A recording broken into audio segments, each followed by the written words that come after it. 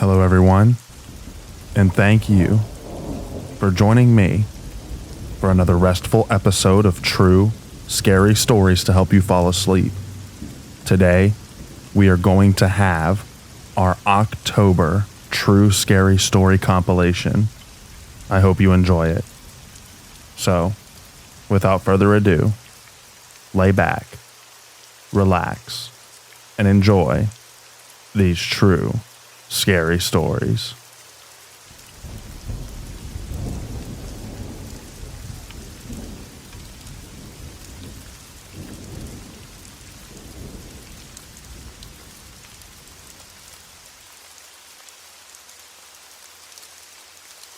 I rappelled into a 70-foot pit cave near the Tennessee River about 5 years ago. It was me and 3 other friends. We entered at noon, and by the time I had rappelled into the bottom of the pit opening, my cell phone had no service. And I mean, it didn't even show what time it was anymore, and I could still see daylight directly above me. We pressed on deep into the cave, and found writings on the walls from Confederates in the Civil War. The markings looked to be written in some sort of coal, but they seemed untouched and perfectly preserved as if they were written yesterday. I'd normally say that these could have been faked by other cavers, but the handwriting seemed almost like a fancy calligraphy. One of my friends' last name is Mallory, and there was a signature of a Jim Mallory on the wall too. Pretty cool, right? Anyway, we explored deeper and deeper, and passed through a section where the only way to move forward was a sideways barrel roll technique. Mud underneath and sheer rock just feet above us for what seemed like a football field in length. Bats hung above us, inches from our faces as we pressed on, rolling sideways. We went deeper after that, and at this point we weren't seeing any signs of people who had gone before us. We didn't see any clay sculptures that had been previously ubiquitous in the cave for navigation. The cave just kept getting tighter and tighter, and then it would open back up to the large area, and then the process would loop. After one of our flashlights went out and we ate the last Cliff Bar, we decided to head back out. We didn't realize how long we'd been in there, and it was almost midnight and completely dark by the time we climbed back out of the pit. My phone had like 50 missed calls, because everyone knew that I was going caving that day, and they hadn't heard back in hours. And when nightfall came, it must have scared them into thinking that something went wrong. Time seems to go faster underground. It didn't feel like 10+ hours at all. Anyway, that's my 2 cents on an extremely fun caving adventure from a few years ago.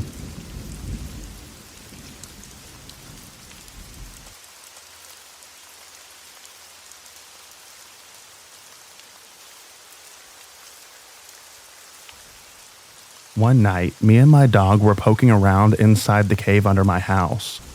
Lots of artifacts are found in there, and there are stories of Spanish treasure buried in a cave in my area. Lots of Civil War history around here too. In fact, a dead soldier was found along with his rifle and dog in the cave on my neighbor's property. Anyway, me and my dog are poking around. I hear a banging sound. A sound like my neighbors are having a party and playing rap with the bass turned up. I can't tell where the noise is coming from. Then I hear a distinct sound of maybe 2 or 3 women with crackly voices singing. It didn't faze me at first, but then my dog started barking towards something in the cave. It creeped me out so much that I didn't go back in for over a year. This cave is maybe 50 yards behind my back door. I just looked at it and wouldn't go back in. Plus, we have multiple ghost stories inside of our house. I'm all good with it now, but it took a long time to settle in.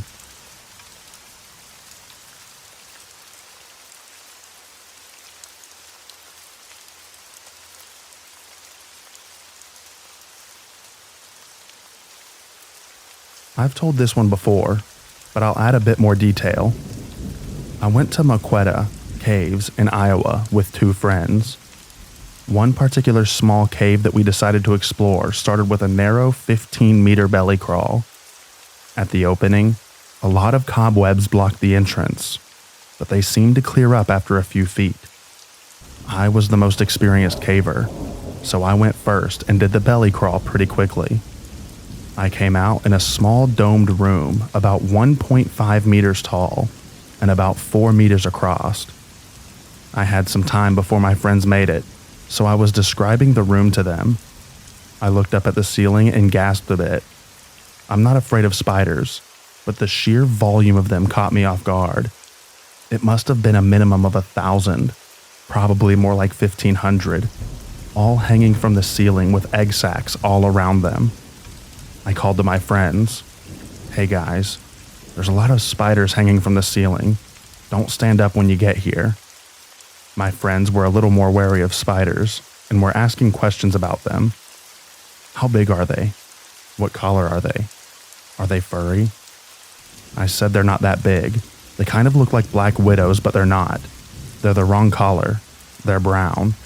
The legs look a little lighter than the body. My friend, a Wisconsin DNR warden, yelled, "Really? Do they have a small pattern on their back? Sort of like a violin?"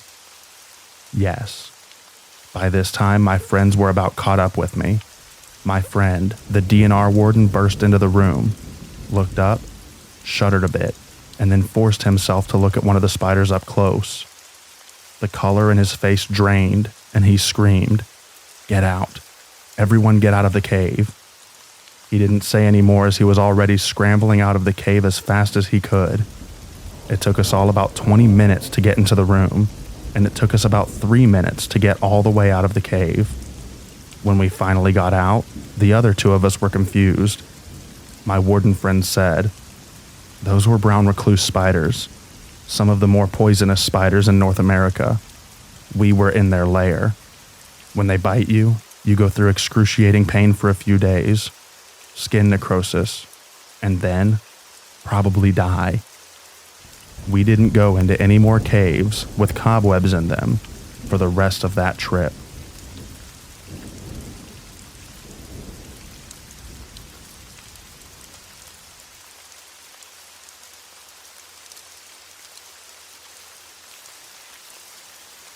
My first cave trip ever.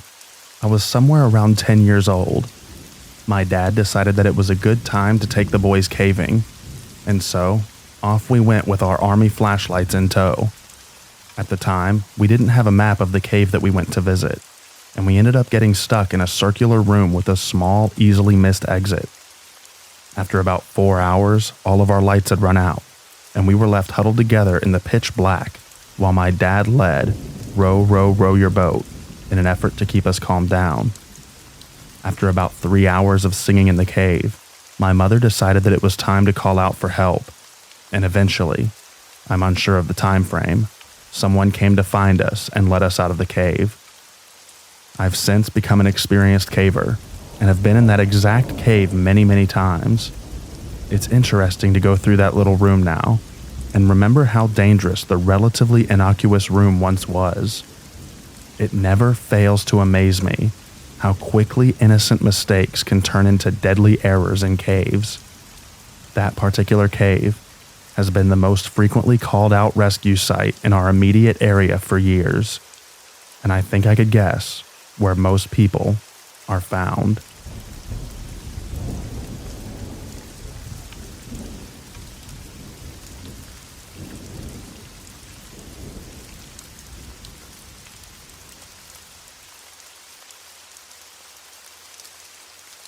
I was diving through a sump in a cave. It was maybe 3 foot long and 2 feet deep, but I had never done anything like it before. One guy in my crew set up a line that went from one side of the sump to the other, so that when we went, we could pull on the rope to let the other side know that we had made it. The water was freezing cold. Getting in up to my neck put me in instant hypothermia mode. My breathing got really shallow and quick, and my heart rate accelerated. When I put my head under the water, everything slowed down. I used the rope over the top, hand over hand, to pull myself through, but it felt like hours. As I got close to the end, I felt a snag. My cave suit got caught on a rock underwater, but I didn't have enough energy to panic.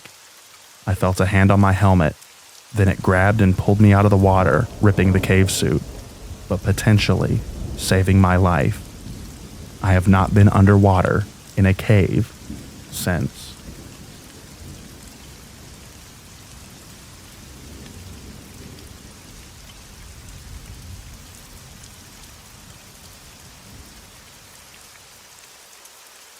My roommate and I were doing a cave that we have been in and out of many times. We had been in about 5 hours when we decided that it was time to head topside and make dinner. Where we were was an underground stream maybe ankle deep, 3 levels down around 200 feet plus underground. We were working our way back through the stream when we passed a small waterfall about 3 foot high. Nothing spectacular, just didn't see it coming through. About 10 minutes later, there was a sound like an airplane taking off on a runway. It was loud enough that we were yelling at one another. Then we round a bend and see it. This chamber is about 30 foot high and 20 foot by 20 foot across, and has now become one big flowing waterfall. The oh crap feeling set in really quick. We had to move it. By the time we made it to where our ropes were set for the climb up, the water that was ankle deep was now nearing chest high. Upon arriving to our rope, we discovered it was just a mass of flowing water that we had to climb. Being an experienced climber and someone who has caved for a while, that 40-foot climb was one of the most difficult that I've ever done. After that, still being pretty deep underground, we were able to relax because that was the end of the water flow. I admit, something bad could have happened that day. Now, I chalk it up as a lesson that I learned. Even if you aren't going to be out in it, check the weather, because rainwater always flows down.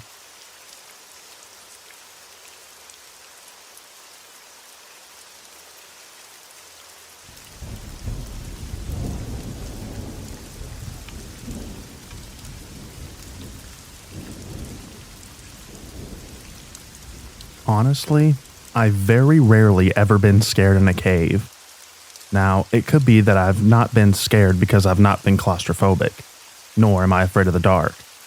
Asking someone who likes caving to describe really scary moments in a cave seems to be counterproductive. Now, if you asked people who hate caving, but were one time forced to go anyway, what was scary about it, that might elicit the type of fear that you're trying to find. I used to do a lot of caving, and repelling was one of my favorite parts of going. I must have dropped into a cave 300 times or more. Recently, I took a group of Boy Scouts to a vertical cave. I had to borrow someone else's rope because I didn't trust my old rope. His rope was a bit smaller in diameter and a bit more flexible than mine. It didn't occur to me that this might be a problem until I got on the rope. Once I did, I figured out quickly that I didn't have the amount of control that I was used to when rappelling. I was able to stop, just barely, setting over a 200-foot drop, while barely being able to keep from sliding. I decided to abort the rappel at the first ledge that I came to, which was 30 feet down. I had to lock off my rack and call off those who came with me to help me swing over to the ledge and climb back out. I did have climbing gear with me, and I could have switched over to the climbing gear, but that would have been a lot more trouble, so I took the easy way out. Since I was able to lock off the rack, I could simply rest there and think about my situation. I didn't think I was going to fall, so I wasn't afraid. I merely thought the rappel down would not be safe enough, given my difficulty in maintaining a slow speed when I wanted to do so. If I were the panicking type, I suppose I would have been very afraid that I would die, right there, dangling 30 foot down into a pit, with gear that wasn't right for the rope that I was on, and no way to control my descent. The thing is, I'm careful enough that when I decided that the rappel wasn't optimal, I chose to abort rather than risk that. I had enough control to do it safely. That's the type of care that keeps one safe. If you want trials that are imaginary, then how about a vertical cave with pull downs? You take your rope with you. And an unexpected increase in water levels. There's a cave in Tennessee where there are 3 vertical drops of over 100 foot. One is 210 foot. But people typically only take one rope. Because the bottom of the cave is open, you can walk out of it. There is always water in the cave, anywhere from ankle deep to about 18 inches. Between the second and third drop, there's a long, maybe 400 feet crawlway with low ceilings and high water levels. When I've been, there was about 15 inches of water, with about the same amount of airspace above. It's a really nice crawl though, with pretty river pebbles on the floor and lots of small but clean formations along the walls. White calcite formations, stalactites, stalagmites, and soda straws mostly. Most of the formations are beige, yellow, or tinged with red, showing impurities of course, which leads to lots of variation during the 400-foot crawl. If, for example, your caver was in a small party who was exploring this cave and dropped into it expecting a typical through trip, but had a problem during the second 200-foot rappel, the party could decide to float him through the crawlway and lower him down the final 100-foot rappel. They could pull down the rope and move him to where the entrance to the crawl is, only to discover that the water levels are too high and there is a very small air gap in the crawl. With water that high, the movement of the water would be very swift, and it may be too much for someone attempting to navigate it to fight their way back upstream. That person would have to contend with mere inches of air at the top of a passage that has sharp rocks all along the roof. And at the end of the passage, the water jets out over a 100-foot drop. Water pressure would try to push him out of the passage, and it would take a great amount of strength for a long time to resist that water pressure. It's likely that the fall would not kill the caver, since the bottom of the drop will be in flood. He'd hit the bottom and maybe break something, but the water would break his fall, potentially saving his life. That's assuming that he could breathe the whole way down the passage without getting his face banged up too much. The thing about caving, you never go alone, and generally speaking, you don't try to take an injured person out of the cave with small numbers. It's better to leave one person with the injured party and let 2 people go out and get help. That's why the smallest safe party is 4 people. But with 1 person staying back and 2 people trying to make it out of a flooded passage, there is the potential for lots of drama.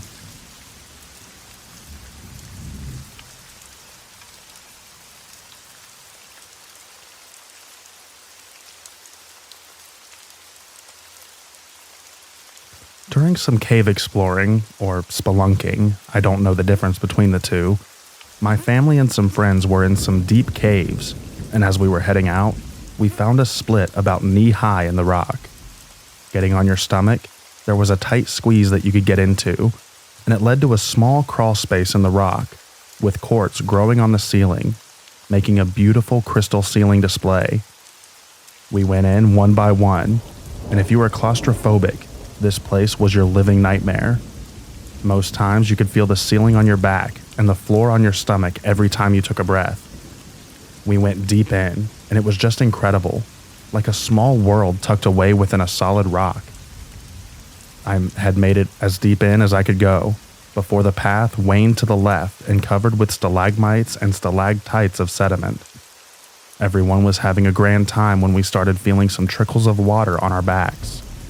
It turned out it was raining outside, and with the way the crawl space dipped down before flattening out, this whole space would fill up with rainwater pretty quickly, with the only way for it to drain out was the way we came in. It started as trickles before it went into streams and began to pull up, being the furthest away from the exit, and you can only just crawl flat on your stomach with jagged crystal pointing down from the ceiling. I started to panic a bit. Everyone crawled out as fast as they could as the water kept coming in, the streams growing larger and larger. We left one at the time as fast as we could, but it wasn't fast enough. I could feel the water coming up to my chin as I crawled behind my brother. Each inch I took forward felt so painfully slow that I could feel the walls compress around me, and the water was unrelenting, now splashing against my panicked squirms. I got out just as the water was up to my lips, and everyone got out safely. I'm not eager to try that again.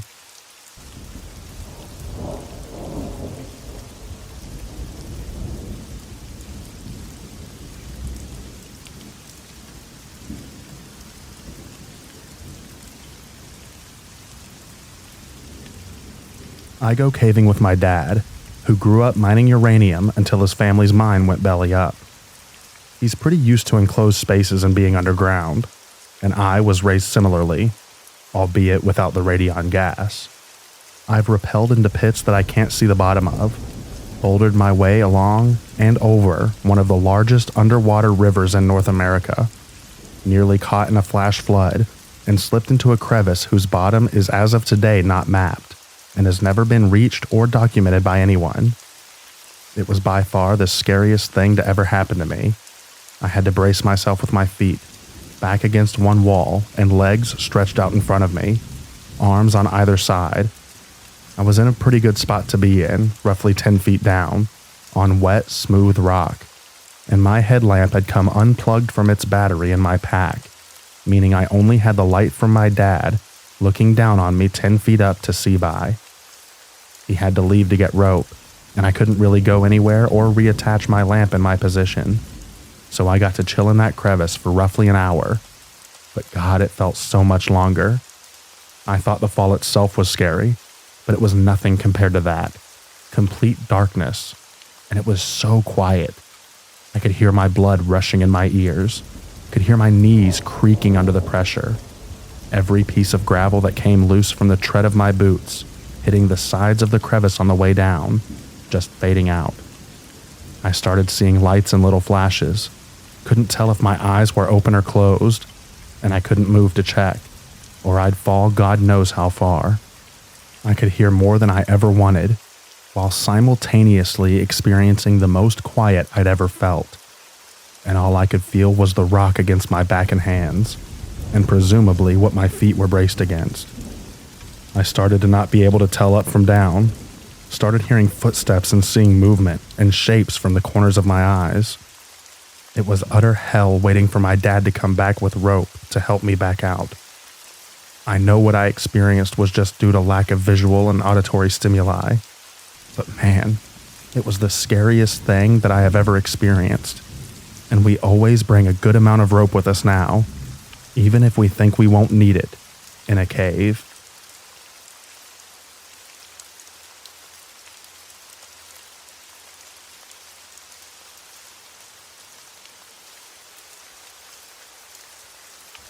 I was exploring, alone, in a large ancient cemetery outside of a small town in Israel. These were Canaanite tombs that were thousands of years old. Many in this region have been left unexcavated, so the area where I was looked like a huge low hill full of little dimples marking where these tombs were.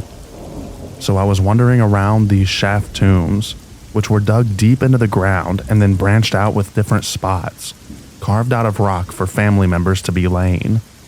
Some of the tombs were open to the air and quite deep.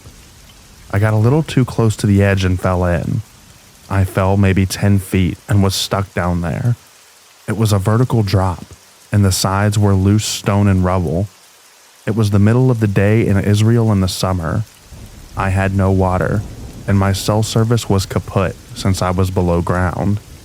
I remember just standing there, looking up out of this hole in the ground with the blazing sun above and realizing how silent it was. It was an awful feeling, stuck in an ancient grave, like I was experiencing the same silence that had existed there forever, and I was now a part of it, or some sort of deep thought like that. Anyway, I tried to scramble out, but the sides were too eroded and kept crumbling when attempting to hoist myself out. I was really scared that I might bring down a whole wall of this tomb and become the most recent burial in a few thousand years. Anyway, I was stuck for maybe 15 minutes at the most before levering my way up by holding onto some roots and bracing myself on some more stable bits of stone. The feeling of getting the heck out of there was so relieving and personal. I rarely share that story because I was such a fool. So, not a cave, but still a pretty scary stuck in a hole story. I explored many sites afterwards, but always much more prepared than I was that day. I hadn't even told anyone where I was heading when I left the house. I don't think it would be wise for me to say the specific location. But if anyone is truly interested in some more details about what I was doing, why, and where, feel free to ask.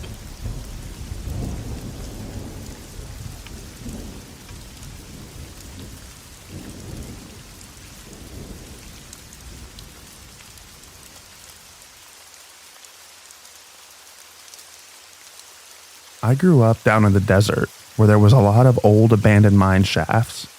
We would go explore the mine shafts for fun. There would always be some level of danger. It was common to see old abandoned boxes of dynamite and leftover mining equipment.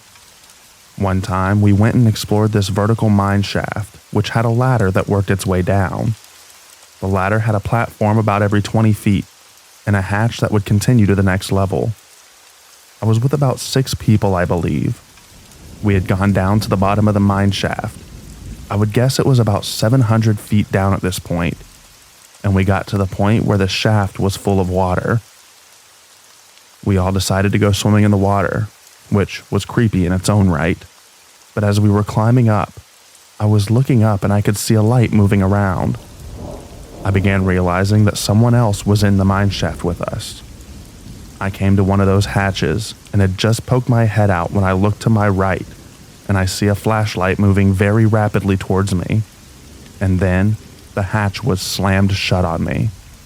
Someone was standing on the hatch and I could not open it.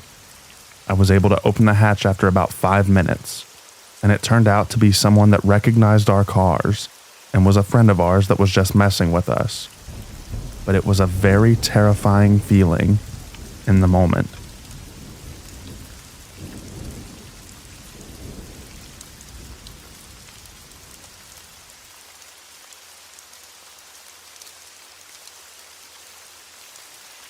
When I was around 10 years old, I found a cave way back in the woods at my family's cottage. Now, when I say cave, you have to use your imagination, because this was an 8 foot by 5 foot by 4 foot-ish hole in the wall.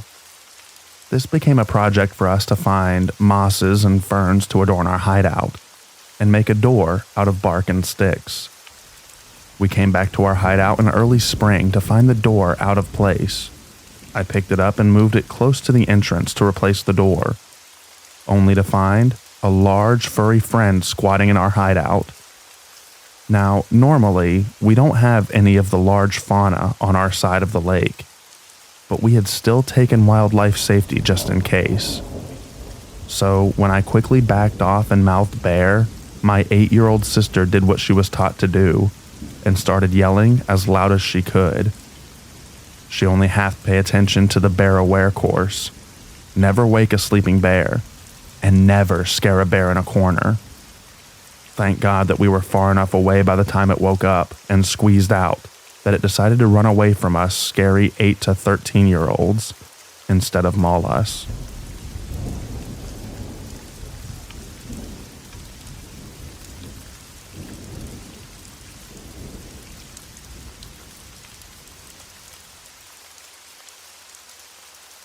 I don't know if this sounds creepy, but it definitely gave us a scare and then a laugh. My aunt and my cousin were visiting us in our town for the first time since before she gave birth to him. She says that she would like to go to Carlsbad Caverns, so we do. We're underground and kind of break off from everyone else on the design path. I believe we just passed the section between the totem pole, heading towards the seating area called Top of the Cross, when all of a sudden, we hear this screechy rumbling just echoing through the caves. We all just kind of look at each other, wondering what was going on. Is there an earthquake? Is part of the caverns collapsing? Then it just stops. Everyone is okay, and we keep walking and joke with each other. The caves are so quiet, even with the hundreds of people that are down there with you. I mean, just talking normally feels wrong, and you feel like you have to whisper. All you hear are faint mumblings. So when this sudden rumbling just came roaring through, not gonna lie, it gave me a mini heart attack, and it definitely freaked out my mom and my aunt. Anyway, as we get closer to the seating area, we hear it again. but this time we're able to see what it was. It was a park ranger. Yep, the park ranger was pushing a cart with her laptop in it, and I'm assuming equipment to monitor the cave's temperatures, readings, etc. Definitely gave us a good laugh after that.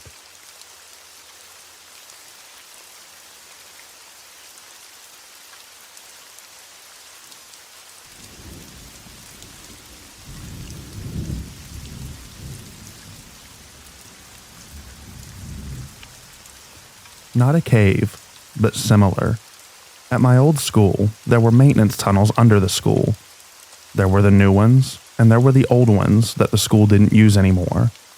My friend, Chloe, and I found an entrance to the old tunnels in a classroom that wasn't being used. We had to pick a lock on a trap door, unscrew a round metal top, and lower ourselves into a square, dirty tunnel. The main tunnels were about 2 feet wide by 3 feet tall, with maybe 2 inches of dirty black water in the bottom.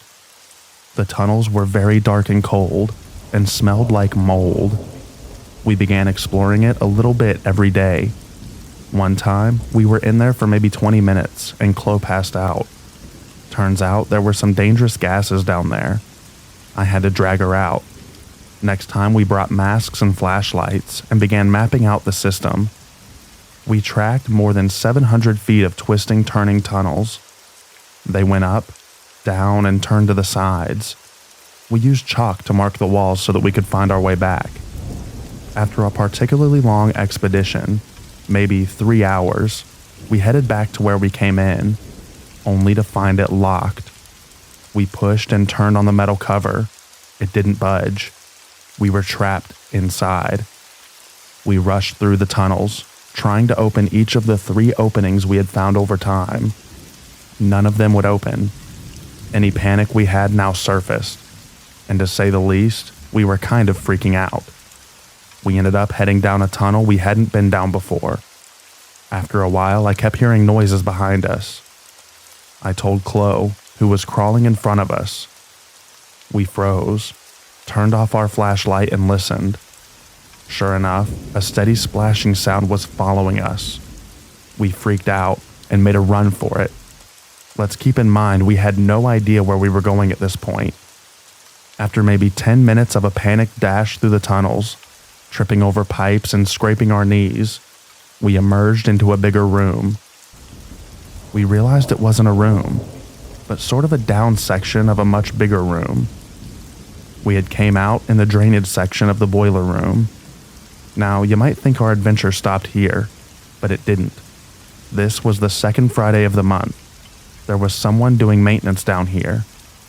We hid behind some old metal stairs, and when the guy left for more tools, we scrambled up the stairs, out the door, and hid in the girls' locker rooms for the rest of the day.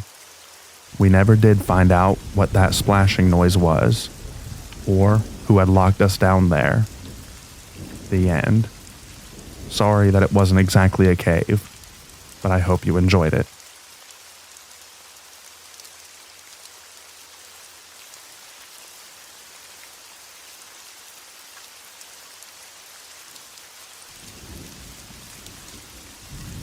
This happened when I went on a cave tour with my family when I was small. We were all huge claustrophobes, so we did the run-of-the-mill cavern tour that took you into huge rooms.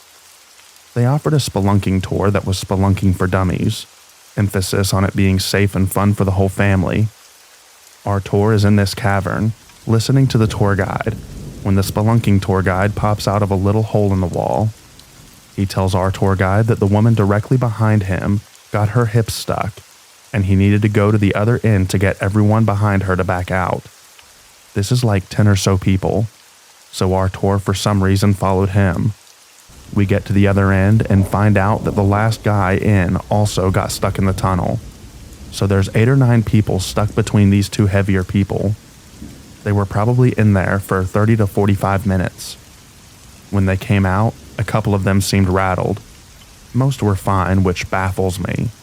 They said the tunnel was really small. Our tour ended while they dealt with that. But no one thought to help our tour get back out through the maze that we entered, and we were told not to leave so we wouldn't get lost. so we had to sit and watch all this unfold. The company offered our tour a refund and tickets for the spelunking tour, a higher value than the tour that we were on. I think everyone declined the tickets.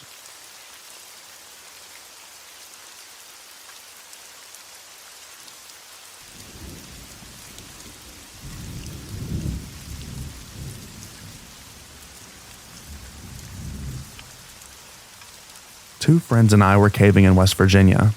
We had planned to do a thorough trip of Boden's Cave, going in one entrance and coming out the other side. About 90% of the way through, our one friend slammed her knee on a sharp, pointy rock and could not put any weight on it.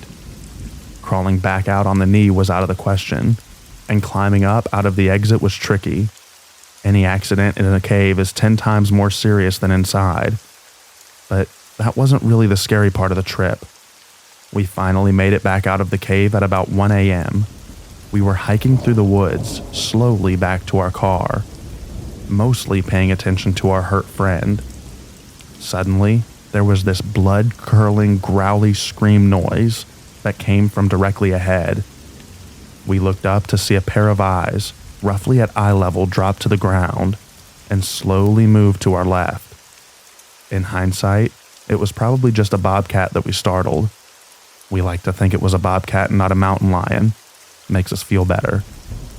The single most instant real-life jump scare I've ever experienced.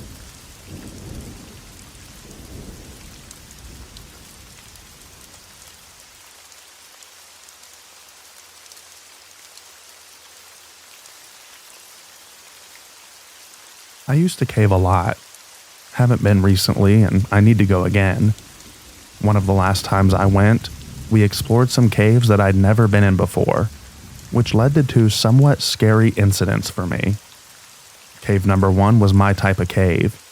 Wet, muddy, tight spaces, and lots of crawling. The stuff that I love. To get out of the cave, though, required getting through 20 meters of very deep water.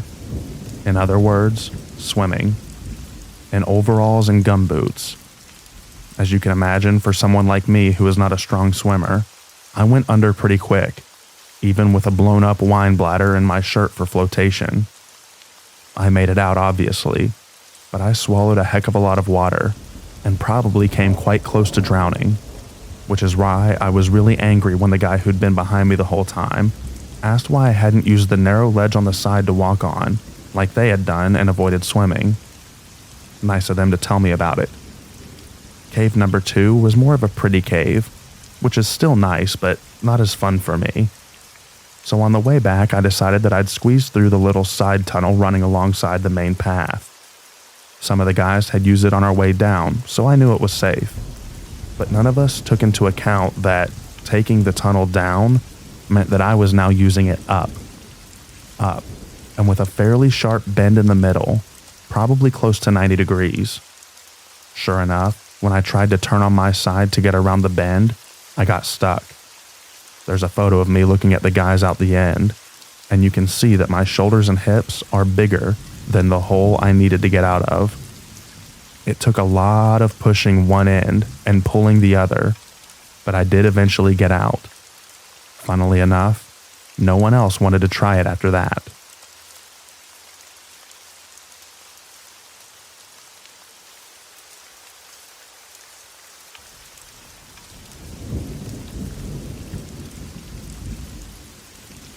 I took a trip to Iceland.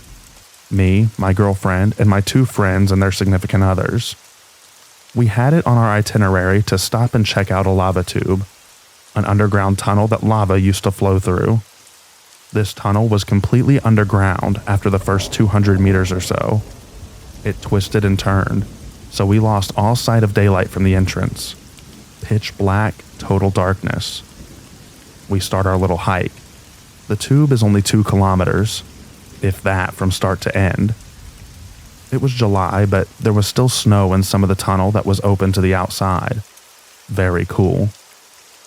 We came across a few couples who told us that the rocks get treacherous, and they didn't have flashlights. We had a few and were all fairly athletic, so we figured, sure, why not? After about an hour of going up and down the large boulders and volcanic rock, we get to a large hill in the tunnel. At the top of this hill is this huge boulder just sitting very precariously at the top. The boulder was tapered off a bit on the back side, so it wasn't bad to get up, but the front side, we saw at first, was flat. Not smooth, but just a straight, flat part of the rock. I climbed up because I thought that it would be a great spot for a Superman pose for a picture and a good storytelling piece. I climb up, get into position. My buddy snaps the picture. After he takes the picture, with flash obviously, one of the girls noticed something rather odd to my left. Everyone shines their flashlights on the area, and about 6 feet to my left, suspended 10 to 12 feet above the bottom of the cave, was a rope anchored to the ceiling. Came down out of the anchor to a knot about 4 feet from the ceiling. The knot turned into a loop. The loop had been cut at the bottom. It looked like a noose.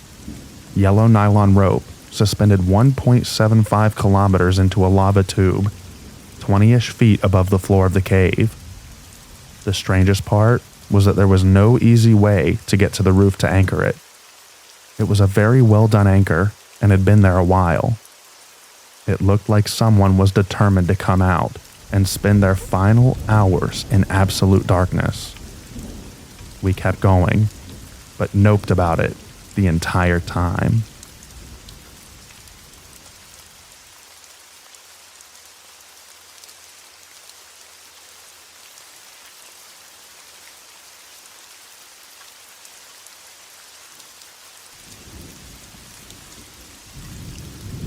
As a teen, 2 friends of mine, brothers, who still cave 50 plus years later, I don't, discovered a tight passage in a cave at the edge of our town in the limestone hills of southern Indiana. There was a small hole in one wall that had a stream pouring from it. By holding their heads up and moving on belly, elbows and knees, they were able to worm their way into a tight passage over 2 small waterfalls, about 160 yards to where the cave opened up in pristine beauty. I joined them in exploring and mapping this cave that they named Fox's Den. Another acquaintance, Gary, convinced us that he should go with us. We knew that he had a touch of claustrophobia, but he swore that it was fine. The 4 of us headed in. The 2 brothers were ahead of Gary, and I was last. About halfway through the tight, water-filled passage, Gary froze. He was in panic mode and began to moan and cry. The passage had about 8 inches of cold water in it, with just enough space to keep our heads above water if our helmets bumped the ceiling. It was way too narrow to turn around in.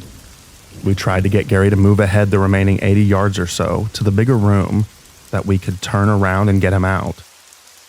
He would not / could not do it. We were all getting cold. Finally, we persuaded him to try and crawl backward. It took forever to get the 80 yards backward. Absolutely forever. We were shivering, and teeth were chattering by the time we got back to the main passage. Guess what? When we got back into the sunshine, Gary said that he was fine and that we should head back in.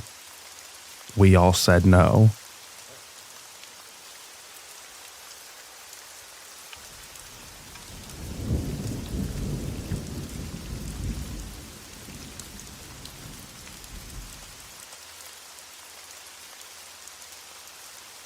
Recently, my best friend and I stumbled upon an unknown cave system deep in the jungle of the island where we live.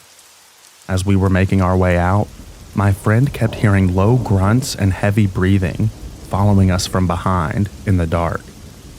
Thinking that it was probably some wild animals, boar or deer, my friend tried to scare them off by lighting up a flare, then threw it into the darkness behind us.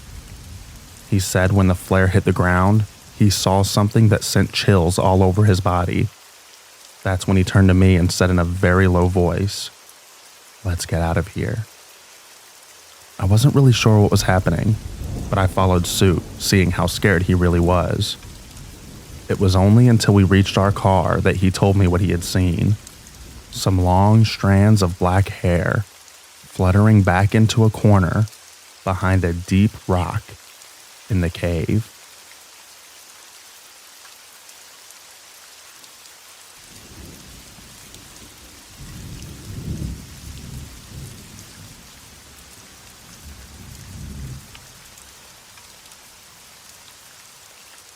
My first experience with any sort of caving was the Lava Beds National Monument last year. My friend Josh and I were checking out the various caves and hike points, and there was one you had to descend this steep ladder down into with a rock jutting out that the lady at the visitor center said to watch out for because people knock their heads on it a lot. This isn't relevant other than to say that I was most definitely knocked my head on it. Of course. Anyway, so this cave has two directions that you can go, and we had gone down the right path because we heard people in the left, and I wanted to kinda have my reign of the cave, so to speak. Because I was recording and lending humorous audio commentary to a poorly lit view of this really neat looking cave, about halfway into the cave we came to a short, rocky drop that was a bend in the path before you reach it. And once down it, the room opens up into a sort of large cavern. The cavern itself is eerie, but only in that whoa, nature is cool as heck, and also, I'm underground and it's really dark kind of way. My trusty new headlamp is casting light on the walls, and there's sparkling gold from something. I don't remember what. The guide had told us, but I'm kinda spacey, and it's been a year. Again, this isn't really relevant other than me wanting to share how freaking sweet this cave was. So, we sat and ooh and ah at this for a little while before turning back because the terrain starts getting more work than our little ill-prepared selves are capable of. I'm in the lead because I have the new headlamp, and it's easier for me to navigate than it is for Josh. And also, he has the balance of a deer on ice, so I'm trying to lead us over easier terrain. Well, this is the point in the story when I say that down in that room it was quiet, and save for the occasional water drip or general cave noise, you can't hear anything other than your own breathing, and whatever talking you're doing yourself. We didn't hear anyone coming down the path. We didn't hear voices. The only people in that cave were clear on the other side of it, or so we thought, because I was coming up that steep incline, looked down for a second to position my hands, and when I looked up, my face was inches away from another. Seriously, 1 second this guy wasn't there, and all of a sudden we've almost smacked into one another. Gave me quite a scare, but I was laughing a few seconds afterward. The guy was only startled because I was. He'd seen me and thought that I saw him, but I sure as heck didn't. I think maybe he was leaning down to help me up. Not really sure why else he felt the need to be so close to me. He apologized a lot. It was funny afterward. So yeah, not supernatural or even that scary at all, but my heart was racing the whole way back, even if I was laughing about it. 10 out of 10 would do again.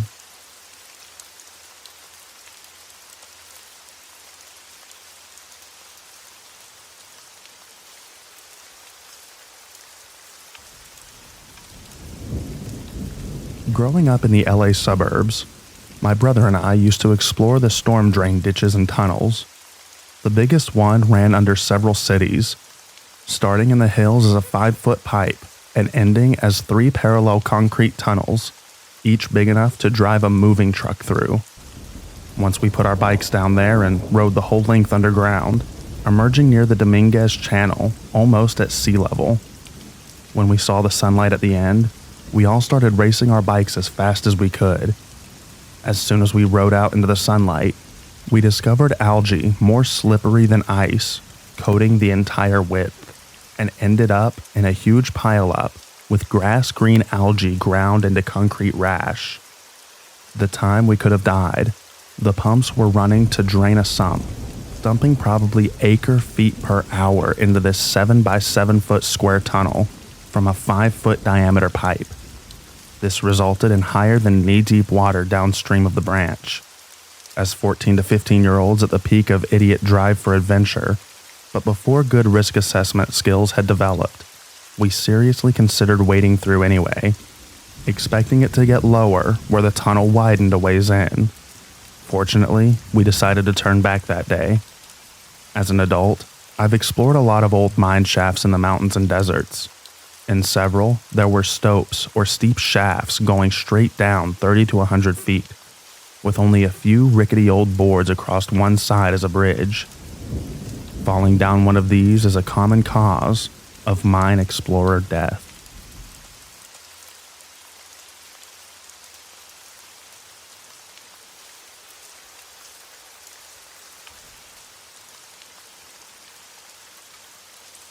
Not cave, but mine exploring. I was exploring an old lead mine. It was relatively well known, but I had gone in via an adit much lower down the hillside than the normally used entrance, planning to see the lower workings not normally accessible from the top adit.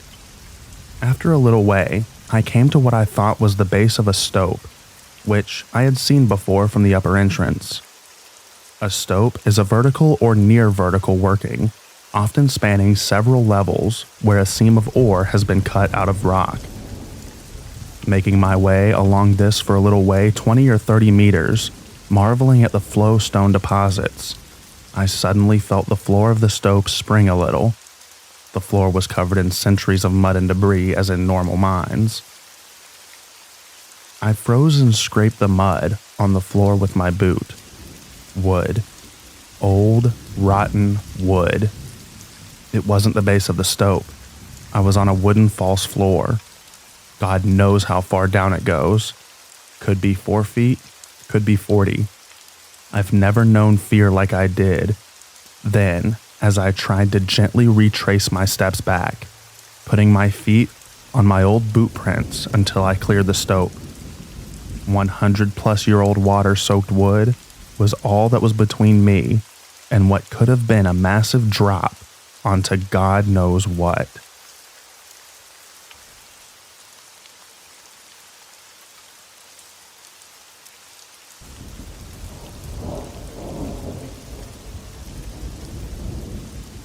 This was when I was much younger and invincible. About an hour into a cave, I was going through a narrow chasm that was just wide enough to turn sideways and slide through it. If you took a cross-section of the chasm, it would look like a series of hourglass shapes stacked on top of each other. The top was wide. It narrowed greatly near my chest, wide by my hips, then narrowed by my feet. About 30 feet into this chasm, the bottom drops away, and I have to press my feet outward against the walls of the chasm to hold me up while I'm still turned sideways, sliding through the upper narrow portion. I can't really see my feet or what I'm pressing against to hold me up, so I'm kind of just feeling my way forward. Eventually, one foot slips, immediately followed by the other, and I drop down a few inches, and I catch myself on my wrists and elbows along the bottom of my rib cage, on the skinny part of the hourglass. My position won't give me enough leverage with my arms to pull myself up, so I'm feeling around with my feet for something to stand on. I'm concerned, but not freaking out. But I'm also not able to find something to stand on. Eventually, my arms start getting tired, and I start sliding deeper into the skinny part of the hourglass. As I slide lower, I realize that each time I exhale, I drop down an inch or so, and the skinny part of the hourglass is starting to prevent me from fully inhaling. That realization that I can't breathe freely triggered a bit of panic, and I start frantically kicking, looking for something to stand on, which just causes me to slide deeper. So I'm starting to freak out, and I'm stuck taking half breaths, and I'm thinking I'm either going to get stuck and suffocate, or I'm going to pass out and drop into this chasm that I can't see the bottom of. I don't know why it dawned on me, but I put one foot against the wall and the other foot against the opposite side, and just pressed as hard as I could to give myself leverage to push myself up and catch my breath. I ended up just using that feet against the wall method to just scoot my way forward until I got to where the floor came back up and I could stand and rest.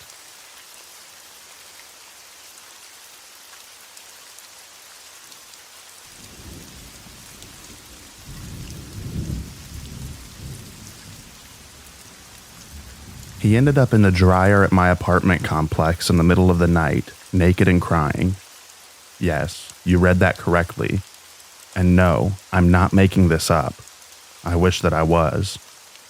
I found this guy on OkCupid, and he was a really nice guy, if a little strange. Good looking too.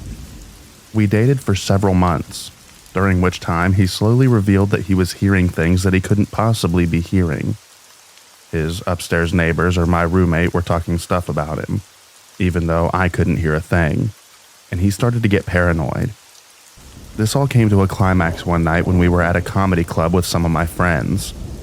He had been acting strange all night and thought that my friends hated him and were all talking crap about him from a couple of feet away. They weren't. I was sitting between them. They had even told me previously that they liked him. He left before the show started and I didn't see him again. Until 8 months later, my roommate was getting ready for work one morning. She gets up around 5:30 a.m. She heard strange noises coming from the laundry room, which shared a wall with the hallway of our apartment. She thought the loud wailing sounds were from our neighbor's crazy friend, and that she'd have to deal with her when she went to the laundry room to get her bike. But when she went in there, she couldn't see anyone and wasn't sure where the sound was coming from. She searched around and was looking under the table across from the washer and dryer when she heard the dryer door being pulled shut. I know, horror movie stuff right there. She was about to open the door, but thought better of it and went to wake up sleeping me. I work in mental health. I got up and could hear the crying, so I went out to the laundry room and opened the door. At this point, the person who had previously occupied the dryer was lying face down and naked on the linoleum floor. I asked if they were okay, not knowing who it was at that point, and there was no response. I told my roommate to call the police, and while she was on the phone, this person gets up. He was actually wearing mirrored aviator sunglasses, and walks past us and into our apartment. He sat on one of our chairs and proceeded to give me a death stare while my roommate was outside speaking with the cops, and her work explaining what was happening. He was in our apartment over the course of an hour while the police and later the paramedics checked him out, and he did not say one word. The most he did was make a guttural growling noise while he gave whoever was speaking that hate-filled stare. Finally, the paramedics took him to the hospital, and I never saw him again.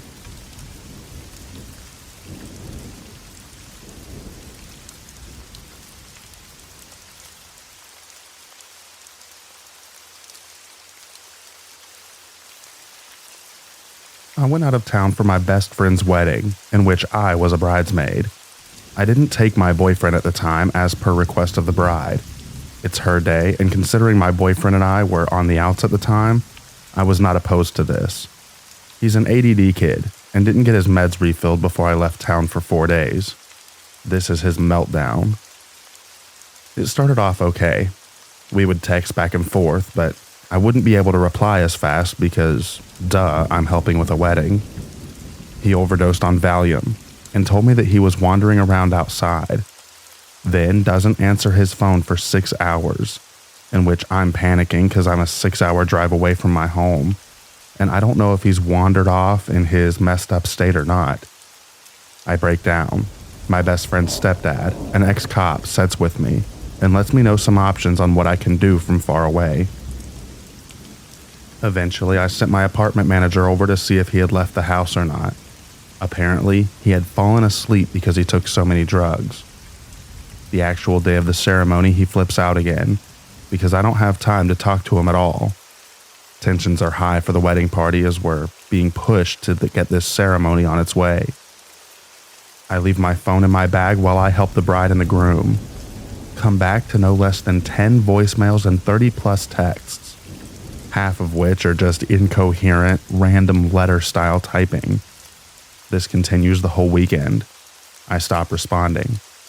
I come home to find my blinds torn, DVD player smashed, cooking oil spilled all over my kitchen floor, that he made me clean up because apparently it was my fault that he knocked it over while I wasn't even in town. And my entire nail polish collection, over 50 colors, destroyed, I'm still finding cracked bottles. It's amazing how I haven't died from all those fumes. Red-colored Kool-Aid splashed everywhere, even inside kitchen drawers. I don't even know how that happened. He didn't apologize for any of it. His only words were, "You made me do it. If you hadn't ignored me, this would have never happened." We're no longer together, of course, but this is just one episode of many.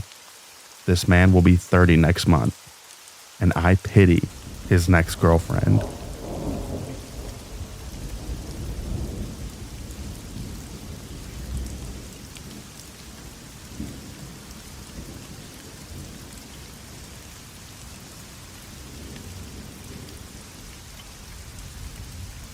This is my first time ever posting on Reddit, and I'm not a writer, and I'm writing this on mobile.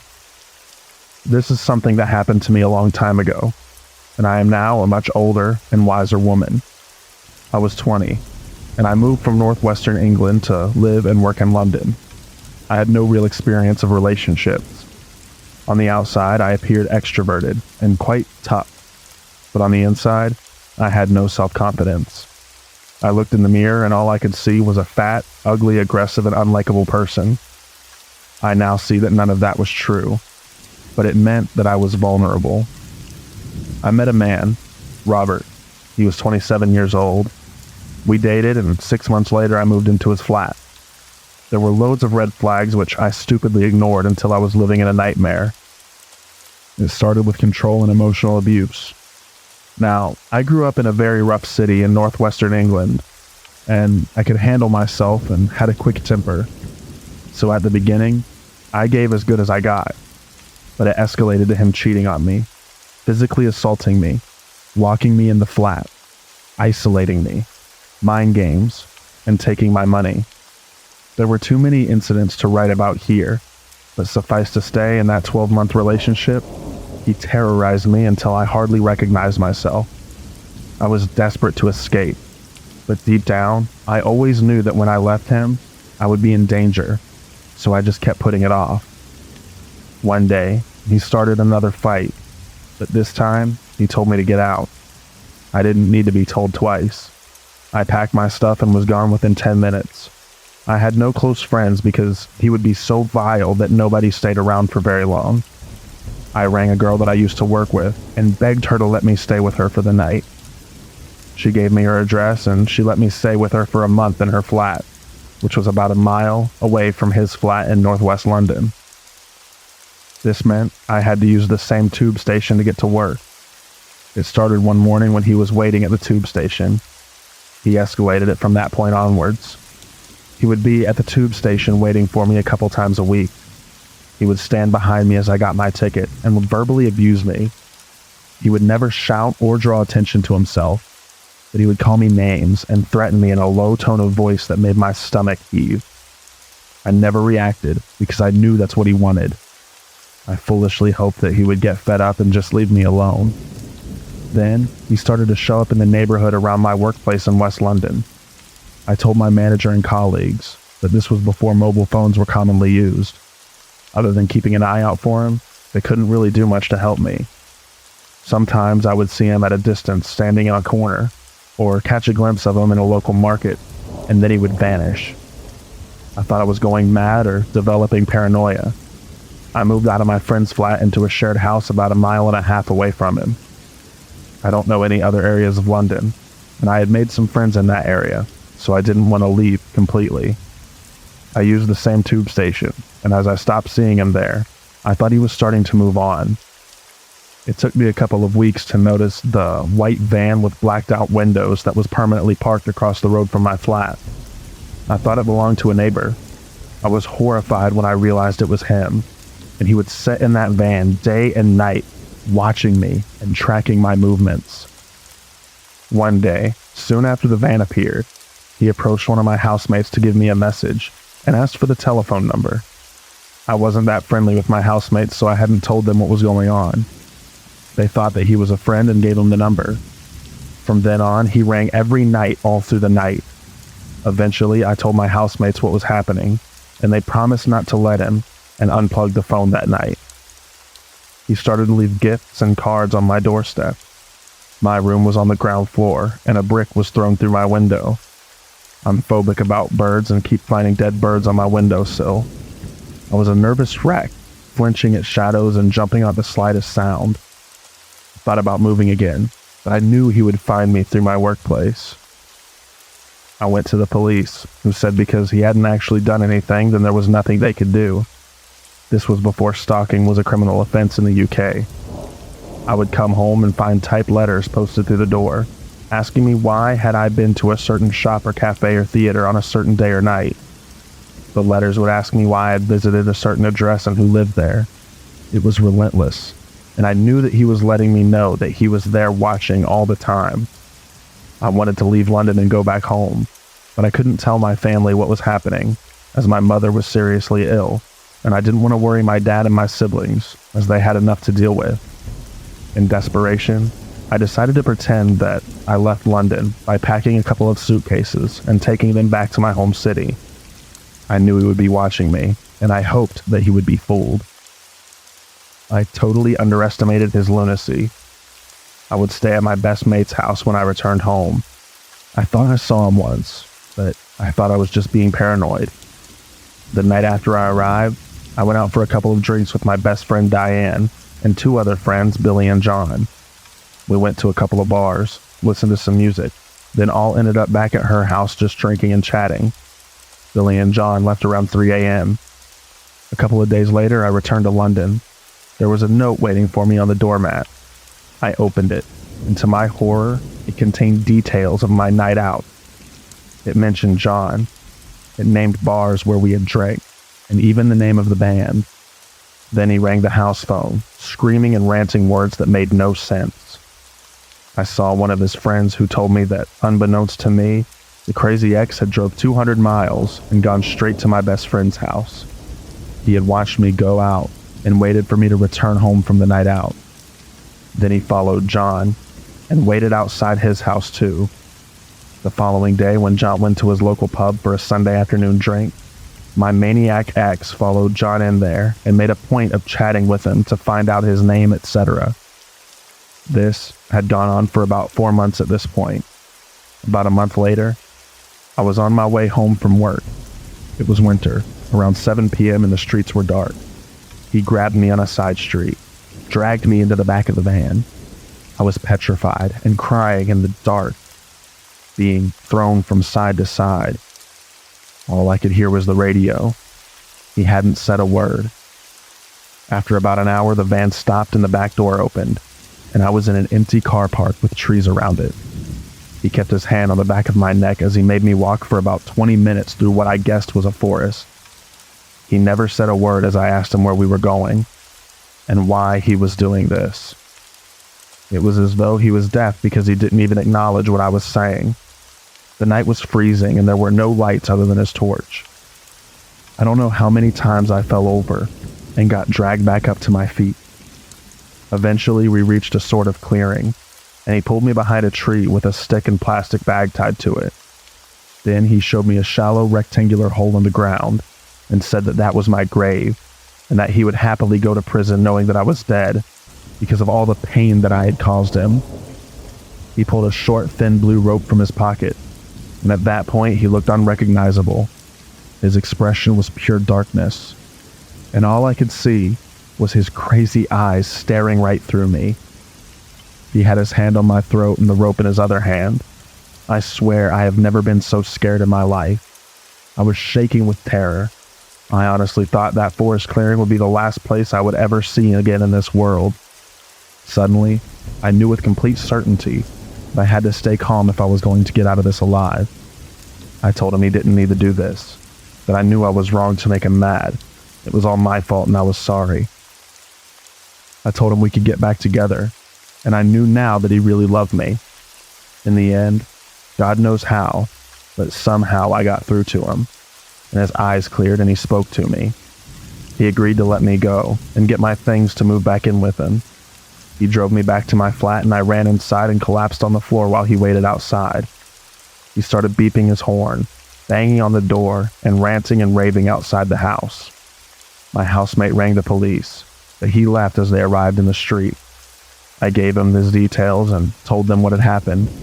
He denied everything, and the police said that there was no witnesses, so it was my word against his. The police told me they had warned him, but ultimately they couldn't do anything without proof. I gave them the notes he had left, the van registration, the names of people who could verify what I was saying, but still, they said it wasn't enough to arrest him and charge him. They checked the van registration, but it wasn't registered to his name. And so, the stalking and harassment continued. I started carrying a R alarm, hairspray, a screwdriver, and anything else that I thought might protect me.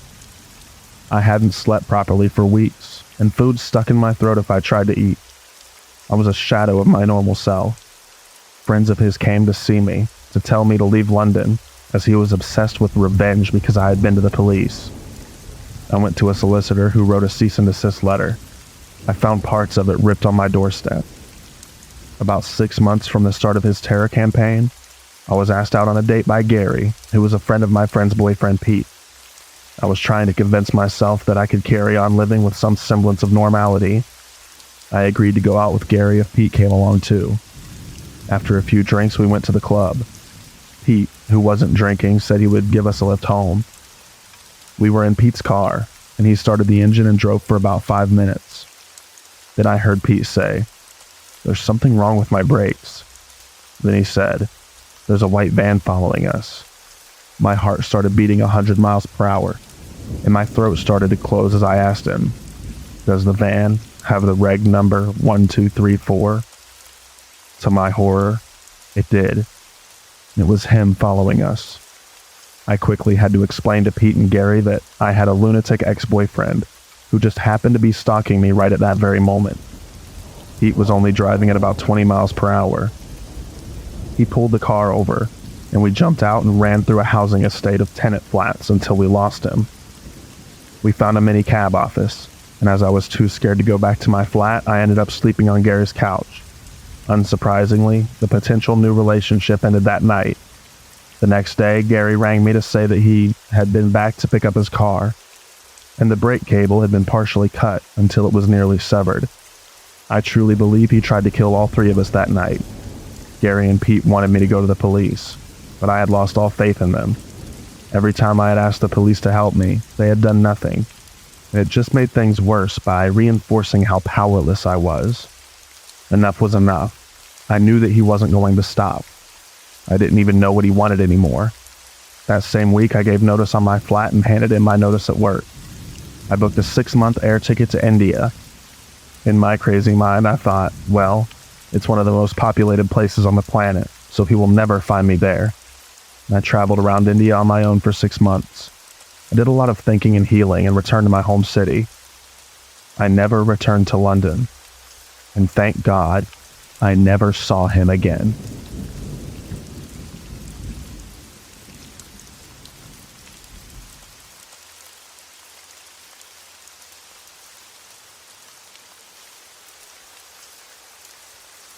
So for starters, I've been dating this girl for a while now. Her name being Isabel, going on a year very soon. And all is going well in that regard. However, when we first met, she told me about a less than ideal ex-boyfriend she had a couple of years before she had met me. They still went to the same school, and he ended up going to the same university as us after we graduated high school as well. Apart from that, all 3 of us went to the same church, meaning there was a lot of opportunity for him to meet us. The creepy encounters with him, Jose being his name, started a little before we graduated high school.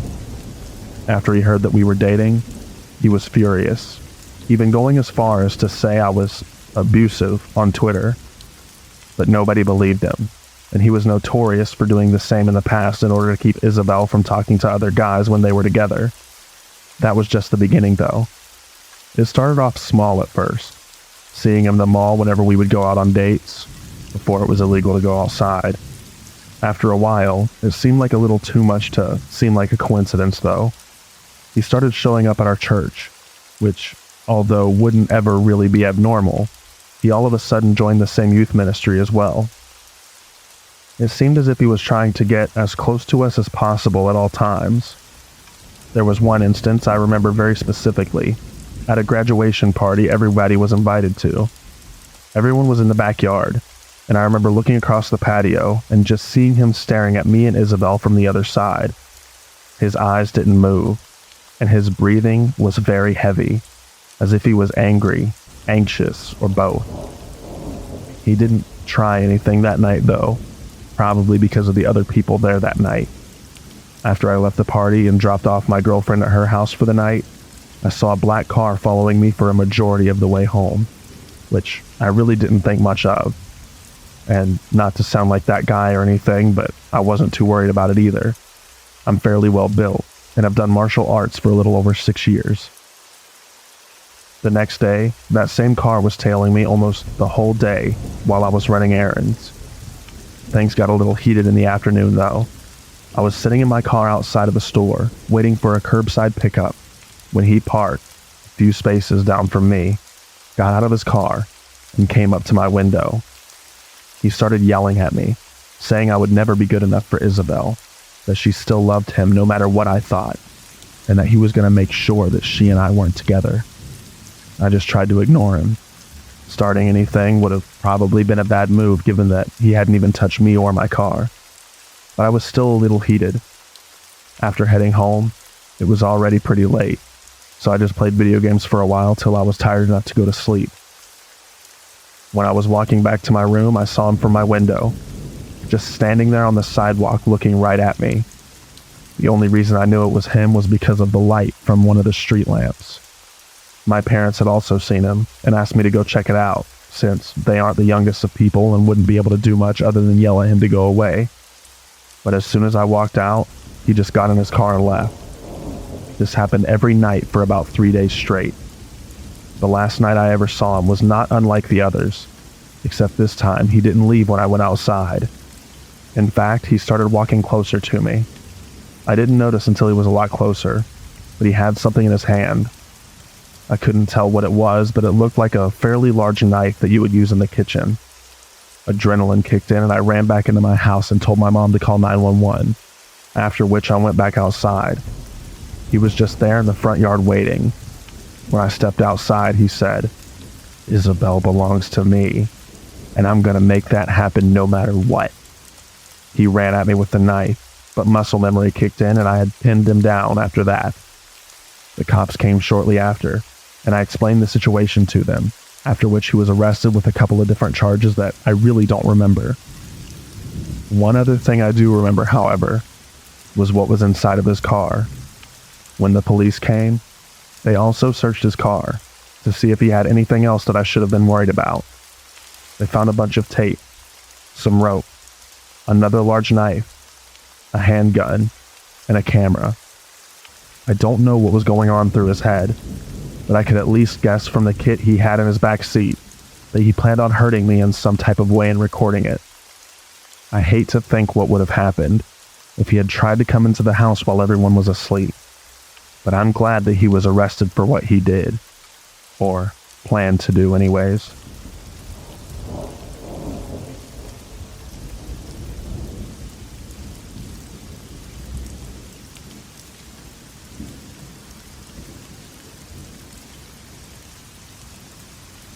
Some context. Me and my ex were together for 2 months, and within that time he stole money from me and blamed it on me when I asked him about it. We broke up after I went for advice on Reddit. I go to college for most of the day, go to my work, go home and do homework, then repeat. The story. I was at my job, doing my job, and I get an alert on my phone. I figured that I would watch the cameras after I get home. And so, over the last 2 hours, I got 3 more alerts. And as I was taking the bus back to my home, I watched the cameras. I watched my ex take a hammer to my back door. I kept on watching as he struggled against the deadbolt. And then I saw him enter. I called the police faster than I thought I could, and told them that there was a break-in at my address. I continued to watch the video after that. 15 minutes after he entered, he left with a duffel bag.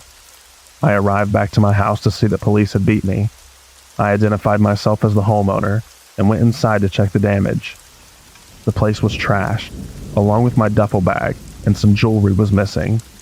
I gave the police the evidence that it was my ex, and I gave them the place he was crashing at. I then called to put a restraining order against him, along with to replace the deadbolt. Not long after that, they caught him at a pawn shop. He was trying to get back at me for dumping him. I'm now happy that the restraining order is in place, along with my ex being in jail for a year for breaking and entering.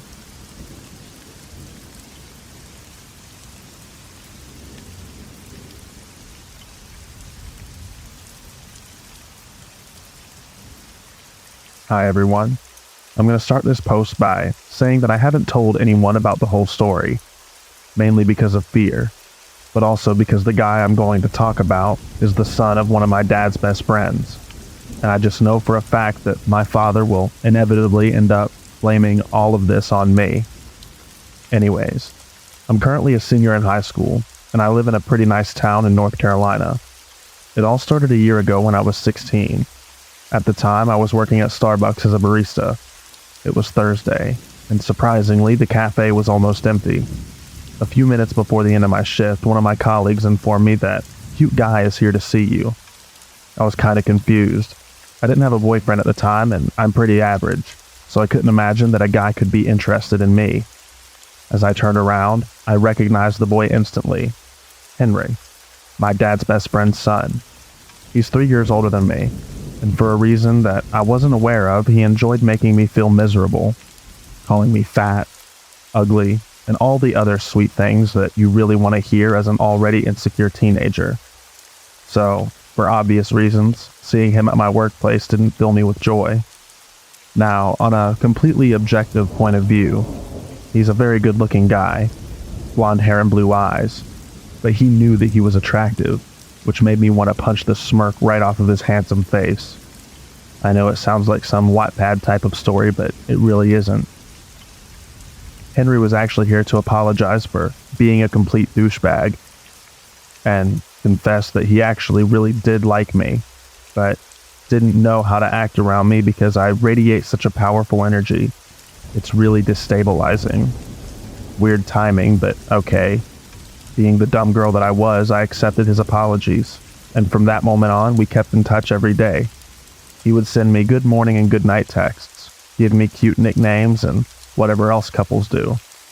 However, he never asked me to be his girlfriend, but would introduce himself to others as my one true love. I should have seen the red flags from the start. He would show up at my place without asking me at least once a week. I live alone with my dad, who actually really liked the boy, so my old man didn't care about his constant presence at home. After a few months into our relationship, I decided to call it off. He was being really possessive. He was jealous of my girlfriends, and I discovered that he was in contact with his previous girlfriend, and he kept on telling me not to worry about it. Yeah, did that ever truly work for anyone? Didn't think so. His reaction wasn't what I expected. He shrugged and was like, okay, whatever you want, babe. Don't get me wrong, I didn't want him to hurt because of me, but he seemed nonchalant about this that it was almost worrying. I thought the story would end here, but oh boy was I wrong. Even after the breakup, he kept on coming over and taking naps on my bed while I wasn't home. When I confronted him about it, he would respond with, I came to see your dad, or we're still friends, I don't see what's bothering you. I tried to tell my dad that Henry and I weren't together anymore, and that he had no right to come over and make himself at home in my own room. He just laughed and said that I was being a drama queen, so I guess you understand why I'm kinda stuck at this point. What I didn't know was that Henry was basically following me everywhere. I noticed it a few weeks ago, but I'm pretty sure that it's been going on for quite some time now. He would follow my car as I was going to school, park his truck in the Starbucks parking lot whenever I was working, and he would peek through my bedroom window and leave handprints. How did I not notice it before? Well, as a horror movie fan and true crime podcast enthusiast, it's not unusual to feel observed or spied on. Plus, his truck was pretty common, so I couldn't tell if it was him or not. Until a few weeks ago, my car had a problem with one of the tires, so I had to take the bus for a while. One morning as I got out of my house, I saw his truck, and immediately made out his face as he was sitting in the driver's seat. And that's when I connected the dots. My gut feeling, going in a frenzy whenever I was out, 3 of my tires being slashed, the handprints on my bedroom window. When the realization hit me, a shiver ran down my spine. I felt paralyzed, and tears welled up in my eyes. I felt nauseous, and decided that I needed to talk about it to somebody, because I've read enough stories about it, and trust me when I tell that crazy ex-boyfriend plus helpless girl don't work out together. I made up my mind and told my friend Tyler, who's 5 years older than me and is studying law, the whole story. And he unfortunately told me that I couldn't do anything because I didn't have any concrete proof, and it would be my word against Henry's. Now I'm stuck, because I don't know what to do. I tried to take pictures of his car, but due to the lack of light in my neighborhood, I never managed to snap one in which we could recognize him. Whenever he's parked in front of my house and we make eye contact, he usually just starts the truck and drives off. I haven't seen him in 3 days. However, my gut feeling is still making me go crazy. So crazy, Henry, let's not meet again. But I know eventually you will show up.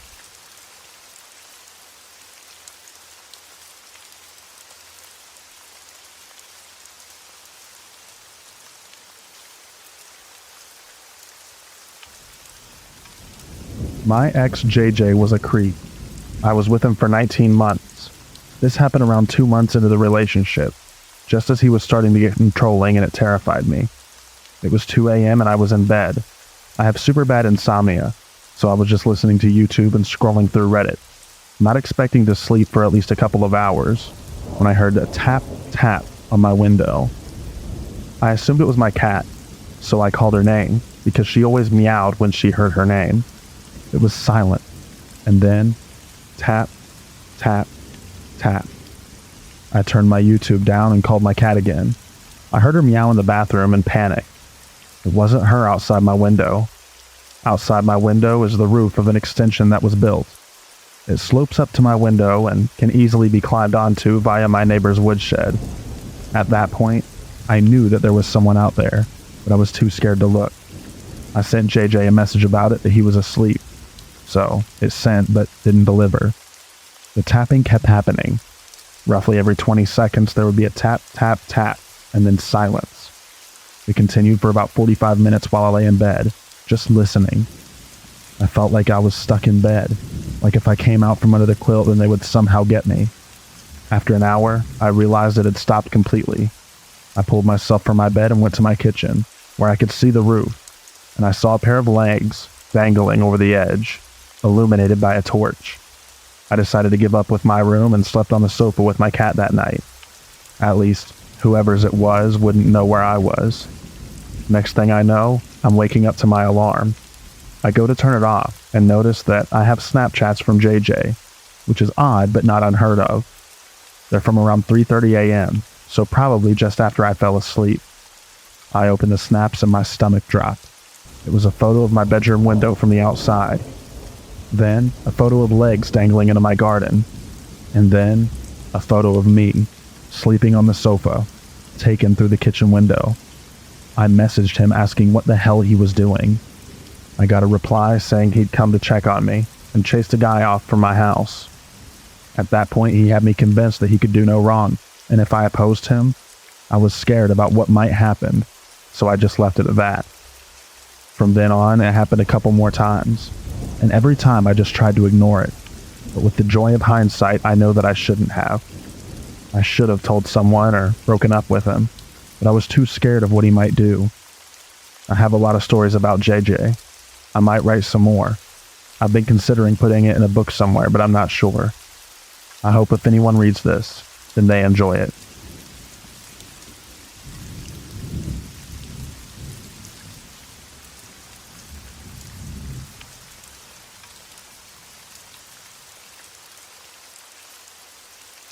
I would like to make something abundantly clear in the beginning of this. I was very naive in my youth. Very naive. While my ex was emotionally, sexually, and mentally abusive, he was smart enough to never lay a hand on me physically. He used gaslighting, manipulation, and carefully hidden sadism to control me for 8 years. I forgave him for every slight against me, every instance of cruelty, every mental assault, and every sexual attack. I forgave him because I thought that he loved me and that I was his property because we'd been together for so long and I wore his promise ring. In my mind, I was dealing with actions that would eventually go away with age. I was 17 when I finally got the courage to leave him. And since then, he's left me messages on Facebook, my phone, my email, and called me from texting apps to be a breather. It's always the same message he leaves. I'm still here. Every month, like clockwork. Same time, same day, same message. He has done this for 6 years, and I could do nothing about it. He wasn't breaking any laws, so I couldn't report him, and nobody cared about it anyway. So I blocked each account and continued on with my life. But 2 months ago, the messages stopped completely, and I know why. I got engaged to another man the same day he messaged me for the last time and posted about it on Facebook. And magically, the messages stopped. He stopped because I'm going to marry someone else, and in his mind, I'm no longer his property. This is the only thing that makes sense to me, that he believes I belong to the new man and not him. But I have the feeling that I've not seen the last of him.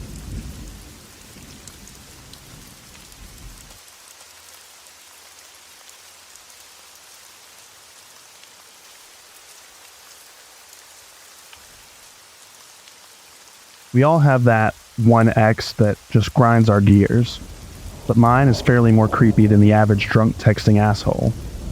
About 3 years ago, I was in a long-distance relationship with a younger man, meaning he was only 17 at the time, while I turned 19 in the relationship. His name is Peter. Peter was not a nice person, to say the least. He thought that first impressions he made on people were the only ones that he needed. And as such, he stopped being nice, polite, or reasonable to people after the first meeting. I was young and saw past this, thinking that I could somehow change him. However, this abuse towards people around me and myself eventually became too much, and I broke off the relationship with him. The breakup went smoothly, all things considered, except he wanted me to say the words so he could play the victim. This had been a core element of our fighting, because he hinted that he wanted the breakup, but instead of just saying it, he kept me on the hook and became even more abusive. I'm getting sidetracked, but the point was that I thought of the matter as resolved and entered a loving relationship with my current boyfriend shortly after this. Then came the day where Peter wanted to get his belongings back. I texted him a list of everything he had left in my apartment, and he okayed that it was everything. We also made an appointment for him to stop by my apartment around 3 p.m. the following Thursday. I have no intentions of letting him back into my home, nor being alone with him, since he suddenly seems to have many mood swings after seeing me in another relationship. He's been blocked from my Facebook account, but somehow still knew that I was in a new relationship, which was a major red flag to me and my boyfriend. Thursday came, and I felt eager to just be done with it. My boyfriend and I are walking home from school when my phone rings. It's Peter. He yells at me that he's now been waiting at the train station for over an hour. I try to reason with him, agree to meet him there with his belongings since he needs to catch a train. My boyfriend walks with me to the train station, but we arrive only to find it vacant. I live in a small town, and the train station is mostly used during rush hours in the morning and evening. It is also located rather bizarrely among normal residences, and there are a lot of off alleyways leading all over town from there. I get a text stating that Peter can see us, but won't come out of hiding when my boyfriend is there. We leave his stuff on a bench at the train station, calmly replying that I'm not actually interested in a meeting with him. When I say calmly, I mean that my reply is calm. I'm shaking, and my boyfriend is furious over this child's play. On our way home, I receive another text. This time he states that he has a gift for me, and it's in my mailbox. This freaks us out even more, mostly because this indicates that he might be waiting at my home. It is entirely possible that he watched us at the train station and then ran all the way back to my apartment. However, there is no trace of him and nothing except a bill in my mailbox. By now, we figure that he's acting up out of spite and proceed to ignore the bombardment of texts, calls, and so forth that follows that day. After a while, life returns to normal. Then I get another call, this time from my ex's older brother, who is worried about his sibling. Apparently he's disappeared. taking one of his brother's gas pistols. I'm speechless, but since I haven't seen anything, I shake it off as another childish act. The same day, my boyfriend sees police officers walking around the basement staircase on the exterior of the house we lived in while doing some grocery shopping. He did this every day around 4 p.m. The next day, we were contacted by my boyfriend's mother. It's in the newspaper. There's a description of an unnamed young man from the same town as Peter, who has been arrested for attempted robbery of the pizza place that I lived above. He was armed with a knife, a gas pistol, and lighter fluid, while stating that he was not attempting a robbery, but there to visit his ex, presumably me. Contacting the police, I discovered that he also had a mask, fake papers, a wig, and a duffel bag, which he had thrown down into the staircase when around 4 p.m. he had jumped to vents and tried to enter the pizza place. This means that my boyfriend went out of our front door, while my ex was hiding right behind the front door armed. I have never been more freaked out than that ever. The sad truth is that my ex never got charged with anything because he's a minor and has a father with a military background and money. I write this now because after 3 years, I thought that this horror story was finally a closed chapter. That was, until I received a declaration of love from a fake email account signed Peter. I received this just 2 weeks ago.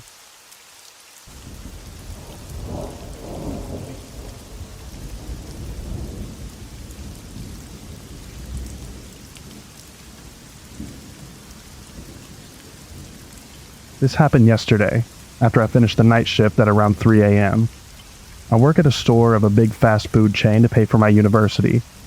Our staff changes frequently because of a lot of students and migrants working at our place, so you don't get to know each other very well. Everybody has their own social life, and it's very, very rare for coworkers to establish friendships outside of working hours. Still, you know the people on your shift, and the night shift has particularly few workers. One of my coworkers, Jasir, started to get interested in me. Not that I noticed. I'm young and dumb. Like, being friendly and important for later, I have a hard time saying no. In December 2019, our store threw a Christmas party at a pub. I went and had a great time, but I also made plans for later that night. Because of that, I wanted to leave early, which made Jasir also want to leave early, despite the fact he neither needed nor planned it beforehand, which made me uncomfortable. Unfortunately, he didn't know how to get to the train station, and I did, so I couldn't say no and just let him tag along. When we arrived at the train station, it came to light that there was no train that he could take to get home. None. He did not check beforehand. He did not ask me. He just wanted to tag along with me. That made me super uncomfortable. Instead of taking the train to the main station, he got into my train and only got out when I insisted he change his trains at another big station. But oh boy, that was not the train of the title. On January 2020, Jasir asked me out for coffee and I agreed. I thought, he just wants friends. He doesn't have any and can only rely on his coworkers. If something happens, I can just nope out. So I went. First it was okay-ish. We mostly talked about work-related stuff, because we don't share any hobbies. We're not the same age, and we don't have the same mother tongue, language. Jasir didn't like talking about work and nothing more. He started talking about how different I was from the other coworkers, how nice of a person I am, and how good my charisma is. Then, he asked if we could get to know each other better.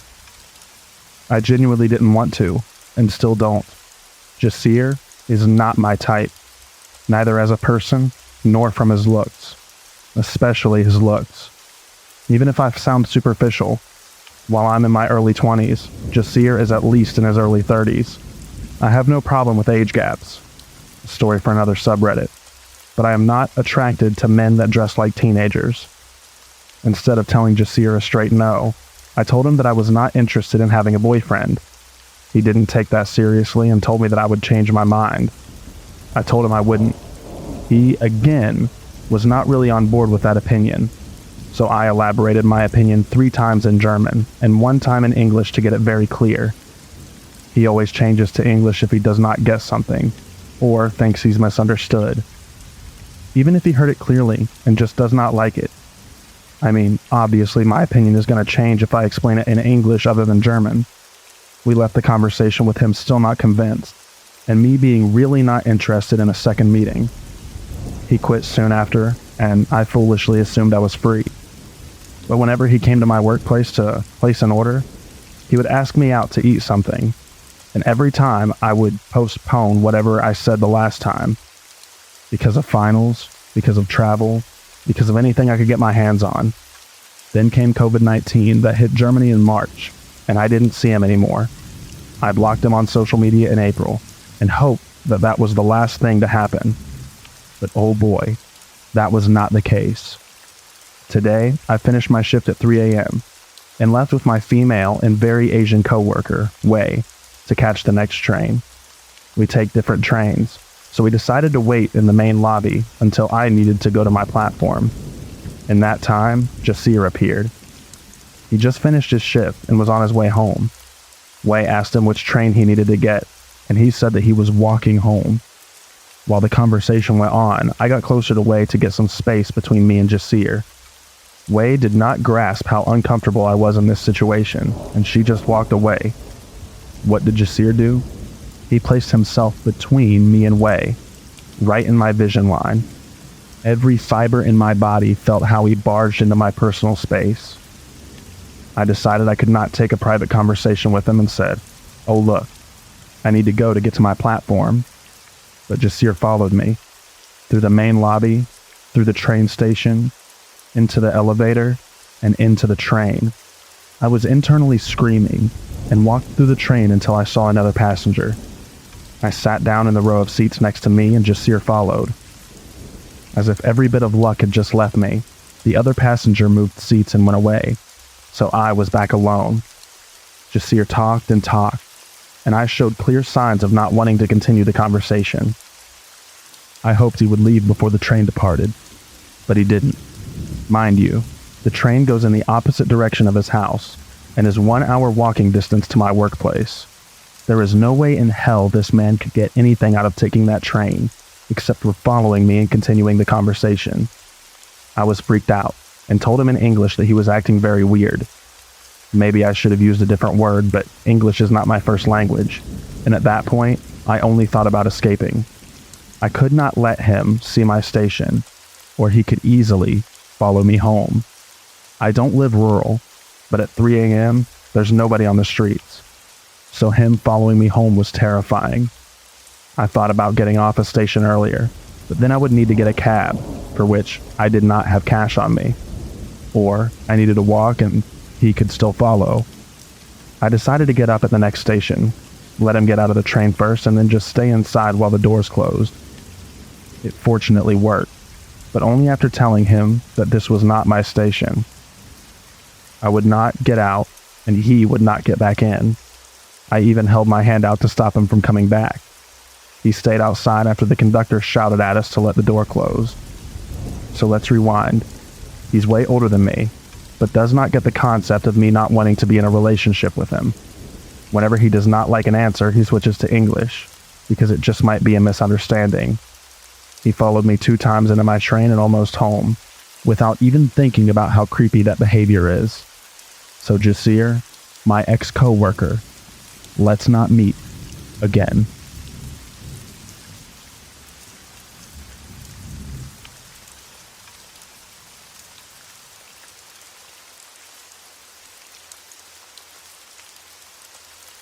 My ex-housemate was potentially a serial killer. This is a convoluted story, so bear with me as I try to convey everything I can recall about what led me to the conclusion that my ex-housemate could have potentially been a serial killer, or a serial killer in the making.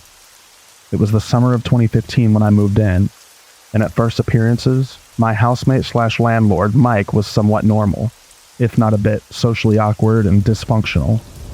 When I was signing the papers, he was adamant that I should never go into the basement, which I thought was odd, but I really needed a place to stay, and, well, People have their little quirks. So I just chalked it up to that at the time. As I got to know Mike and our cohabitation continued, I learned more about the depths of his dysfunction. Firstly, that he used meth. Now, I don't automatically judge people based on vices, but I was surprised at the extent of his use. He was probably the first person I knew who used meth and balanced a full-time job, enjoyed a decent amount of success. The reason this is important to the story is that when he would be around the house, drinking and using meth, he would start to run off at the mouth. He would often joke that if I smelled lye coming from the basement, not to think anything of it. I think it was probably the third time he said this that I asked why he keeps saying that, and he said, "I just use those chemicals to clean up after the bodies," with a wily grin on his face. I tried to chalk that up to a bad sense of humor, but it didn't set right with me. He was also very particular that I let him know of my coming and going, and my work schedule. I remember him being shocked and uncomfortable one day that I ended up taking off of work, because he didn't realize that I was home. I remember that day because there was a lot of clanging, and what sounded like muffled shouting coming from the basement. His car was in the driveway, but he was not in the main house or in his bedroom. Other days he would play very loud music that bumped through the whole house. Sometimes he would even play NPR radio at those volumes. In retrospect, I think he may have been trying to mask sounds. He would make remarks about sex workers, saying, "You can do whatever you want. You can choke them or beat them to death and nobody cares." I took exception to this. I told him I thought that was messed up.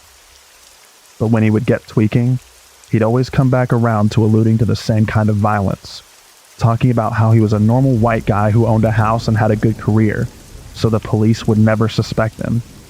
At this point, I start to think that it's gone a bit too far to simply be a joke. I was in a weird position, because money was tight at the time and my options were few. I tried to convince myself that even if he is messed up, he's probably just engaging in outward fanaticism. I knew that he would acquire the services of sex workers on occasion, but again, did not judge that activity at face value, but started becoming concerned. Then, at one point when I was doing laundry, I caught whiffs of decomposition. The house we were in was in southeast Portland. It was relatively new. Having grown up in upstate New York, I know that animals can be trapped in walls and die. But this was the garage, and there were no animals scurrying in the walls. This was strange and telling to me. I considered carefully what I would do, and decided I would confront him about the smell. I decided to pose the question in a somewhat suggestive way, by expanding on his jokes. I told him that he needs to do a better job cleaning up the bodies, because I smelled decomposition from the garage. I will never forget his reaction. His eyes widened, and he shot me a sharp glare, somewhere between fear and anger. He stumbled over his words and eventually responded, "What? Really?" I said, "Yes, really." And there was a few seconds of awkwardness before he said, "Thanks for letting me know," and promptly went into his bedroom and shut the door. A few days after that, he went into the upper crawl space in the garage while I was doing laundry again. He called for me and was trying to convince me to come up into the crawl space. My body locked up, and it was like my instincts were screaming at me that if I went up there, I would not come back down. I gave some excuse that I can scarcely remember, that I had to be someplace. I packed up my laundry, threw it in my room, and left. We spent a lot of time in the padlocked basement without a doorknob. The only way in was through the backyard. I wish I would have gone down there in retrospect, to either confirm or dismiss the suspicions once and for all. In the last couple of months I had lived there, I was privy to more graphic comments about women and sex workers, explicit talk of sexual violence, and he was using more and more. He once showed me a video that he had made. He's a graphic designer and artist as well, which featured heavy bondage themes, interspersed with distorted audio of women screaming, and this strange, leering figure in a plague doctor costume. It was one of those situations where any one of those things alone may be innocuous, but as they were accumulated, it became suspicious to me. It was October of 2016 that I left there, taking off to Ossetioete camp during the anti-pipeline protests with Standing Rock, Lakota. A mix of feeling called to action and having nothing else to lose, as I wanted to get out of the house in the worst way. My last night there, I did not give notice that I was leaving. He was drinking and tweaking again. Started in on the same conversation, loosely describing murder and violence in the tone of some sort of edgy joke. I told him he would be caught eventually, not even holding back my suspicion anymore. He reiterated that he was the last person police would suspect, and asserted that they wouldn't catch him. I said this in a very serious and concise way, dropping the pretense that he had been using before. I left the next morning. This haunted me for months, then a year, then a year and a half. I felt as though I hadn't done anything. The guilt was eating away at me, so I called Portland Crime Stoppers and put in an anonymous tip describing what I had described there. When I did, the operator started going back and forth, putting me on hold, because the call had piqued the interest of the police sergeant who was assigned to the call center. So they were asking me detailed questions about his vehicle, his house, the methods he described, etc. It seemed like they took interest. I gave them as much information as I could remember and left it at that, feeling just a little bit better that I had at least tried to do something about it. Fast forward to recent times. I told my mother about all of this, and she became interested, asking what house this was, and she ended up pulling it up on Google Maps. She put it up on Street View, and I noticed that there was a large enclosed trailer in the driveway that wasn't there when I was. I could theorize why it might have been there, but cannot put together a practical reason for it, or why he'd be using it, unless he was moving, or using it to haul things to discard. Admittedly, that is pure conjecture, but I couldn't help but wonder. I doubt that I'll get closure, or have my suspicions validated unless he does finally get caught and arrested. And I read about it. I've grown up poor, and been around the lowlife a lot. I've interacted with many sketchy and unsavory people in my time, but none of them have ever made the impression that Mike made on me.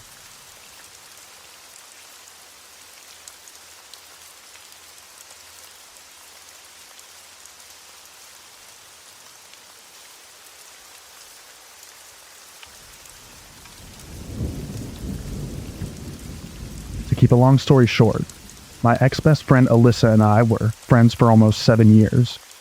We had a good, healthy relationship. She was my ride or die. We did everything together, but we slowly started to drift away when I exchanged schools. We saw each other after school, so it was cool. Well, a year passed and I started to notice Alyssa hanging out with the wrong crowd, and I didn't want any part of that. I started to notice how Alyssa would pick on me about my appearance and clothing, but she used to dress like me. We used to be dripped in anime merch, but ever since she started to hang out with more mature college people, she changed.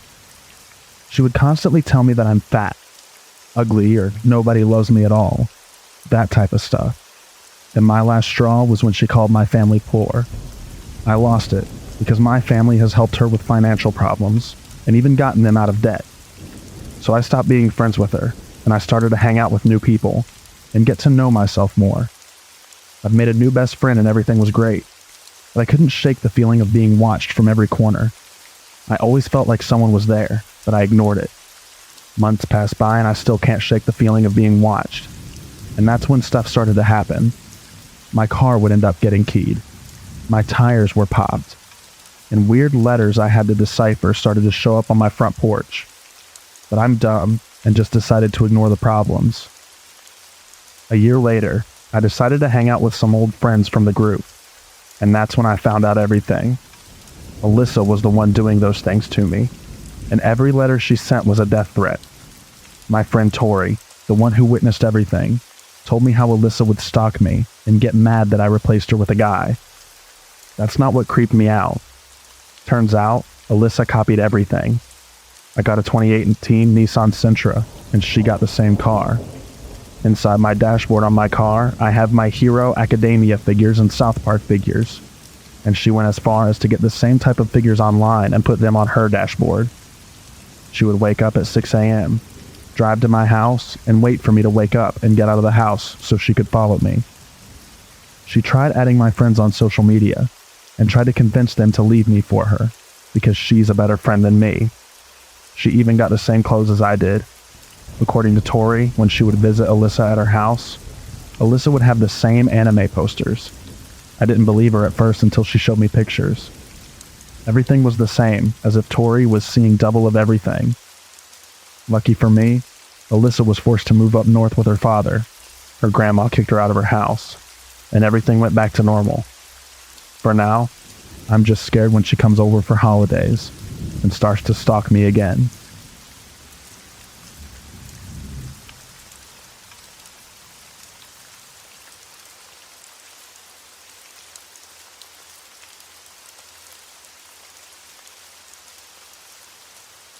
I've spent most of my life running around the woods of southern Oregon, and I've seen some weird stuff out there. First story. Way out in the middle of nowhere, far from any road, my friend and I stumbled across a large fenced-in area. 10-foot chain-link fence. Inside the fence were all these trees planted in perfectly straight rows. No biggie. The Forest Service does sciencey stuff out in the woods sometimes. What was odd is that every single tree was bent in a specific shape. All of them were crooked in the exact same way. We didn't climb the fence that day because our dogs were acting super sketchy and one ran off. We found him eventually, thank goodness. And despite looking, I've never found that place again. Back then, I was convinced that it was a nefarious government project, a la Stranger Things or Aliens. The vibe was really weird there in our defense. Now that I think about it, maybe someone was growing trees in that shape to make a boat. I did read that people do this. The woods can be spooky sometimes, so maybe it was aliens or Bigfoot. Another time with that same friend, we were again in the literal middle of nowhere, dry camping and hiking with the dogs.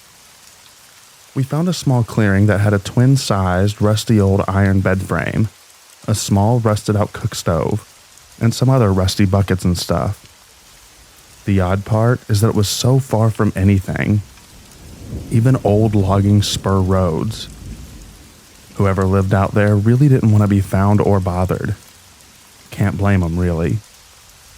I do have a bunch more stories, if anyone is interested.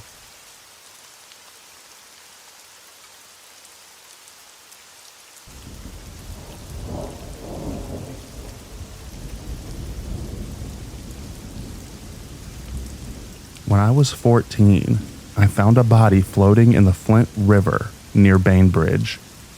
It was winter, so no alligator activity, but any body in water in the deep south is going to be terribly bloated. And this one was. Race, age, and gender were no longer evident to my observation. When I was 19, I came across human remains in the woods surrounding the creek that ran behind my house. It turned out to be a hunter who'd gone missing in the early 80s. I picked up the femur thinking, what a weird looking stick, only to find that it was still attached to other bones. The realization of what it was unsettling when my brain was telling me that it was a big deer. Then I looked closer, and there was a human mandible within a couple of feet. The fact that I was not disturbed by either led to me doing a lot of volunteer search and recovery over my life. I'm comfortable in remote areas. Woods don't faze me, and a body is just a thing. A thing that deserves respect, and an important thing, but I never feel creeped out. I've found, aside from those two, 4 other partial sets of remains, and one recently deceased individual who got lost in Escalante Canyon. That one bothered me, because even half a day sooner could have saved him. It's why I don't do search and rescue unless it's a child. I can't handle it, but I can put the feelings aside when it's a missing kid.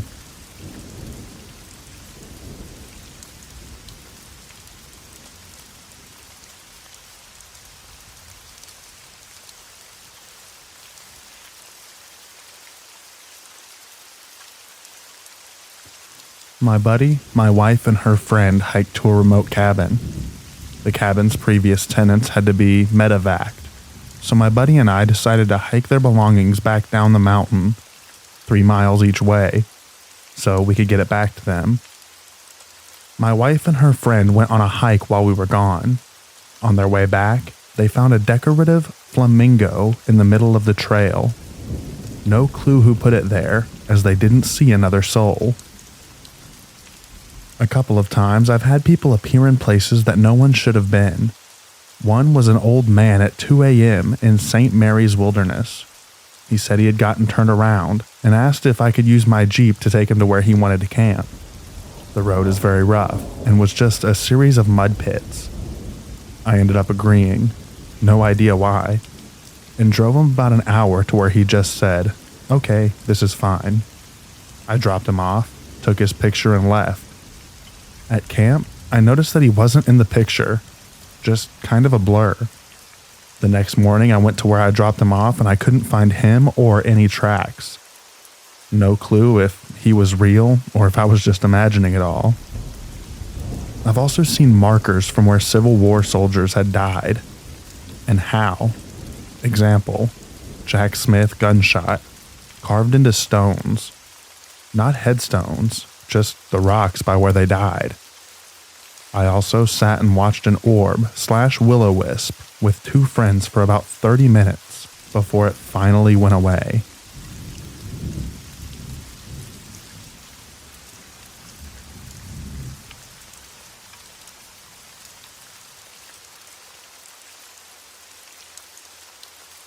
In high school in the mid-1980s, we used to go out to the lake and stay the night.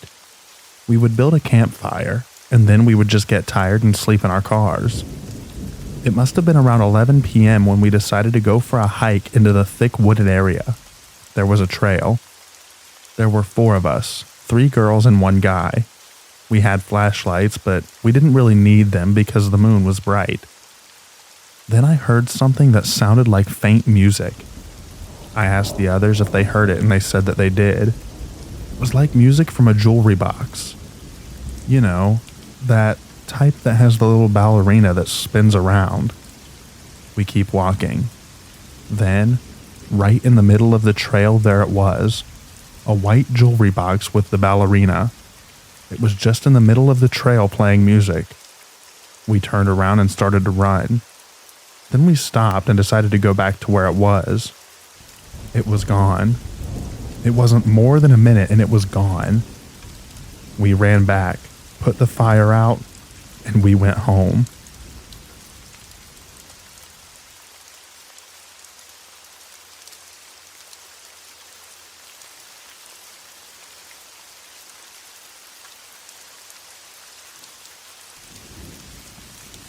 My family and I have a new puppy that we take outside to walk in the middle of the night.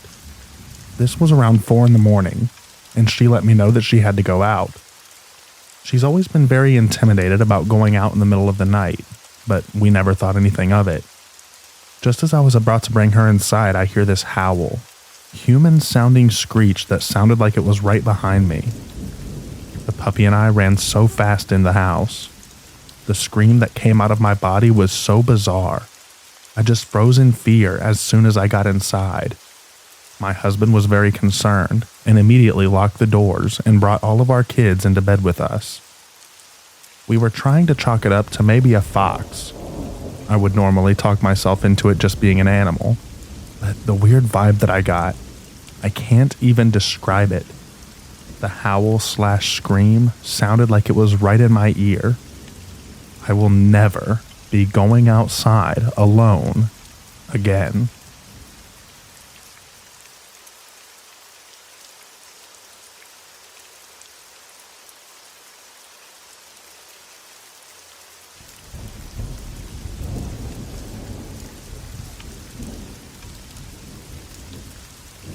This is a story that I only recently remembered again in a conversation with my fiance. When I remembered the story, I was overwhelmed by an uncomfortable feeling, similar to what it was like at the moment. I never fully managed to figure out what really happened then, so I decided to share that story here. My older sister had graduated from medical school at the time, and my parents decided to organize a celebration for our family and friends on the occasion of that event. The celebration was held at the cottage of our family friends, where we grew up, so I was very familiar with the space. Imagine a large empty clearing, a large square surrounded by houses and fields between them. A narrow road leading to individual houses runs along the perimeter itself. And at that time, it was not even fully paved. It was mostly a dirt road. From that main road, which framed the houses in a square, you could go down into the dense forest that surrounded that square. The depth of the forest was great, and when you turned off the main road towards the path, you had to walk for a long time to reach the river, which was a few kilometers away. All this was familiar to me because I grew up there and spent a good part of my childhood playing in those woods. I was afraid of the forest, but nothing more than normal, and I was always careful not to stray from the path so as to not get lost. Back to the story.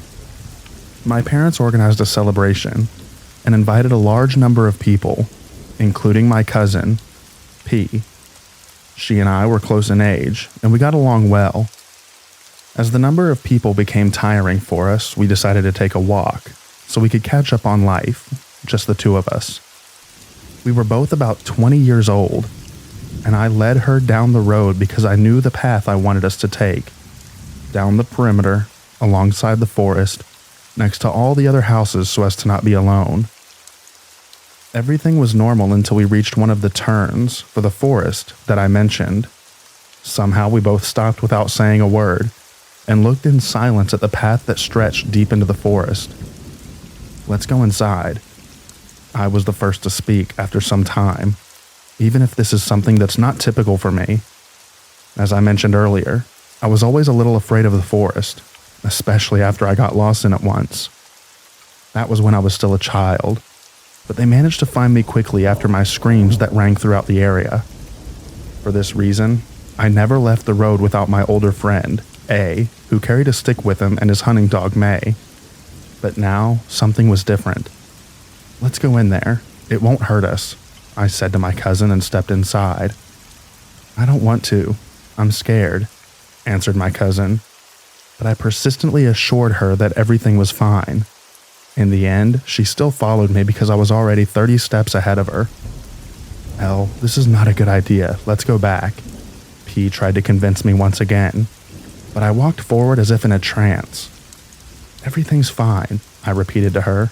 After some time, when we were already deep into the forest, I finally stopped myself. I could not take a step more. I was paralyzed.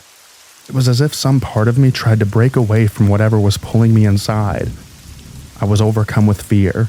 My heart was pounding hard and my breath stopped. It was as if all sounds had stopped. It was daytime, but there was no signs of life. Not a bird, not a rabbit, not a butterfly. Only silence, and those trees that I had a feeling would stretch out their branches and trap me forever in this forest. P was a few steps behind me. "I'm going back. I can't do this," said P and ran the same way we came. Her voice was trembling, and I could feel the panic in it. After another moment, I managed to break away and run after her. We ran without looking back, as if something was chasing us, until we reached the entrance of the place from which we entered. A little further towards the cottage, we finally stopped as we finally felt safe. We did not look back out of pure fear. We tried to catch our breath, and only then did we talk as we were walking back home, fast and still scared. There was something there. We were sure of that. I wasn't afraid at first when I went inside. In fact, it was as if something was calling me, wanting me to follow it. But my cousin's frightened voice and presence tore me out of the trance. It had called me. I'm afraid to think what would have happened if I was alone, if there wasn't someone to pull me back so I wouldn't go too far. I didn't know where I was going. I just knew that we got to that road that I had to go inside. It scares me, and I can't shake the fear that overwhelmed me and my cousin after that event. Any thoughts on what happened here? Why did I go inside and persuade my cousin to follow me? Why did she manage to snap me out of it? And why were we both so scared? There was no sound. There was no voice. There was nothing. Just the unspoken words of something that I heard and my cousin didn't.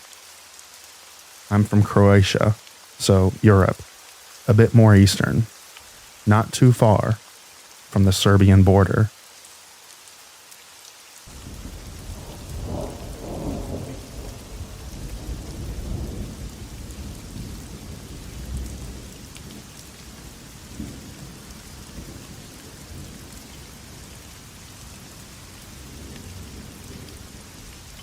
I'd never been a big fan of camping. Circa 2012, for some reason or another, my friend and I decided to take a Saturday night to camp on private property. We had permission from the owner, on the bank of a small lake in the rural American southeast. The lake wasn't very large, probably only 50 to 150 yards across. Not great at estimating distance. It was more of a deep pond, but it was like 5 times as long as it was wide, and from the perspective of our camp, it consumed the majority of our sight line. The plot of land itself wasn't entirely removed from civilization. We were 5 to 10 miles outside of a small suburb of a mid-sized southern city.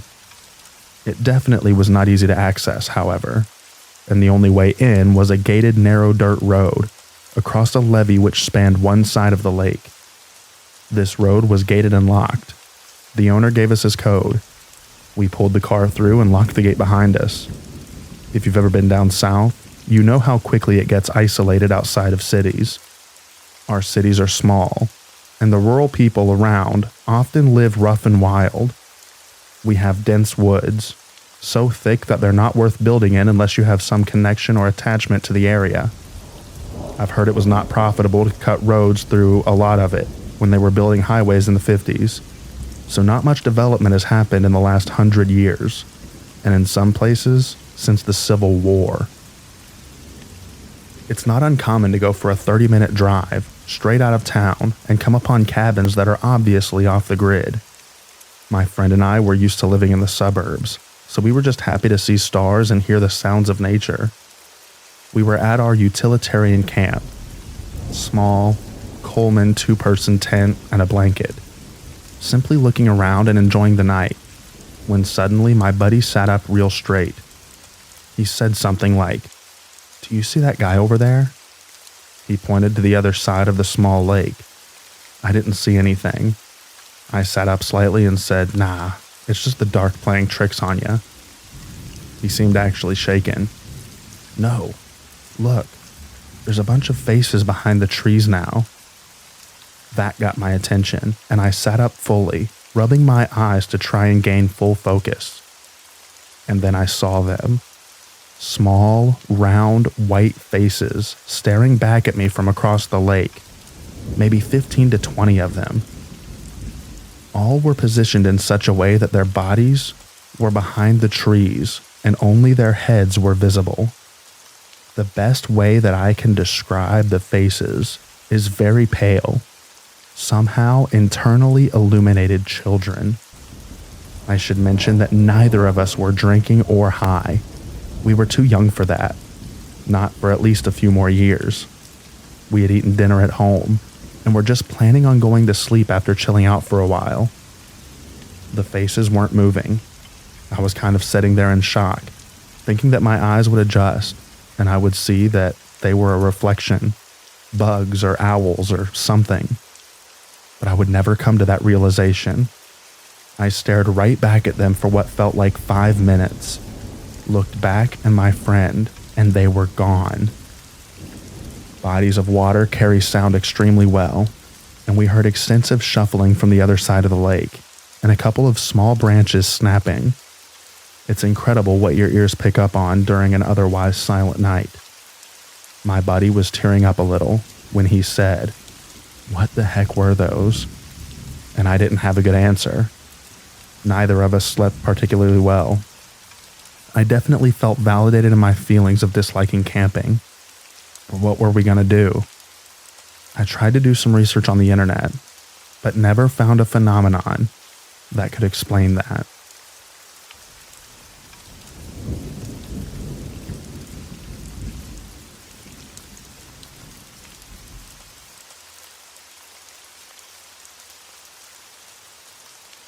When I was very young, I was visiting a family friend at their camper in the woods. No idea where. I remember at one point being outside and hearing what sounded to me like a church choir, but we were in the middle of nowhere and it was dark out. No one else seemed to hear it. I still think about it and wonder where I was, and what on earth it could have been.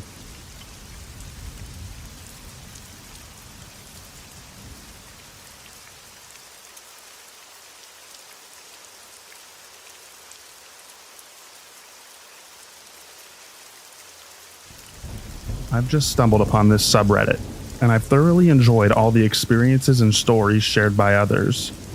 I've finally felt compelled to share an experience of my own, and while it may not be as provoking or profound as the stories told by others on this subreddit, it still fills me with a strange and mysterious feeling all these years later. I grew up on Long Island in New York State. My older sister, her boyfriend, and myself often would walk the trails and the beaches at night. On one particular evening, the three of us were on a walk at a Camp Hero state park. It was a full moon, so it was very bright out. As we were walking the trail, we stopped to relax and look out over the water. My sister's boyfriend sparked up a joint, and we were all partaking and relaxing. Whilst we were gazing out onto the open water, we spotted a small light in the distance. My sister inquired as to what we thought that was. Her boyfriend said it was probably a light on a distant boat. I agreed, and we didn't think much of it. However, as moments passed, we noticed the light seemed to be approaching us, getting closer by the minute. As it moved closer, it appeared to not be on the water, but above the water in the sky. We soon realized it was not a light on a distant boat. We continued to speculate what it was, and I came to the conclusion that it must be someone's small personal drone. But as the light came closer and closer, the brightness got stronger and stronger. If you know Camp Hero, you know that there are cliff edges that hang over the water. There we are, standing there on the edge with this orb steadily approaching us. With the span of 5 minutes, the orb was no longer in the distance, but hanging right in front of us. It was no longer over the water, but rather over the sandy beach. We stood there staring at it. It had a whitish purple glow to it. Despite being night, it was bright out due to the light of the full moon. On this high visibility evening, it became evident that that was no drone. This light was standalone, no machinery of any kind attached to it, and it just hung there about 10 feet in front of us for about 30 seconds. Then, it just disappeared. In such a way that it almost seemed to envelop itself. We all decided to get the hell out of there, and that was that. This was back in 2015-ish. I've since visited this particular park many times since, and have never seen anything like it again. Maybe we were all just a bunch of stoned teenagers and it was some sort of group delusion, but that night will stick with me forever. The park itself is shrouded in mystery, and I can only speculate that the orb was perhaps a remnant of one of the experiments conducted at Camp Hero from back in the day. Anyway, that's my story. Have any of you had any spooky experiences on Long Island? We're certainly not quote-unquote backwoods by any means, but things still happen around these parts.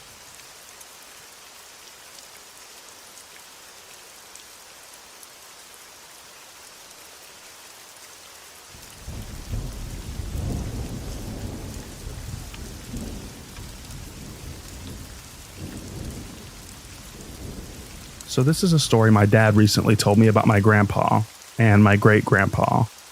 My grandpa grew up in a very rural southern Indiana, but moved to very rural southern Illinois in his youth.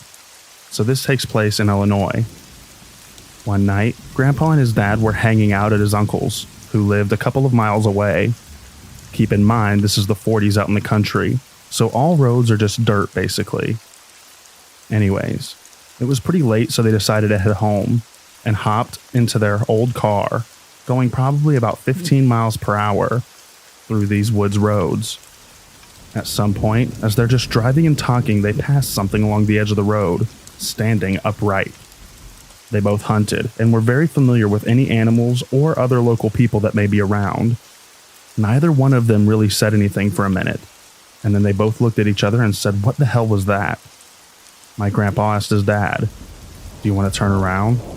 And he said nope, and they kept driving. My grandpa said it resembled a big owl or a small person just standing in the ditch.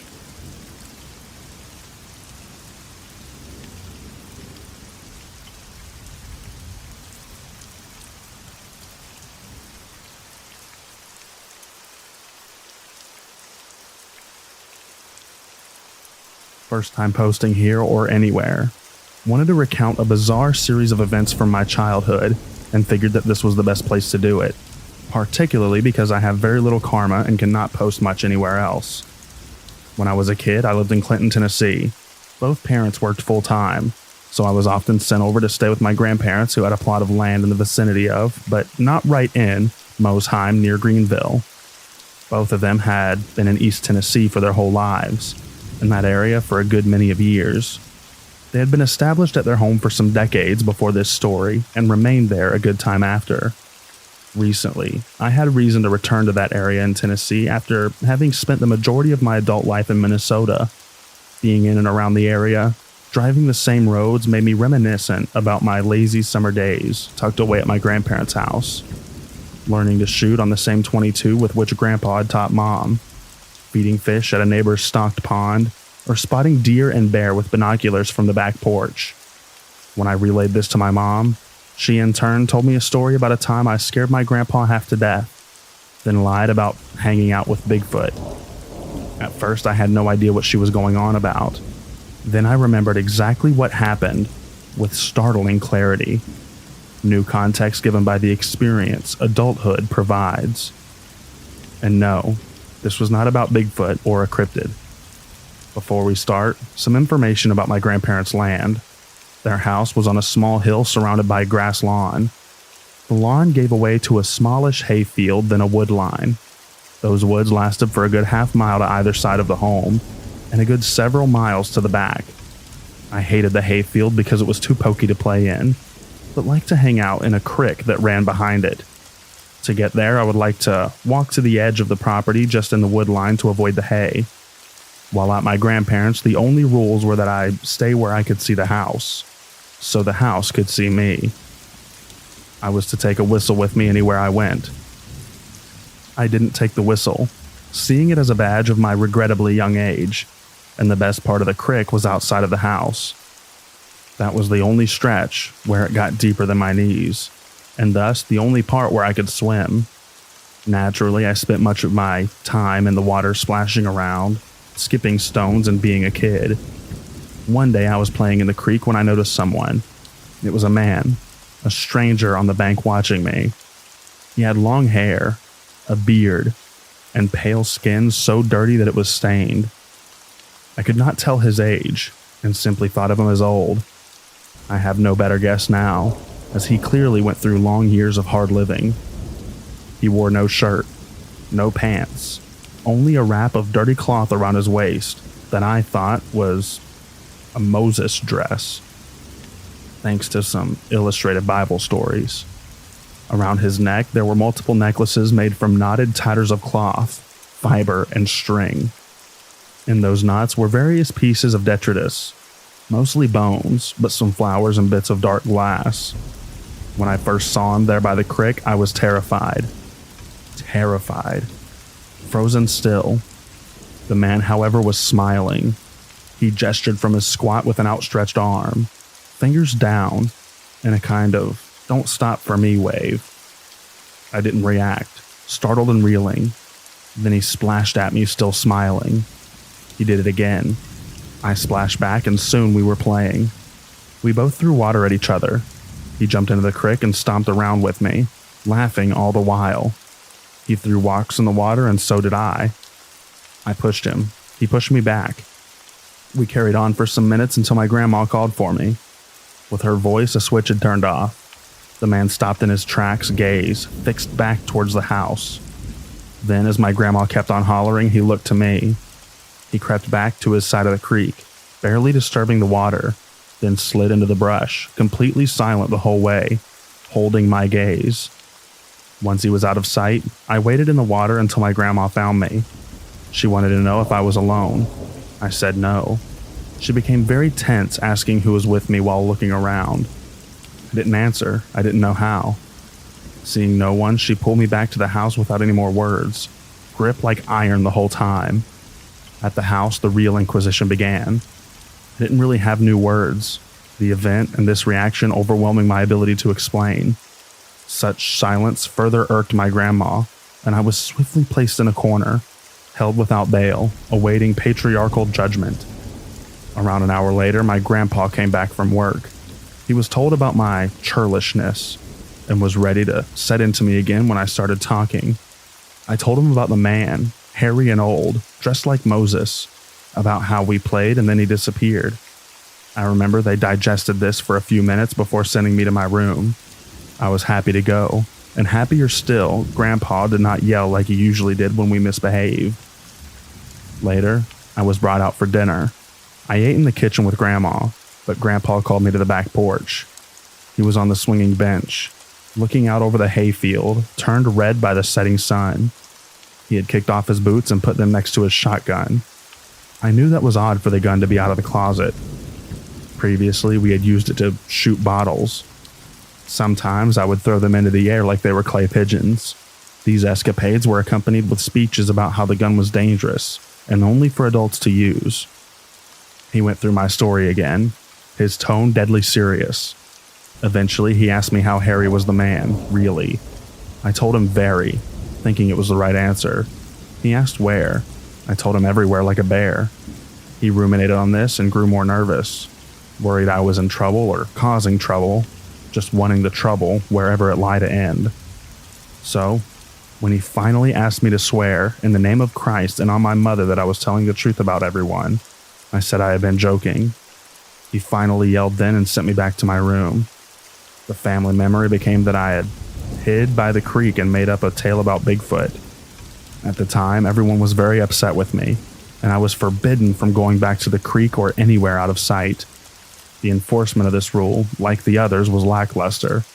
Even so, for a time I didn't go to the creek.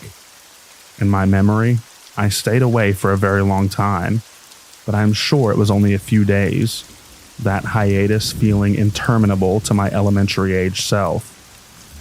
I did start going to the creek. I took a bucket of toys, mostly Godzilla, and a thick stick plucked from the wood line on the way.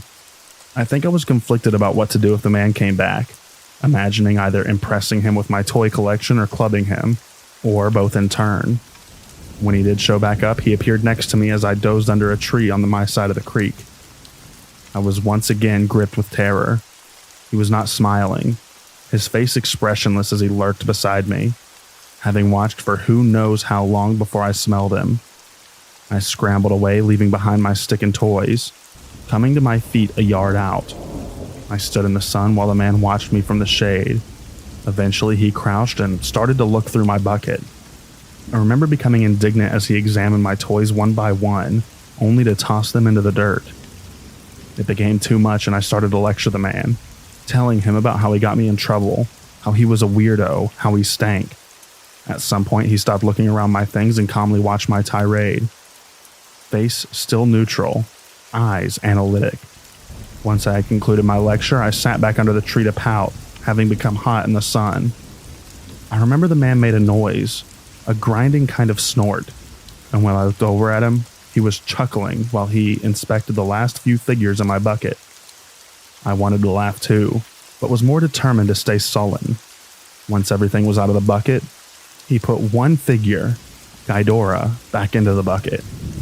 He then stood to his hunched fullest, took the bucket by its handle, began to make his way back into the woods. I stayed by the tree until he turned, said something, not a word I knew or to this day even know, and gestured with a forward sweep of his hand.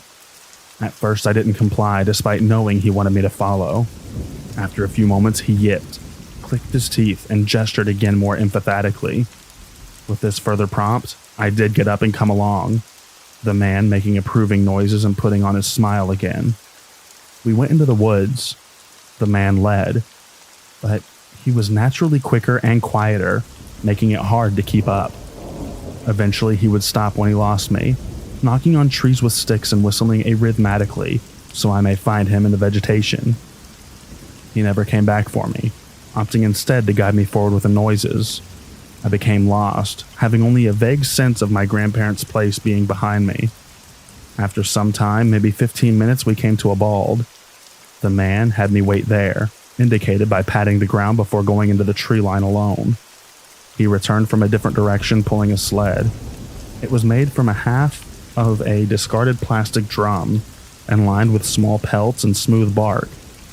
On the back half there rested the fly-covered carcasses, squirrels, possums, and other critters savaged into anonymity. On the pulling end, woven pouches were tied into place on it by the same eclectic cordage that made the man necklaces. He put my bucket on the sled and tossed Ghidorah in the pouch. He then called me closer with a glottal noise and beckoning wave. I saw the sledge pouches held many odds and ends: dried salamanders, mushrooms, metal bits, glass fragments. From one, the man pulled a square made out of bound-together sticks, just big enough to slip over my wrist. From another, he pulled a piece of fool's gold and a small shard of geode crusted with a bit of purple crystal. These he handed to me with an air of business and a few more utterings of nonsense. He then patted the ground for me to set again. I did so without much bewilderment, understanding we had traded the same as exchanging Pokemon cards at recess. I did not much miss Ghidorah anyway, as he was a bad guy. The bucket was a loss. In retrospect, I think Ghidorah was chosen because its dull gold scales resembled something valuable. The bucket for its obvious ability to hold things. The man came back and gestured for me to follow by slapping his thigh. I did this readily. During the hike back, I tried to keep up and pay attention. I did so moderately well, having to be whistled over a few times. I did notice that our path was not straight. The man led me one way and then another, making turns unneeded by the lay of the land. We eventually came out by the creek, but from a different approach than we had left. I could hear my grandma calling for me again, not from up on the hill, from out in the field. The man would not cross the creek but pushed me to do so. I did, but did not go to my grandma. Instead, I crept back to the house and around to the opposite side. There I laid the shrubs by our front door, pretending to sleep. I was found. I swore I had been there the whole time.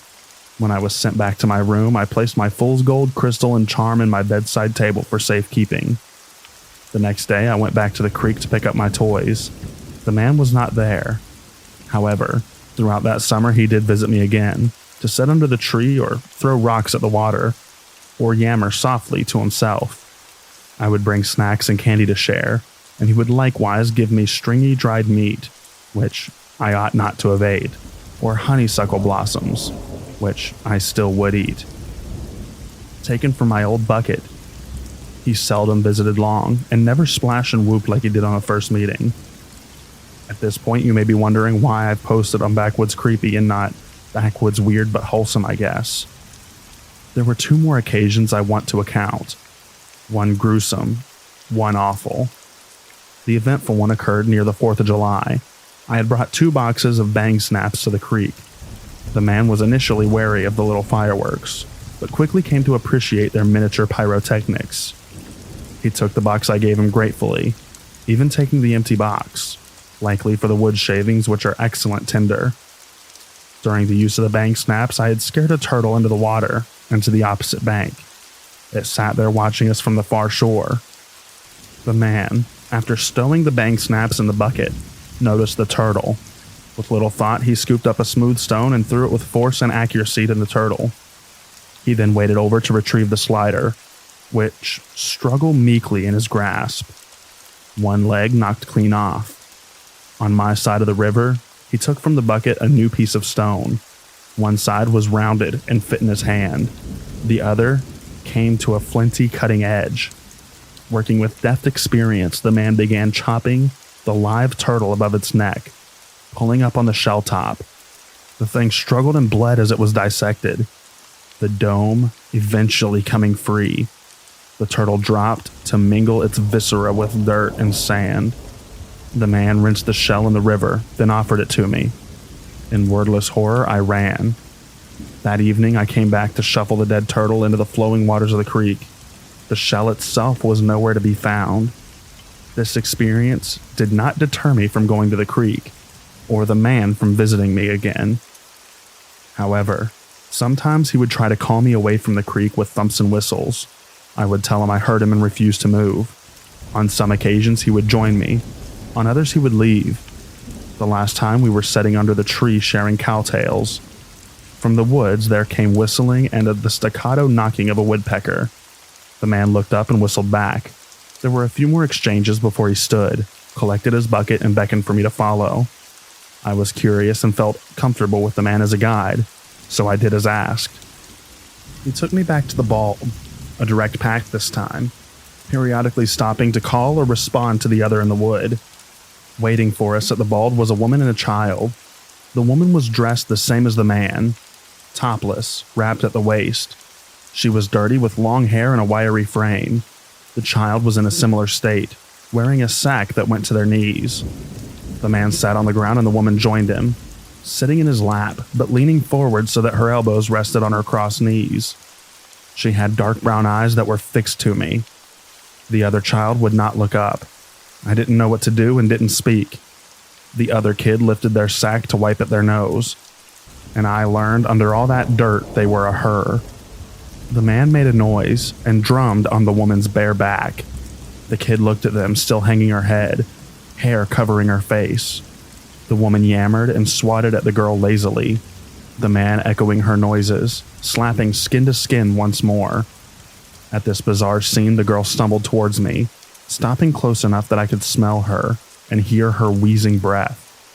She was thin, but not emaciated, and slightly taller than me, should she have straightened up. The man and woman fussed some more, and the girl leaned close and pressed her cheek to mine. Her hair was in between us, greasy and cold. She made no move to embrace me, no move at all, only pressing limply against me and breathing so loud it was all I could hear. During this time, the woman had approached. She pulled the girl back by her shoulder with one hand and delivered a flurry of snaps to the crown of the girl's head. The woman then gathered the girl's hair in one hand, using the other to sweep back her bangs. The girl was then made to look at me, face bare. One side of her jaw was bulged out, smooth skin over a lemon-shaped bump.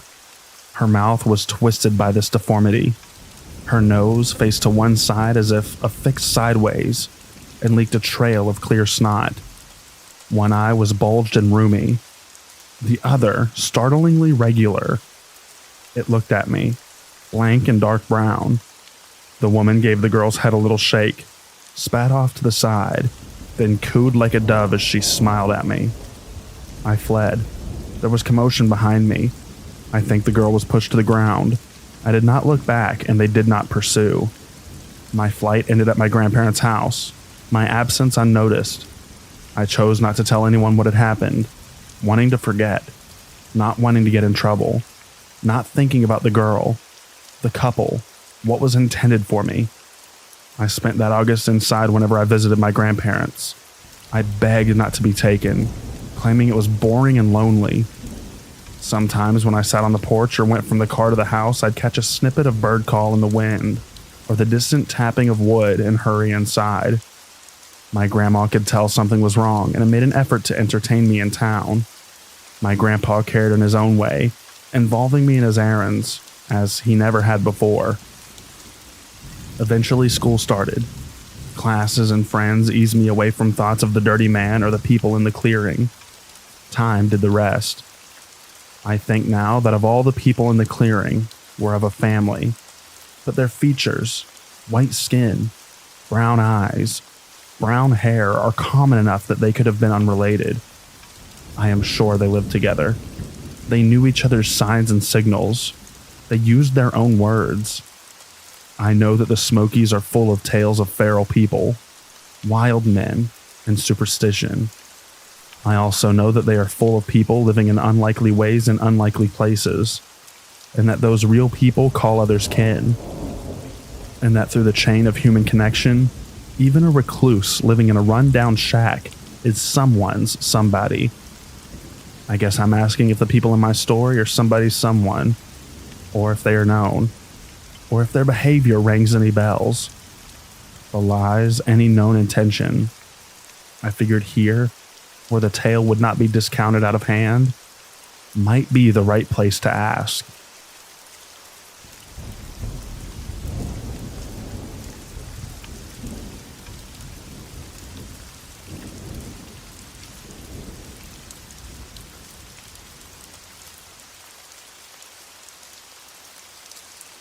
I was traveling solo around the Olympic Peninsula in Washington State and making various stops in the Olympic National Park.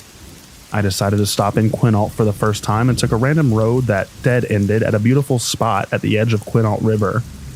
There was an ancient footbridge that led across the river, but it looked like it might collapse if I tried to cross it, so I decided not to.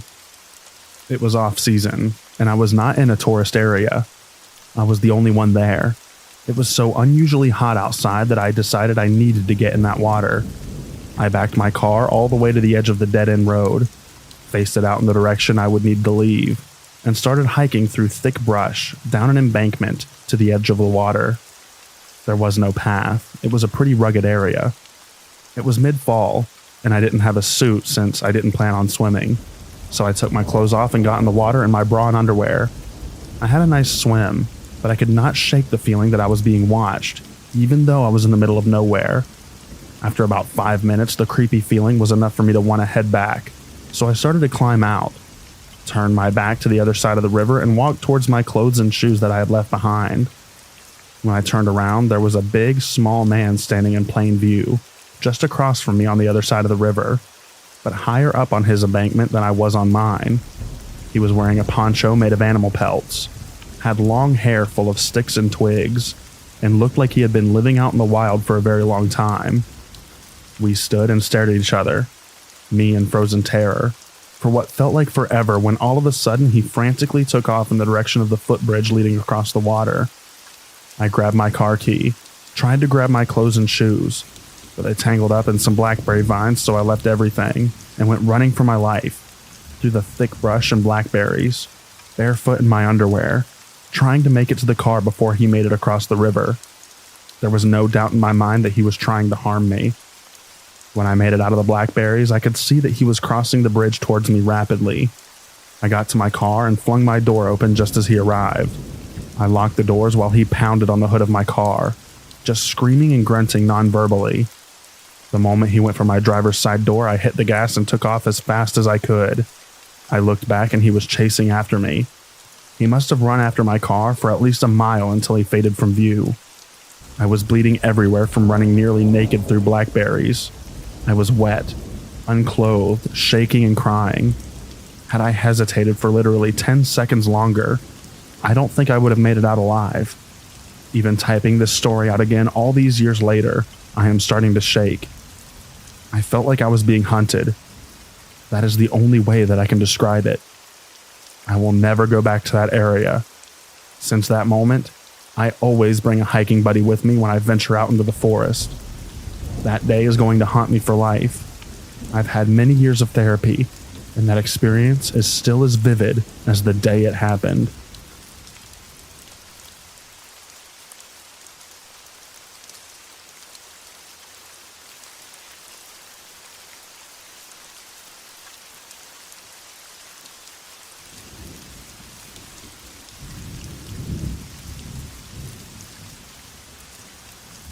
Have you ever experienced anything strange in and around Florida? Apologies if this isn't allowed. I got to thinking after a couple of weird things I experienced in my hometown, and it had me thinking if anybody else has experienced anything. Back when we were teens, me and my brother were out for a walk outside of our neighborhood. Where we were walking was kind of wooded, but the houses were still pretty close together, yet considerably more in the boonies compared to our place. Anyways, we had almost completed the loop of the area, and were around the bend going towards the exit when we heard something odd. I remember there was a helicopter overhead, Around the time, we both heard this weird guttural yell/growl, like right next to us. It was so close. It sounded like a mix between a mountain lion, an angry house cat, and yet oddly human-like all at once. We both just froze and looked at each other startled, and started looking around for the source, but there wasn't a single cat or anything animal-like about. I was pretty freaked out and practically sped walked to the road. All the while, my brother kept asking me what the F that was, but I was too spooked to talk about it.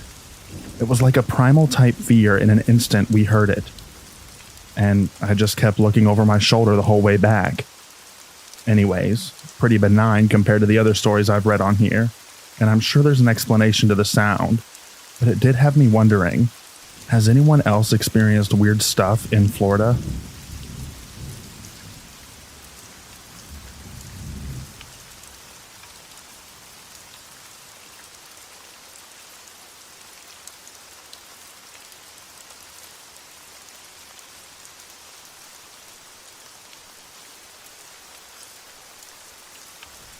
Years ago, I moved from a very small town to a remote valley out in the middle of nowhere, surrounded by national forests and not many neighbors. It was just what I had always wanted. At that point in my life, I had been a paramedic for about 4 or 5 years, and being an outdoorsy, civic-minded sort, I decided to volunteer my services with a local search and rescue organization. For being such a tiny, poorly funded organization, we were surprisingly busy. In the 9 years I was with them, we'd have at least one rescue, sometimes several, every weekend spring through fall. The source of the majority of these calls was the roughly 100 miles of poorly maintained fire trails that were very popular with dirt bike and quad riders. When they'd inevitably get lost or wreck and get injured, we'd head out, track them down, provide medical care, and fly them out in a helicopter, or put them on a Stokes basket mounted to a janky trailer thing that we'd pull with a quad. About 2 weeks after joining, and with zero training beyond what I had learned as a Boy Scout and medic, I got my first call. A group of dirt bikers from the city had lost a member of their party. For some reason, they had put their least experienced rider at the back of the group of a dozen or so riders and took off into the woods. When they returned to the trailhead 4 hours later, the inexperienced guy was missing. They sat out again and looked for him for 4 or 5 hours, then gave up and called 911. The time interval from the initial 911 call until we had a squad assembled at the trailhead was pretty impressive. No more than 20 minutes. But we were already 8 or 9 hours behind the ball. We did a very quick briefing, distributed maps, divided into teams, and then set off. They put me on a quad with the most experienced guy, and we headed out. The plan was for each 2 to 3 person team to take one of the longer trails that ringed the place. Then, after searching those we'd systematically work our way into the shorter, maze-like trails that made up the interior. This was to be a hasty search. None of that grid search crap. Just riding around looking for clues. I don't know what I had expected exactly. Maybe a few dirt roads through the woods or something. But these trails were an absolute nightmare. They were extremely rugged, technical trails where you really had to know what you were doing and where you were going or you'd never make it out. GPS rarely worked due to the rugged terrain and tree cover. Radios and cell phones were a crapshoot, and the maps didn't account for all the random trails that riders would just sort of make. The only marked roads were fire breaks, and mileage-wise, those were accounted for maybe 10% of the trails. Why this guy hadn't been partnered with someone or put at the front of the group is a mystery. 4 hours into this, I'm caked with mud, bleeding from being hit with branches, exhausted and just effing done. We take a water break and hear broken radio traffic that sounds like the bike has been found, but no rider. It's only a couple of miles from us, so we head that direction. When we get there, the bike is off to the side of the road, along with the quads of the other teams, but we can see them a few hundred feet in the woods. We walk over and find them looking at the missing person, who is very dead. Lips blue, skin dusty, arms spread out like a cross. On first glance, his eyes looked to be wide open and solid white, but when I examined him, I could see that his eyes were actually covered with fly eggs. This dude had been dead a while. It didn't make sense though.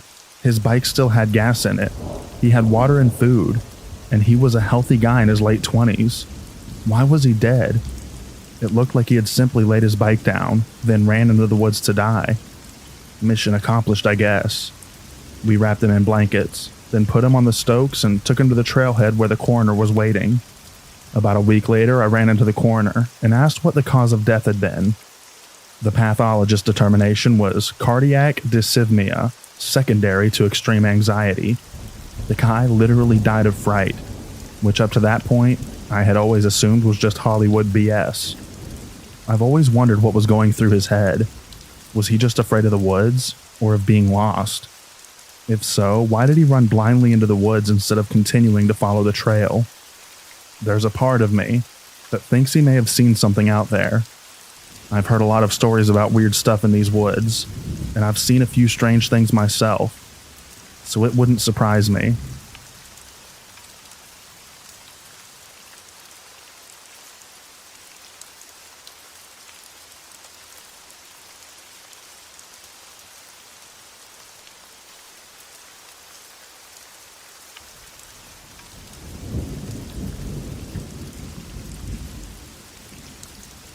I've been wondering where to share this. It's so weird, I don't even know where to begin. So I've been house sitting for some friends in the rural Pacific Northwest. They live up the hills on a long twisting road, and the house itself is at the end of a long gravel driveway. The house also sits up against a big evergreen forest. I should also mention that at one point the driveway branches off and goes into the woods. I have no idea why. I've explored in there before and there's nothing. The road is too overgrown for a vehicle to get through anyways. Or so I thought. Recently it dumped snow up here, and I've kind of been trapped as my gutless sedan doesn't have four-wheel drive, and the driveway is covered in over a foot of snow, and the road hasn't been plowed. Anyway, a couple of nights ago I was sitting up awake reading. I haven't been sleeping well because I got COVID, and the coughing keeps me up at night. At about 11:30 p.m., I saw headlights outside the window. I could hardly believe it. First, it was late at night. Second, there's been so much snow that most cars couldn't even make it up there. And third, my friends are out of state, and no one else would be coming up here, certainly not at night. I peeked out the window and watched as the headlights, instead of turning the bend in the driveway towards the house, kept going into the woods. What? I was curious, but I'm also a coward, so I didn't do anything as ridiculous as following the car into the forest in the middle of the night. But I couldn't let it go, so in the morning I grabbed my boots and parka and stupidly left the house to investigate. This next part I genuinely can't explain. There was one set of tire tracks in the snow, heading down the rough road into the woods. I followed them about a half mile into the forest, and they suddenly stopped. There was a large fallen tree blocking the road, and no vehicle in sight. The tire tracks just ended, and no footprints in the snow either. That's it. I wish I had an explanation, or a better ending than me running like hell out of the woods. But I don't. I'll be glad when my friends get back, because it is super creepy up here.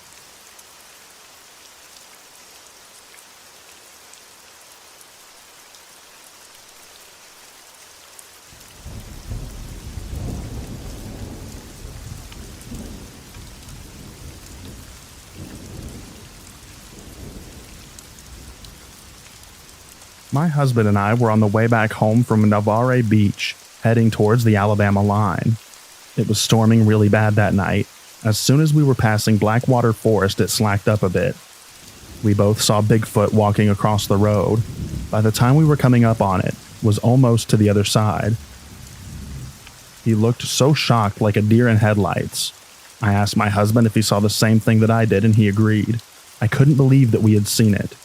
A couple of weeks ago, he got sad news that our older woman friend that had stage 4 cancer had passed away. Yesterday, her daughter updated everyone with where they were having all the memorial services at, and one of the places just stunned me. They opened a restaurant, and it's called Bigfoot Crossing, exactly in the area that we had seen it. So now I'm wondering how many more sightings. I mean, it's gotta be quite a bit. Now I want to go back out and check out the area more.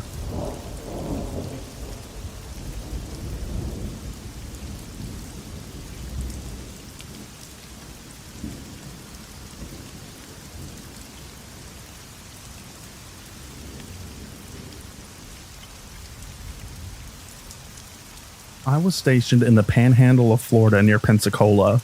I was in charge of a team of about 10 guys taking part in an exercise. We were playing the bad guys for this exercise. And on that night, our job was just maneuvering. Mostly walking and driving around pretend villages. Anyways, we grabbed our gear for the night and went back out to an informal staging area to wait around for us to get called into the village. Being a group of young military guys with nothing to do, we started messing around, driving in circles and up and down the nearby dirt trails in our trucks, talking crap on the radios, looking around with our night vision goggles, etc. Because why not? We spot an SUV parked down one trail, which was a bit odd since we were on the military range at the time, but not crazy since we weren't near any of the sensitive or dangerous parts. I drive up next to the SUV slowly, and the guy, sitting shotgun with night vision goggles, says there's some weird person sitting in it. He hands me the night vision goggles, and I look over, and holy hell, that person was terrifying. They were in the back on the driver's side. Super tight skin, crazy sunken eyes, thin lanky hair. At first just staring straight ahead, but they suddenly turned to look at us, and I booked it out of there. I practically threw the night vision goggles at the guy next to me. I don't know why, but I felt one of the deepest feelings of fear that I'd ever had.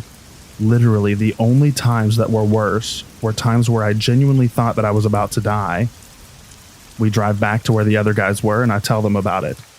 Of course, they think we're messing with them, but eventually we convince them to follow us and check it out.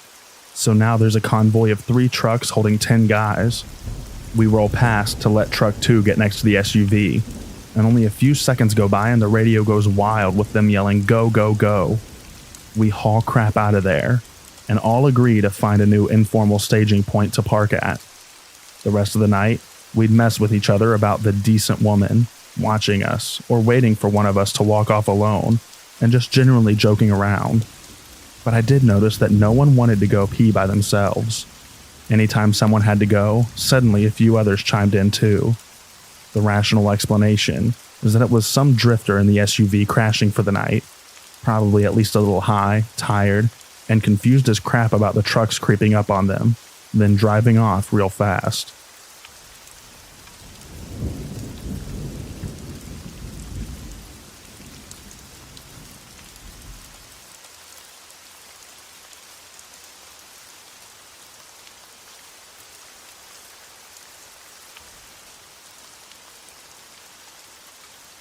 I took a trip to stay in a cabin in the middle of the woods, high up in the mountains of the city of Ranger, Georgia, United States. This neighborhood was 30 minutes up the mountains, away from civilization, and even the cabins were spread far apart. The front deck of the cabin was completely exposed to the woods, so I acknowledged that any animals could stroll along if they pleased. But I stayed there for about a week, and me and my boyfriend sat outside on the front deck every night, very late, and at no point felt in danger. It was peaceful with fireflies out and sounds of crickets every night. Until the 5th night. It was eerily dark too. The moon was covered heavily. It was about midnight, and all of a sudden, I didn't feel peace like I did those other nights. The forest went completely quiet, and I felt a horrible sense of dread. I genuinely feared for my life. I sat there in my chair looking out into the dark forest, trying to rationalize and calm myself down, that it was just my mind playing tricks. But all of a sudden, my boyfriend said out loud that he felt unsafe. That's when I realized it wasn't just me. We then both heard a blood-curdling scream, and we pulled out a flashlight to see what it was. Turns out it was a gray fox. They make scary screaming noises. The weird part was that the fox was running and had its ears and tail down like it was scared. This was in June, and I read that foxes scream like that when it's mating season or if they're in danger. Their mating season is winter, and this happened in June. So I do believe that this fox was in danger, or afraid, as well, adding to our fear. The cabin has 3 floors, and we were able to climb out the window and sit on the roof, because we still wanted to be outside and relax. Didn't matter how high up I was. I felt something truly evil and stayed inside. The only other time I felt something so evil, or like someone was watching, was when I had a few paranormal experiences at a haunted house. Georgia doesn't really get mountain lions that often. Maybe a bear, but it didn't feel that way at all. It felt unnatural.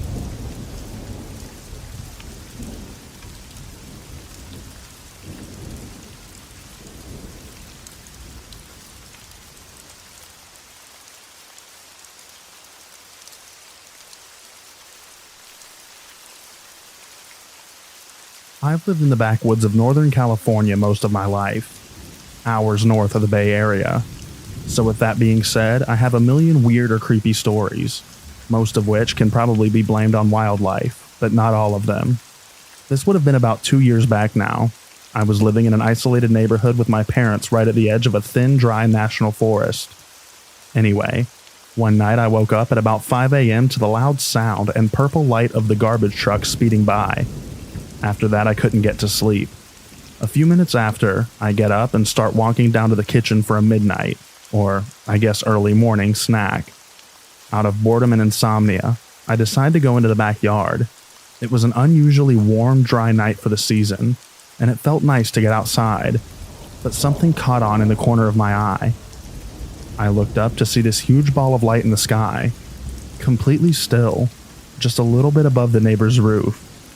I stand and stare for about 30 seconds to a minute and run back inside completely freaked out. Does anyone know what this could be?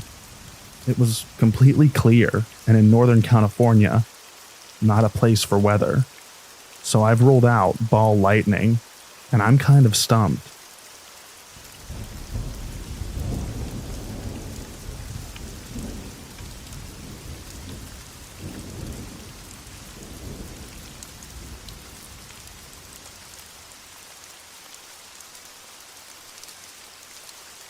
So here's a little less backwoods, but more country roads of a paranormal story.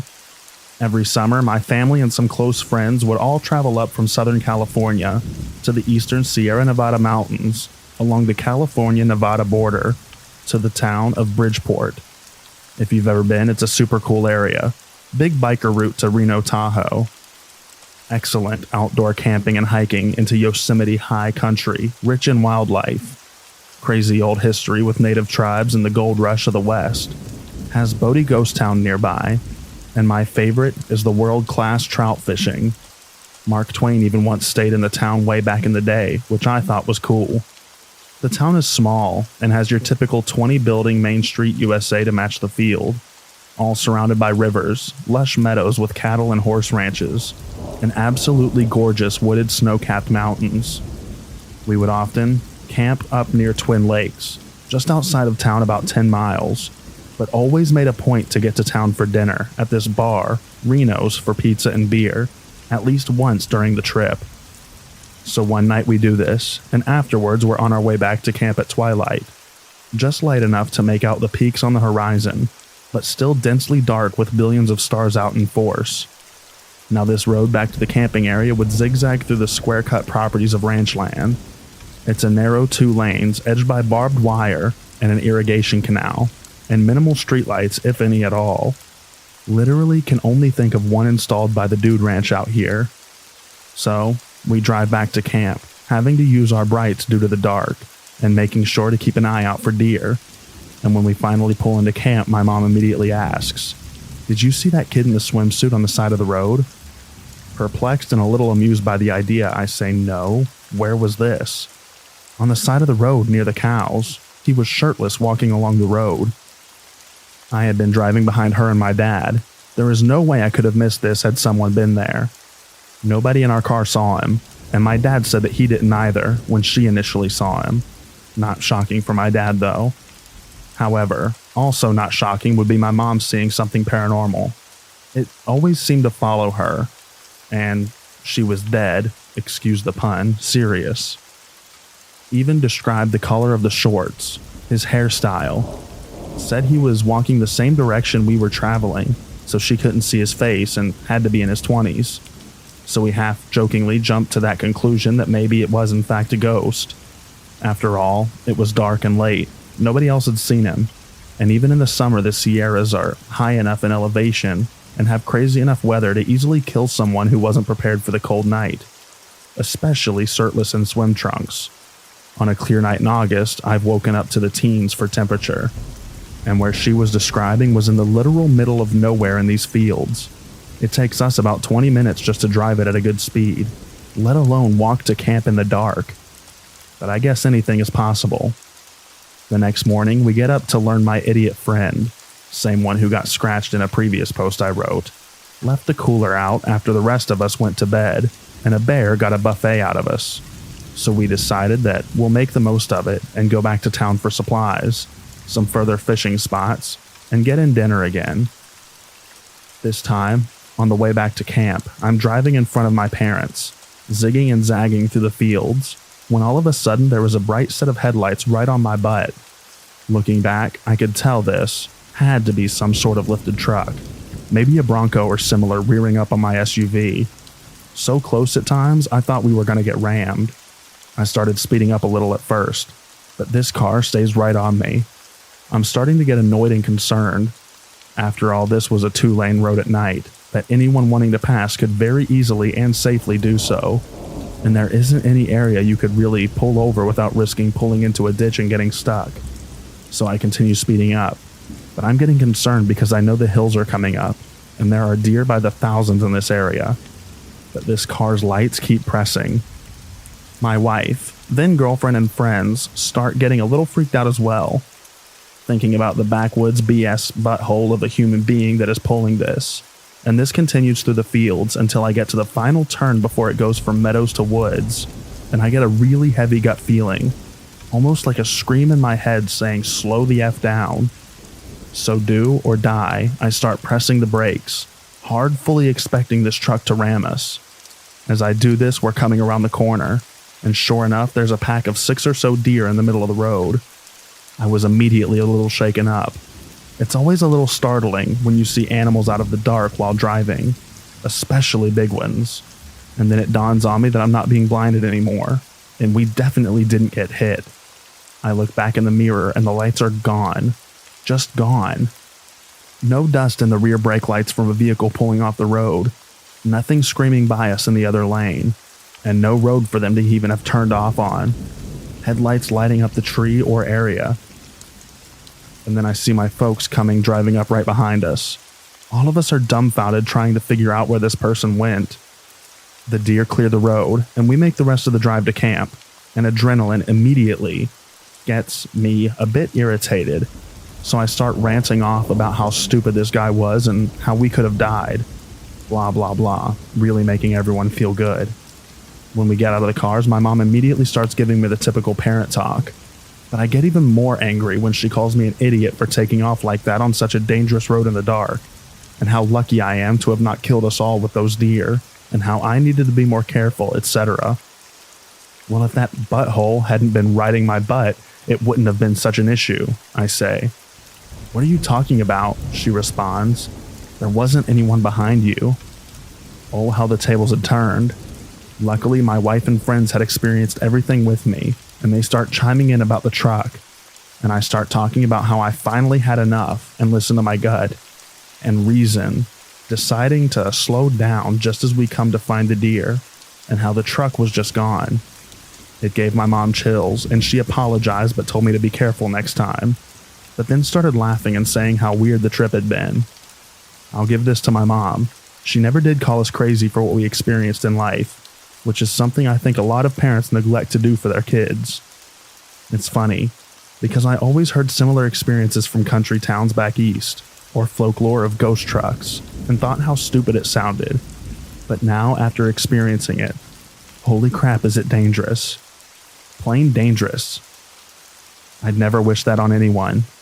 This road hasn't given us any issues before or since, but I'll admit, I drive it with a lot more caution now. I always wonder if the shirtless guy and the truck were somehow connected, but never found out anything about it.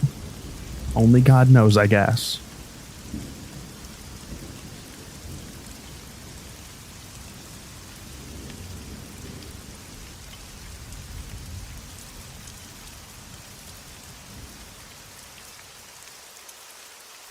This happened to me about a week ago.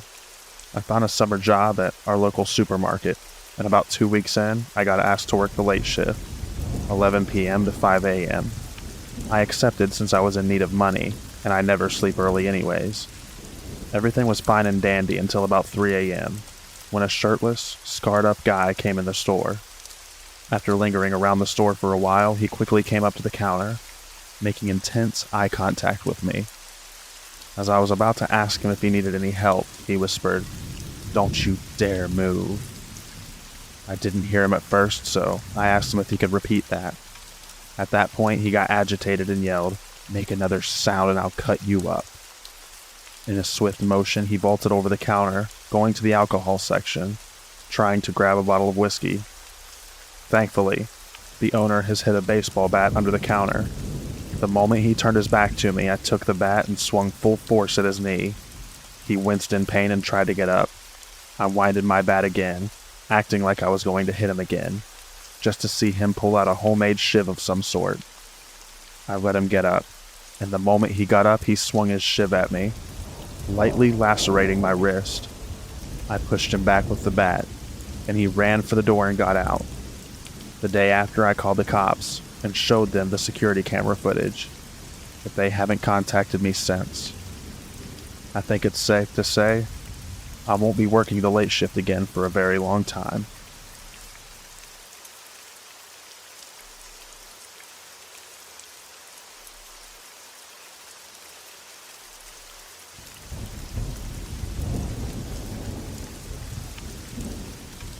A little over a year ago, I had a job working overnight at a gas station close to my house. I'm a woman and was 31 at the time. I know to some it seems unsafe for a woman to want to work a graveyard shift by herself. However, it was a slow store, and the sheriff's office was about 20 feet across from it. I really didn't think that I would have any problems. There would be about 30 customers in an 8-hour shift, and that was on a busier night.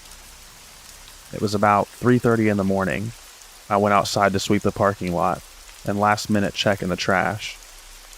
It was time for a cigarette, and I had one headphone in, kinda jamming out. Across the road in the parking lot of the sheriff's office, I saw a figure with his back to me. He was swaying back and forth while looking down. I mean, yeah, the building closed at 4 p.m. and didn't open again till 6 the next morning. But why? By the back of his ripped white t-shirt, I remember that he came in about 4 hours earlier. He was a total creep, and I could already tell that he had a good buzz going. I didn't say anything. I just took my eyes off of him and tried not to draw attention to myself. It was working until a car pulled in. I was still outside as they pulled up. I saw him look at the car and then at me, and back and forth again. As the customer was leaving, I walked her outside. I still had half a smoke burning, and had left my dustpan outside with the squeegee. We both heard him start to swear angrily, and seemingly engage in an argument with himself. He looked across the road and told me to be careful. I made an awkward joke about him being the one who should be more afraid of me or something like that. The man was still there, but closer to the road, now facing the parking lot of my store. Whatever he's yelling was completely unintelligible. He was obviously very drunk and can barely stand straight, still swaying away. I didn't engage him, but I didn't take my eyes off of him this time either. I just slowly walked back towards the store. Something about his face really bothered me. It had a darkness to it, but his eyes looked wild. My experience during graveyard jobs has been that the crazy-eyed ones are the worst ones. I didn't like it at all and wanted no part of it. I still had almost 3 hours to go, and 2 before any other employees got there. Instantly, I went to the computer and typed up a temporarily closed sign, just in case he wanted trouble. I was coming around the corner on my way to the doors when I saw that he'd walked across the road to my side now. I literally just barely got the second door locked when he stumbled into our very small parking lot. My hand mimed the signal for cut across my neck, basically saying, "Nope, sorry, you can't come in here, we're closed." I shook my head back and forth too, hoping to further discourage him. He started walking away but screamed something at me while he was walking. I don't mean he was grumpy and shouted at me or yelled. I mean like he was in enraged volume and was violently throwing his hands everywhere. Definitely knowing I'm in the wrong shift of the wrong job, I got really skeeved out. I decided to call the cops. It's a good thing, too, because the minute I hung up with them, there he comes again up to the door. He starts pulling and banging on it. He backs up and runs into it, trying to ram it. Not that it would have done him any good. I made the mistake of telling him that I'd call the cops. I say I made the mistake of telling him because once I said that, he took off. The police never found him. They drove around the road and surrounding neighborhoods for over an hour, but found no one. He was on foot, so I don't get where he could have gone to. He didn't harm me, and with them not finding him, I didn't fill out a police report or anything. I was safe behind thick glass doors that were locked for the rest of my shift. It just sucked. Maybe if I didn't warn him ahead of time, I wouldn't have had to spend the last 3 months of my job constantly looking over my shoulder. I'll never know what the right choice was. I'm just glad that I don't work there anymore.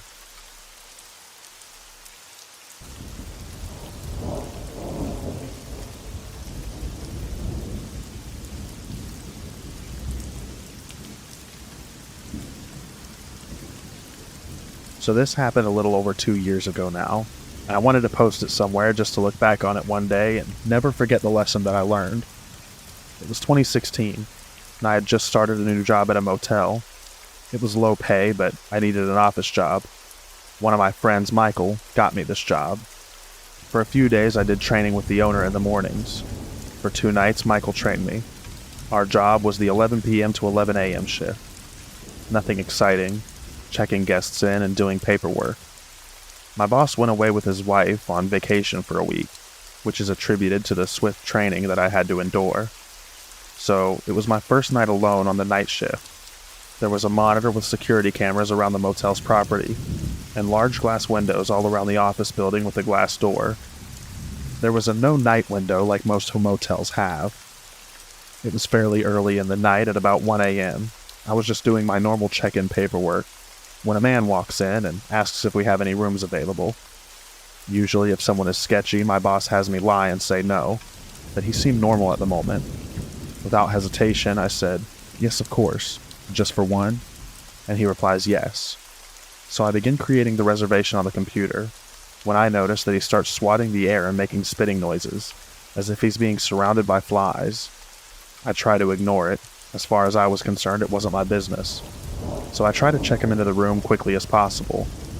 I give him his key and he's on his way. At this point in time, I could be described as very timid. I had a lot going on in my personal life, so I hope you can all understand my reaction to what happens next. The man comes back from his room and slams his hand on the glass door and causes me to jump. Absolutely frightened, I look up to see him just staring at me. He cracks the door and puts his head through and says, "I can't get into my room. Why won't you let me into my room?" And my only defense is trying to be helpful. So I replied, "Maybe there's something wrong with your key. Let me give you another one." The look he had in his eyes was inexplicable.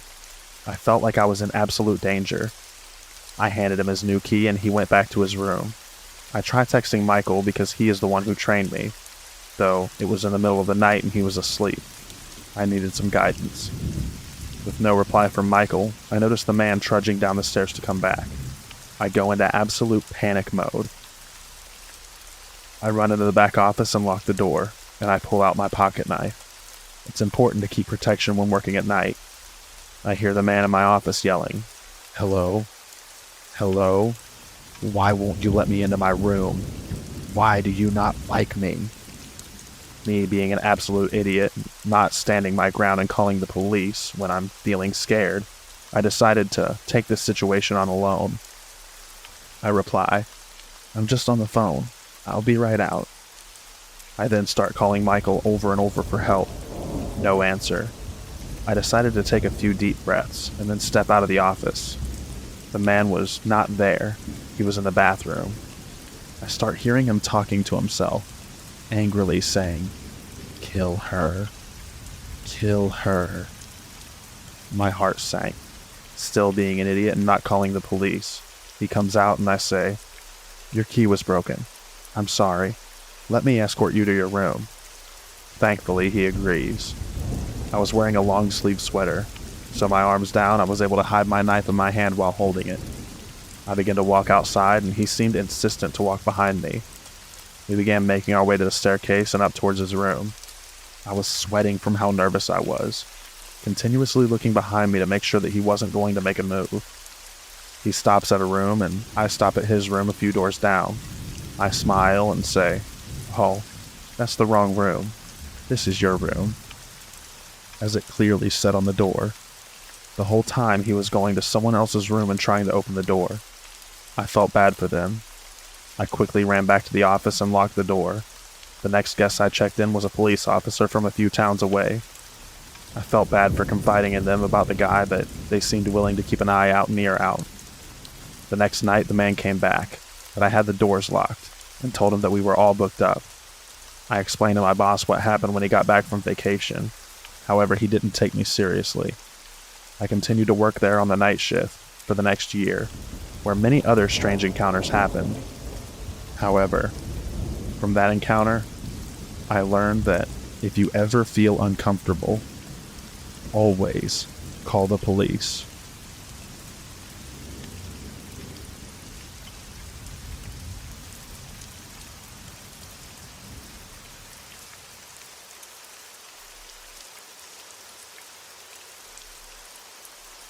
This encounter happened to me a couple of days ago, Friday night.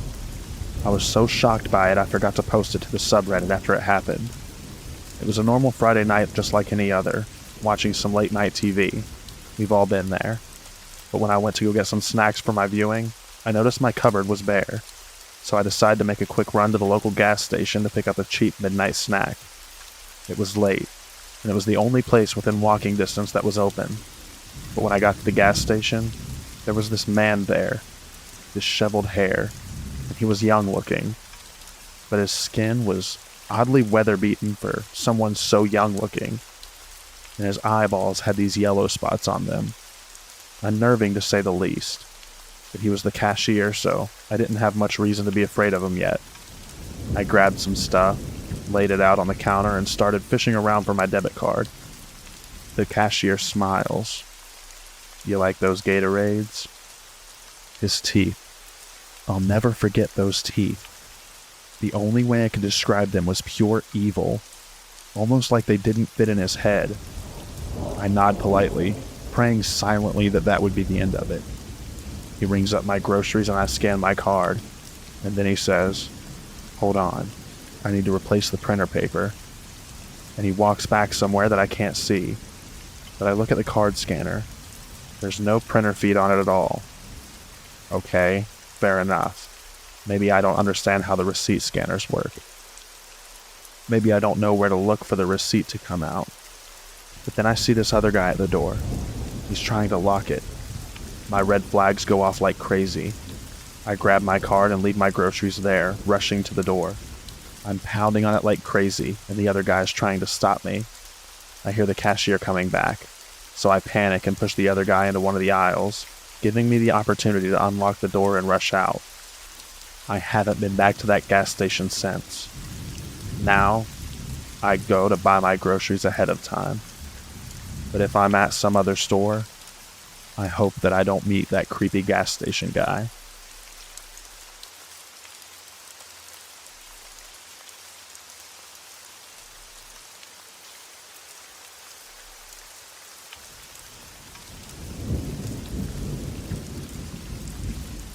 It was winter of 2012, and I was 18 or 19 at the time. I was working in a gas station in an average-sized town in England. It was an okay job, good money for somebody who was at college, and at the time, it was just a shame it was a weekend job. So while my friends were getting drunk and having fun, I was in a gas station serving taxi drivers and the occasional drunk. Anyway, back to the story. It started off like any other night. Serve people, clean up, do stock, the average night shift work. Since it was winter, the night was really dark, and you could only see faint outlines of people walking back and forth, even with streetlights. The place where I worked was situated across the road from a pub, and had an alley running beside it that led to a housing estate. Around 3 to 4 a.m., as I finished cleaning a set of shelves, I noticed a figure standing in the alley just out of the light, but just enough to hide his face, but you could make out his clothing. I initially brushed it off as somebody waiting for a taxi, as it seemed harmless enough. I sat down in my chair behind the counter and looked at my phone and played some games for a bit. When I looked up, it was 5 a.m. and he was still there, waiting, watching me. To make my situation worse, after 5, there is hardly any traffic or passers-by. I had that guttural feeling that he had some harmful intent. I was safe, however, as I was locked in until morning. I stared back in a trance, trying to keep an eye on whatever he could do next. After a while, I needed to use the toilet, so I went and came back thinking that he might have walked off. But he didn't. He was still there. I then decided to not do my last job until my coworker came in to start their shift, as my last job was to take out the fire extinguishers and sand buckets. It got to about 6 a.m. The figure faded back into the alley, and I didn't see him for the rest of my shift. When my coworker arrived, it was still dark, and I usually walked the 10 minutes back home. But this time, I got a taxi back home, and I felt the guy could be anywhere still watching me. I told my coworkers and family members about my experience, and they said they personally haven't experienced anything like it, and they wouldn't like to either. I was very nervous when doing my shifts from then on, feeling like as soon as I let my guard down, he would strike. But thankfully, nothing else happened after that. I quit the following summer to go to university. Safe to say, I don't want to meet the person in the shadows from that night.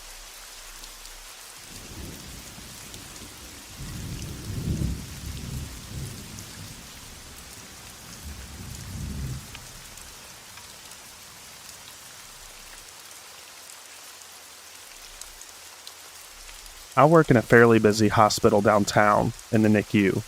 I usually work at night, and I kid you not, this happened to me less than 5 minutes ago. I figured it would be good to get this down in writing before I forgot. It's also a way for me to have some sort of proof in case something comes of it. During orientation, we are taught to be observant to the signs of a possible abductor. We're taught to look for oversized clothing, bags, and shifting behavior. Luckily, I've never encountered a strange individual until just now. It's currently 2:59 a.m., and I've been sitting at the front desk since 11. I'm a nursing student, so I usually just do clerical work around the unit. I also watch the cameras to make sure that no one is here that isn't supposed to be here. It's usually pretty quiet at night. However, I've already had a lot of weird night, so this just adds a cherry on top of it. The NICU and most of the second floor is a locked unit. This means that in order to gain entrance, you have to pick up a phone, which then rings to the desk. Usually it's parents wanting in to see their babies, and family members who are lost. It quiets down around 11, so no one usually comes in or out during my shift, with the exception of housekeeping. One of the security cameras is situated so that I can see who is picking up the first phone. I had been sitting here browsing Reddit when the phone rang. I glanced over at the phone thinking it was a parent wanting an update or something like that. It took me a second to register that it was the number for the first set of doors/phone. I picked it up and looked over to the screen. There was a lady in baggy clothing with a sling on her arm. I answered the door and she said she wanted in to find her cousin, who apparently had been brought up from the emergency department. I asked for the last name, and she unintelligibly rambled off a Latino name that I only caught the first part of. Knowing that we did not have any new admissions, I told her we didn't have anyone by that name. I tried to get some information out of her, and she said that her cousin had been brought up from the ED. I told her in that case she would have to go to the labor and delivery and talk to them. She hesitated and then said okay, and walked away. I got a really weird feeling from her, so I checked the census to see if there was anyone that was being assessed in L&D, and there wasn't. So either she was at the wrong hospital, or she wanted into the unit to do something a little bit more sinister than to just see her cousin. I shrugged it off and figured if her cousin was in L&D, then she would find her and all would be well. About 5 minutes later, the same lady appeared in her extremely baggy clothing and her sling. The only difference was that this time, she was putting the sling on and was using her injured hand to mess with something in her oversized sweatshirt. She picked up the phone and once again asked to be let in to find her cousin, and that L&D said that they had no one by that name. I told her the exact same thing, and that she would need to get in contact with her cousin, and go back over to L&D. She got hostile for a second and then hung up the phone. Whether or not she was trying to gain access to the unit for things that she shouldn't be doing, I'll never know. But creepy lady who looked like a baby snatcher, let's not ever meet again.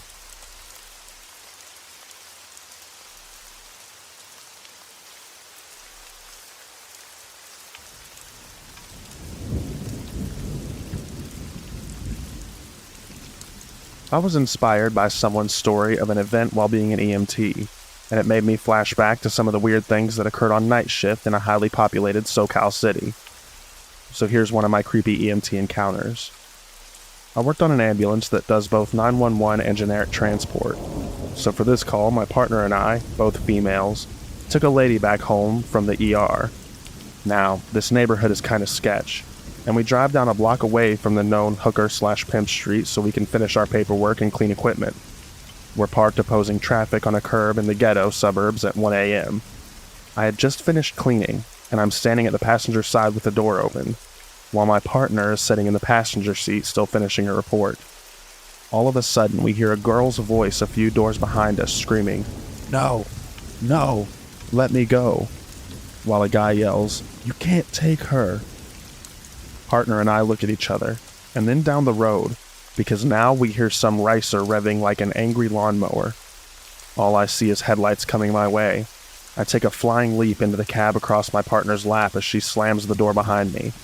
Just in the nick of time, because the car comes within literally inches of our rig. I'd have been crushed if I didn't have almost cat-like reflexes. As the car goes by, we see that a bald, tatted-up Hispanic guy is the driver, and he's just casually flicking a cigarette out the window. In the back seat is a girl in her skivvies, desperately pounding on the window. Meanwhile, on the outside of the car is a dude in his tighty-whities. He has some weird Spider-Man grip, with one hand holding onto the roof and his feet braced against the door. He's also punching the window. I flick on the lights and sirens, hoping to scare the driver, and my partner gets on the radio telling dispatch a brief rundown and to send cops to our location. They GPS track us. Driver isn't fazed in the least by our display. He stops at the four-way, as one does in such a situation, looks at us in his mirror, flicks the cigarette, and takes off. Naturally, we, two unarmed females, give chase. The driver is cruising, weaving this way and that, trying to shake Captain Underpants. We see the dude fall and run after the car. A moment later, the girl comes flying out of the car in a very ungraceful tuck and roll. The two take off behind one of those giant power breakers you sometimes see on city streets, while the driver finishes his Mario Kart impression and floors it around a corner. We follow around the corner ourselves and stop to check for plate number, but alas, he's sporting a lemon lot ad. Since he's gone, we presume it's safe to get out and actually do our job. Take care of those injured. We hop out with the aid bag and my partner keeps watch while I run to the giant power thing, but the nearly naked duo is gone. At that moment, 5 squad cars pull up. Little late, boys, and ask if we're the ones who called for backup. We restrain ourselves from asking if they see any other freaked-out EMTs in the neighborhood and give them the story. They ask where the two who escaped the car went, and we respond that we don't know. They ask for a description and possible direction. We tell them that if they go left and make another left 3 streets down, then stop shortly before EC Boulevard, they'll see 2 people in underwear and likely covered in road rash. I helpfully add in whatever the design was on the guy's shorts, and they just stared at us for a minute. Realizing we were serious, 3 cars take off. Maybe 5 minutes later, one radios in saying that he found them. Here's the kicker. They denied everything. No car, no kidnapping, no chase. Of course, they can't explain why they're nearly a block away from their place, wearing only enough to not break any indecent exposure laws, their lack of shoes, or the copious road rash all over them. Since technically they didn't do anything wrong and they had no desire to press charges or be treated by us, they were let go.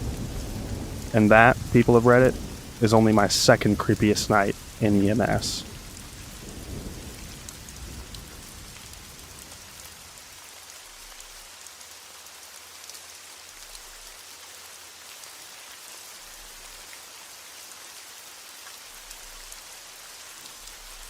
Since I'm at home now because of my fibro disability, I've got a lot of time to read these chilling tales. It also gives me time to look back at my own past and remember some of my own scary moments. I have several more stories to tell and share. This was one of those memories that I remembered and wanted to share. Back in 2007, I started a tech job with an IP, phone, VoIP, DT1 long-distance company. The company is no longer around, and honestly, I don't know how they stayed in business as long as they did back then. It was really a pyramid scheme, but thankfully I was on the IT side of things, so I didn't have to sell anything. It was a small, typical tech support call center. The customers would call in and say that DT lines were down or tell us about outages, etc. I was the only female on my team, having to prove myself and show that I can do anything that my male counterparts could. It didn't take long, and the customers respected me for being able to handle things. After making my mark, I decided to take the 10-hour night shifts. I worked Wednesday to Saturday from 1 p.m. to 12 a.m., an hour lunch, and after 6 p.m., I was completely alone in the whole building. The rush to get out of the office by 6 p.m. was insane. I couldn't blame them, but I decided having 3 days off was better than 2. Like I said, I was by myself for most of the night. I would have to keep an eye on emails and make sure I answered calls. It was a very slow shift. I would get a lot of video game, reading, schoolwork, and writing done during this time. But sometimes, I would just wander around the building, walk all around just to get away from my desk for a time. I would have the VoIP phone system connected to my cell phone, so no calls would be missed. This allowed me to get a soda, go get food, and so on. One time, while I was up away from my desk, I was going down to the lunchroom to grab a soda. The vending machine was on the basement floor. The basement had a wall of windows and one set of security doors. Same for the main entrance, only there was one camera facing that door. Nothing else really made you feel very safe. I didn't like going to the basement much because the back of the building faced an acre of woods. There was a walking path to the woods, but for some reason they didn't install lights for the walking path. Never really sure why that was, but it didn't help the creepy factor. Sometimes I would see animals run past, but other times I felt like someone was watching me. I always tried my best to make it fast when getting a soda or snack, but sometimes it didn't feel fast enough. So, one night I was making my way down to the basement of the building to get a soda. It was a slow, dragging night, and I needed a little caffeine for a pick-me-up. I counted my money as I walked to make sure I had enough to get in and out quick. But out of the corner of my eye, I saw something dart from the glass door back into the darkness. I stopped dead in my tracks and tried to scan the forest, but like I said, it was just blackness. I felt a bit of unease, and everything told me to turn on my heels and go back to my desk.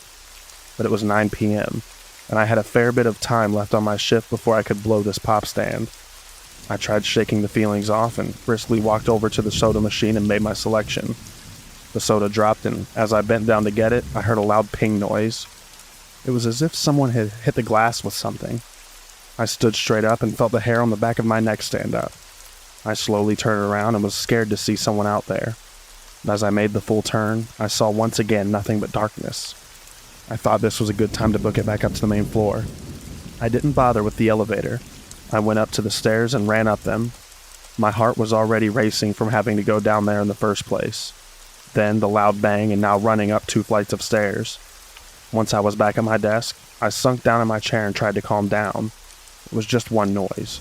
I was in a building with locked doors and locked inner offices. I kept saying over and over in my head that it was nothing. I was relieved by that. But out of nowhere, I got that feeling of someone watching me again. I peeked up over my cubicle wall and looked around my office. Nothing seemed out of place until I turned to face the front of the building. Outside the first set of doors was a slender, tall, dirty male. He was cupping his hands around his eyes to try and see past the reflection of the lights inside. I dropped back down in my cubicle before he caught sight of me. He didn't look like anyone I have ever seen at the office, and it was a little past 9 p.m. There is no good reason why he is checking out my office. As I sit in my chair, I hear the doors shake. I slowly stood up and watched him pull at the handles of the doors. They didn't budge to my relief. But as I watched him, he turned to face me. His face looked bruised or dirty. I couldn't tell which. Once his eyes locked onto mine, he started to bang harder and smacked the glass.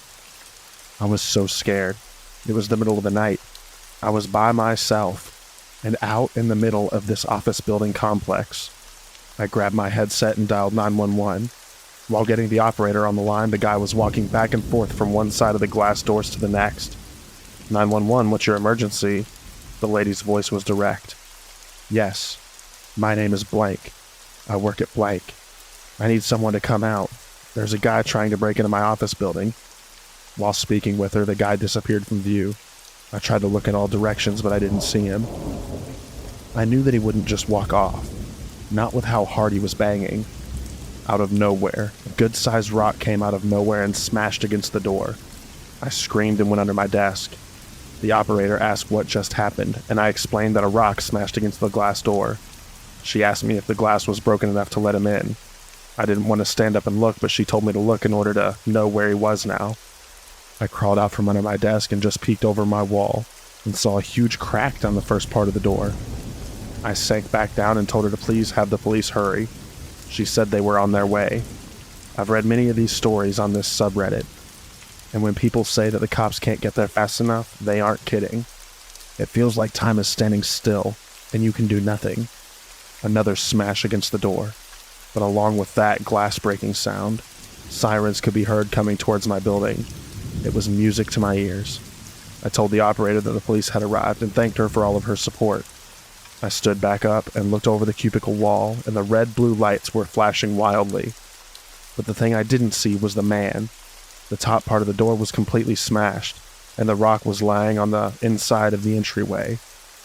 One officer came to the front door, and others were out combing the area. I could see their flashlights moving all around the parking lot. The first officer to come in the building and greet me was a very kind man. He was patient with me and let me explain what I saw happen. Soon, my boss arrived and checked on me, then the damage. At some point, my husband was called and told that I would be escorted home by one of the officers. I took the next few days off and started to look for another job that wasn't by myself at night. When I gave my statement, I explained to the officer that the person could be partnered with an ex-coworker who was fired a few weeks prior for stealing and just not showing up. He knew then people came and went. He knew where we kept the cell phones we were selling. Not under lock and key, but under a desk of the provisioner. From smartphones to Blackberries, when they were still worth buying, plus VoIP boxes and phone cards. I went on to leave this job a month later and started at a credit card machine company. It was an office full of people, still a call center, but I felt safer, especially with the security and cameras all over the building. Like I said before, this company is no longer around. It was bought up by another company, and they basically liquidated all the funds that were still worth something.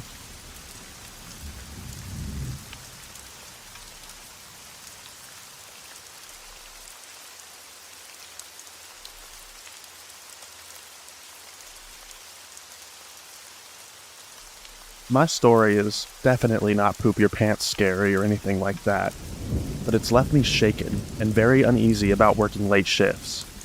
Anyways, I had just finished my year of university, and I had taken up a position as a taxi dispatcher with my boyfriend's cousin's taxi company. For the first week and a half, I worked mainly day shifts, until the owner decided to extend the hours to 24/7, and I was the lucky employee who would be covering 3 to 4 of these shifts per week. The next week, I was working my first night shift alone. The driver would be out all night looking for fares, which meant a lot of the night would be just me. I wasn't uneasy working such a shift by myself since I had worked a 24-hour coffee shop and was used to midnight shifts. It was also a Wednesday or Thursday night, so I wasn't very busy. The best part about the job was that my boss let me use the internet to play video games on my laptop in the office. From the computer desk in the office, I could see the front door, a portion of the desk, and most of the front windows, so I could keep an eye on what was happening outside. Plus, the bell above my door always alerted me to a new customer, so I wouldn't be caught off guard if I got too into my game. On this particular night, I was working with a taxi driver named Dave. Dave is about 6'3" and 300 pounds, plus he suffers from severe health problems, one of which made all his movements slow and painful. He definitely wasn't Mr. Fitness, or the type of person who would be able to defend themselves, or others very easily. Sometime during the early hours of the morning, around 1:30 to 2 a.m., Dave gets a call to go pick up someone in a town 15 minutes away. He gathered up his stuff and drove into the night, while I headed to the office and continued playing my video game. About 15 minutes later, I caught something over the top of my laptop. My mind froze. I could hear panting, and in the reflection of the window, I could see someone sitting in one of the waiting chairs. I walked to the doorway that connects the front room with the office. Some guy with a massive rat tail had managed to ninja his way into the office, and was now sitting in one of the chairs with his face buried in his hands, panting heavily. He was dirty, sweaty, and sounded like he had just run a marathon. Now, the rat tail should have tipped me off, but I found it more hilarious than frightening. A few moments passed, and I finally got up the courage to go ask him if he needed a cab. He didn't respond at first. I asked him again, and he looks up at me.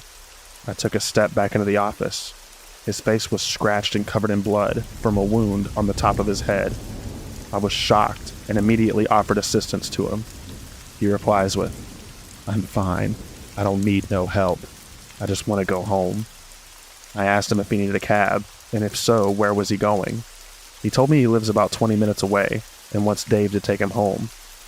After that, shit started getting weird. I called over to Dave using the radio to tell him that there was a fare in the office and that he wanted a ride. He told me he'd be another 10 minutes. My hand was on the phone the entire time in case this guy made any sudden movements. Instead of going back to the office, I decided it was best to stay out in front, where there are two great big bay windows that make it easy to see what's happening inside the taxi office. I didn't feel as though he was a threat at all, but he seemed really angry at something, so I wanted to make sure that if something happened to me, people would be able to see it. So I walked out into the front room, and as I get closer to the gentleman, that's when I see it. He's not just bleeding from the head, but from the shoulder and knee as well. I ask him again if he's okay, then I offer to call him an ambulance for him. Bad idea. "You don't need to be doing that," he told me. "It ain't like I killed nobody, right? I never killed nobody. Don't go doing that. You don't need to call anyone. I just want to go home." "I'm sorry, I just noticed that you're bleeding pretty badly, and thought maybe you'd like someone to make sure you're okay," I replied. "I didn't kill nobody. He had what was coming to him. He shouldn't have said those things. But it ain't like I killed nobody.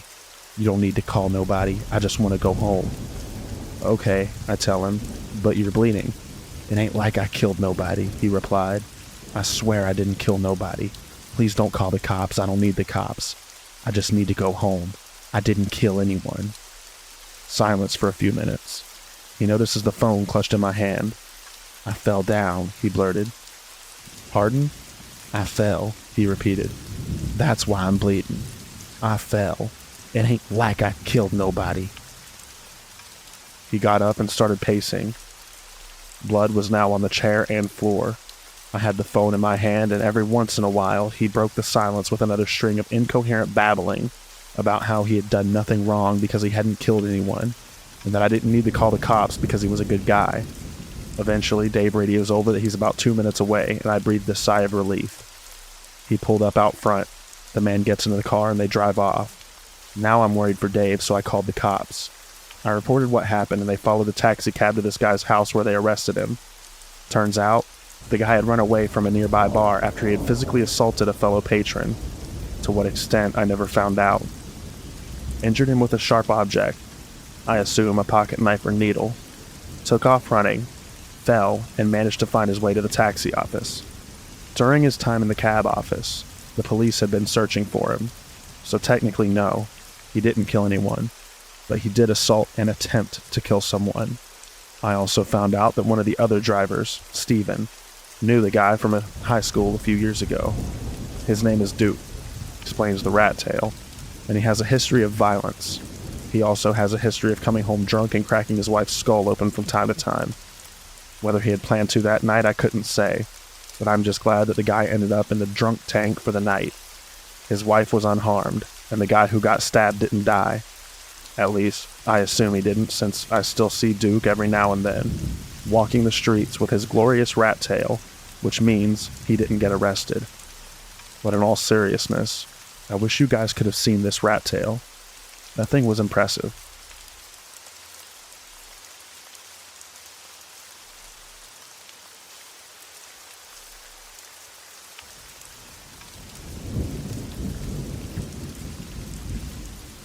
This is a true story that happened to me a few years ago. I'm from Germany and worked in an old people's home in a little German town at that time. The facility was in a rural area on the outskirts of town. One night, I had a shift with a new coworker that I'd never worked with before. He was in his mid-50s, wearing little round glasses, and for some reason seemed a little strange to me on the first sight. There's always only 2 workers alone in the facility at night, and our job was to watch after over 100 rooms on 3 floors and make control rounds throughout the facility. We weren't allowed to use the elevators for security reasons at night and had to use the stairway instead. I remember the strange weather that night. It was stormy and wild outside when my shift started at about 10 p.m. At this time, most of the personnel was gone. Only one older nurse was in the station room on the 2nd floor, where we had our headquarters at night. She wasn't used to the newer PC programs, and it took her longer to finish her writing stuff. Me and my coworker started our first round through the house. Using the stairways, which had heavy doors, we had to close slowly and carefully every time to avoid noise. Everything was quiet. Most old people were sleeping already, and after we checked all the rooms, we sat down on the 2nd floor station room and finished some paperwork. The old nurse was gone, all doors to the outside shut, and the house was completely quiet when we were sitting on the table. After about 15 minutes, sitting in the quiet, suddenly, a heavy door on the stairway was smashed hard. We looked at each other without saying anything and immediately run in the stairway. I run up the 3rd floor, and my workmate sprinted down to the ground floor. We saw nothing, and nobody. We even checked the stairway windows. All were closed. Someone must have been in the stairway, we concluded. As we found nothing, we continued our tour, starting from the 3rd floor down to the ground floor. From there, I could not stop thinking who the hell would sneak around the floors in the middle of the night. It was about 2 a.m. when we had to change the double sheets from an old invalid man who pissed his bed. I stood in the corner of the room beside the bed, backed up against the wall. My coworker was on the other side of the bed. I remember that I was watching the door, waiting for someone to peer in the room. While I was concentrating on the door and lost in my thoughts, suddenly my coworker freaked out, screaming at the old man, out of nothing, ripping around the sheets and tossing around the old man. His face got an angry, creepy look, and I was totally shocked and not able to say or do anything. I just watched this creepy guy in front of me with the totally black windows behind him and the door leading to the dark floors where some freak sneaked around unseen. I stood there, pressed on the wall in the corner of that room, and felt totally lost, surrounded by psychopaths. We finally reached the ground floor and everything was quiet, only the wind blowing around the house. Suddenly we heard a dropping sound, like someone dropped a knife or something metallic. The sound came from the kitchen area. We run to the closed glass door where the sound came from. It was a long, dark hallway with a back door leading to the trash cans and parking lot at the end. We opened that door and searched every single room. I felt extremely uncomfortable and expected an attack every moment. Again, we found nothing. Some hours later, we started our last tour for this night. We split it up this time, and I checked the rooms like usual. When I looked in one room, an old lady was awake and sat on her bed. She asked me if I was in her room 5 minutes ago. I said no, and that we just started our tour. She told me that 5 minutes ago, she clearly heard someone enter her room. She asked, "Who's there?" but didn't get any answer back. Then the door was closed again. I got a creepy feeling while listening to the old lady. I told her to push the alarm button next time something like this happened. I think it's unnecessary to say how I felt for the next hours of the night. Every time I entered a room or walked around a corner, I expected some stranger standing there every time. I was more than glad when this shift was over. Some days later, I met an old nurse who left the facility late at night and told her the story. She told me that the back door to the kitchen area was wide open when she went to her car that night. She reached the open back door from the parking lot and called if somebody was there. Suddenly, she got a very bad feeling, turned around, ran to her car, and drove off fast. She was totally scared and tried to reach and warn us, but didn't find out the number. I told her that the back door was definitely closed when we checked the area. We never found out what creepy freaks sneaked around there that night, and many night shift workers reported similar experiences the following month. The co-worker I had to work with that night was fired after more and more complaints about this person emerged over time. Anyway, I'm glad I don't have to work there anymore, and never will I ever take a night shift job again.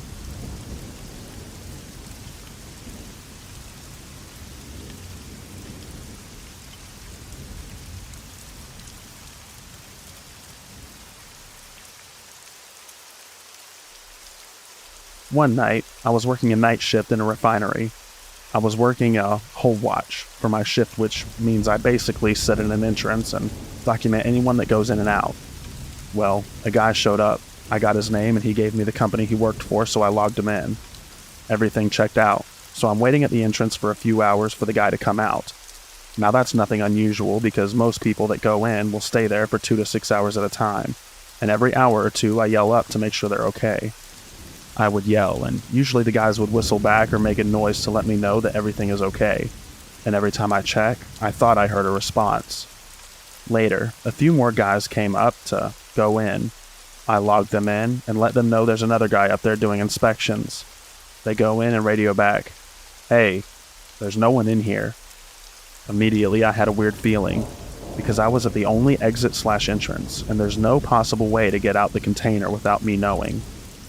The way the container is set up, you have to climb a ladder to get into it from underneath, using a scaffold to help.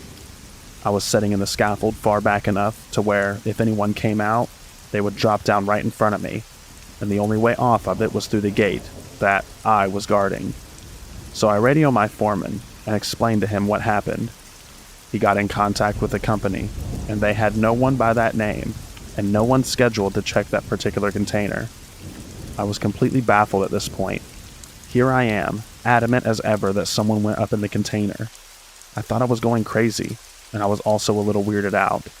I had his signature on the log where they sign in, and I have to sign right next to their name also, acknowledging that I know that they are going in.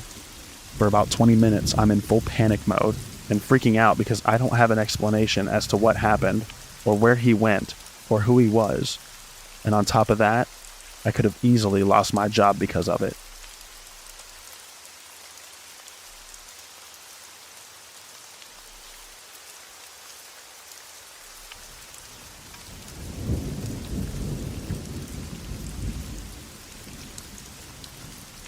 On my college campus, we had a night guard who would watch the campus because people kept sneaking in and stealing our gym supplies. But one day, apparently the guard left and crashed through the gate, and later was found dead. So the college was offering free rent for our apartment, since we didn't have dorms. So a girl quickly took the job, but went missing. So I took the job. It was pretty simple. Watch the place till 4 a.m. until the staff arrived. So I went to class after, and got 3 hours of sleep and then went to work. But when I checked the cameras, I saw something weird that looked almost identical to a skinwalker. I don't believe in them, so I grabbed the thing nearest to me, my hockey stick, and waited. I told the dean, but they didn't listen, so I called the police on the third night, and turns out it was an escaped prisoner who got a hold of drugs and went crazy. I quit the job after that and went back to my apartment. There was a note that said, "Congrats, you live." But it was just my girlfriend, so I was fine.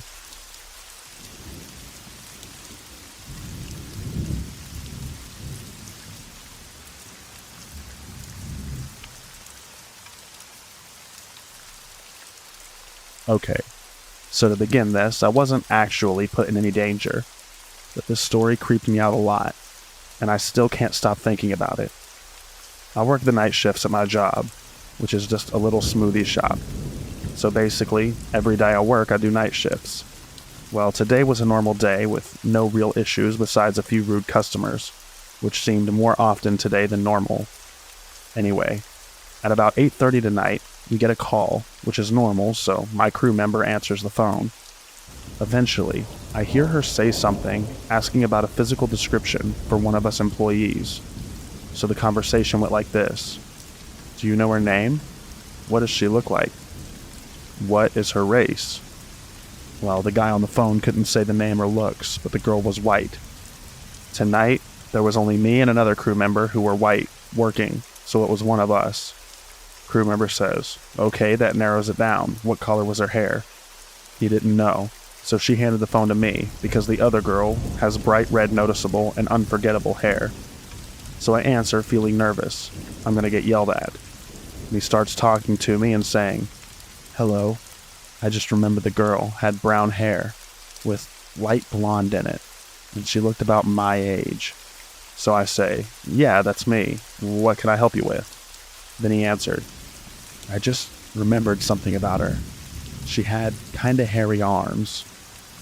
This was kind of weird to me, but I just ignored it, because I have dark hair and it's noticeable.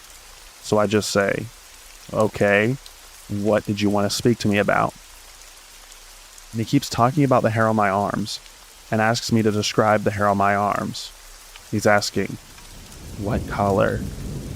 Is it long? Is it like a lot? And I just answer him awkwardly, and I'm getting increasingly more uncomfortable as the conversation continues. So I say, why are you asking me this? And he goes, because I wanted to thank you for how nice you were to me earlier. So I say, oh, you're welcome, have a nice night. Then he says, what did you think I was gonna ask? And I said, I don't know. Then he goes back to talking about my arm hair and says, is the hair on your arms long and straight, or curly and messy? So I'm getting really upset and creeped out at this point and just say, I don't know how to answer that. Have a good night, sir, and hung up. As soon as I got off the phone, I tell my manager how uncomfortable that made me. But obviously you can't do anything over a phone call. Everyone was teasing me about my secret admirer, but it really gave me just an awful gut feeling, to be honest. Maybe I'm dramatic, but that guy was creepy, and I'm not sure what he was doing, but it seemed like he had some sort of weird fetish.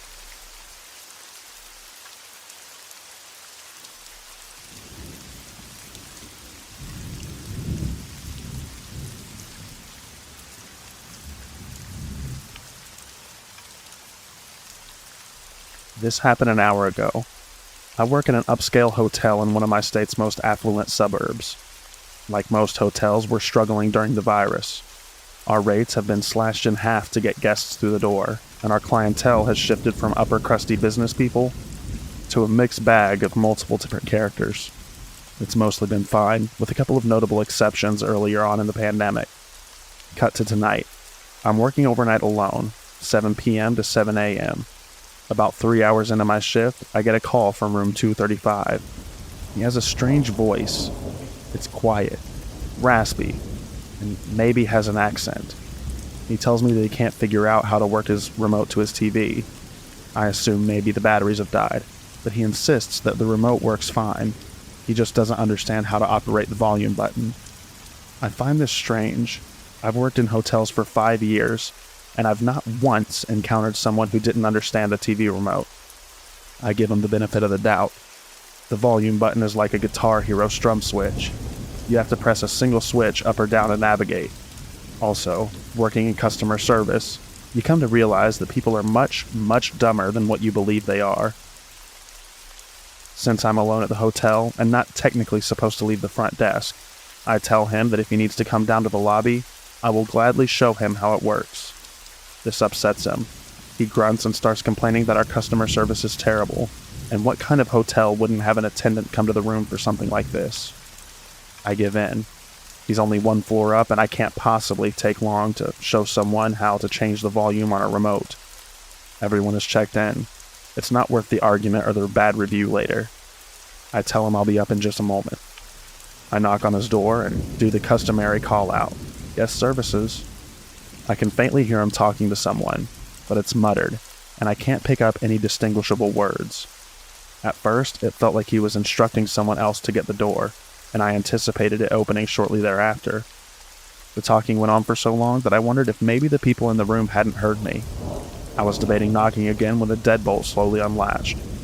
Normally when I go to a room, the guest opens the door wide and stands to the side to let me in, or at the very least opens the door enough that I can fully see them, and they can fully see me. Not 235. He barely cracks the door. It's open maybe an inch. Even weirder, all the room lights are off. It's entirely dark except for the very faint glow of his TV, which is on, but with the volume turned all the way down. His voice sounds exactly like it had on the phone, raspy and withered. He is standing behind the door, so I can't see him at all. Completely disembodied, he instructs me. "Come inside, sweetie." I say nothing and don't move. I guess now is the part where I tell you I'm a small-ish, 5-foot-tall woman with a baby face in my mid-20s. "Come on, come inside." He sounds more edgy, more insistent this time. It feels so obviously like a trap that if I wasn't absurdly on edge, I would have been insulted. How naive does he think I am?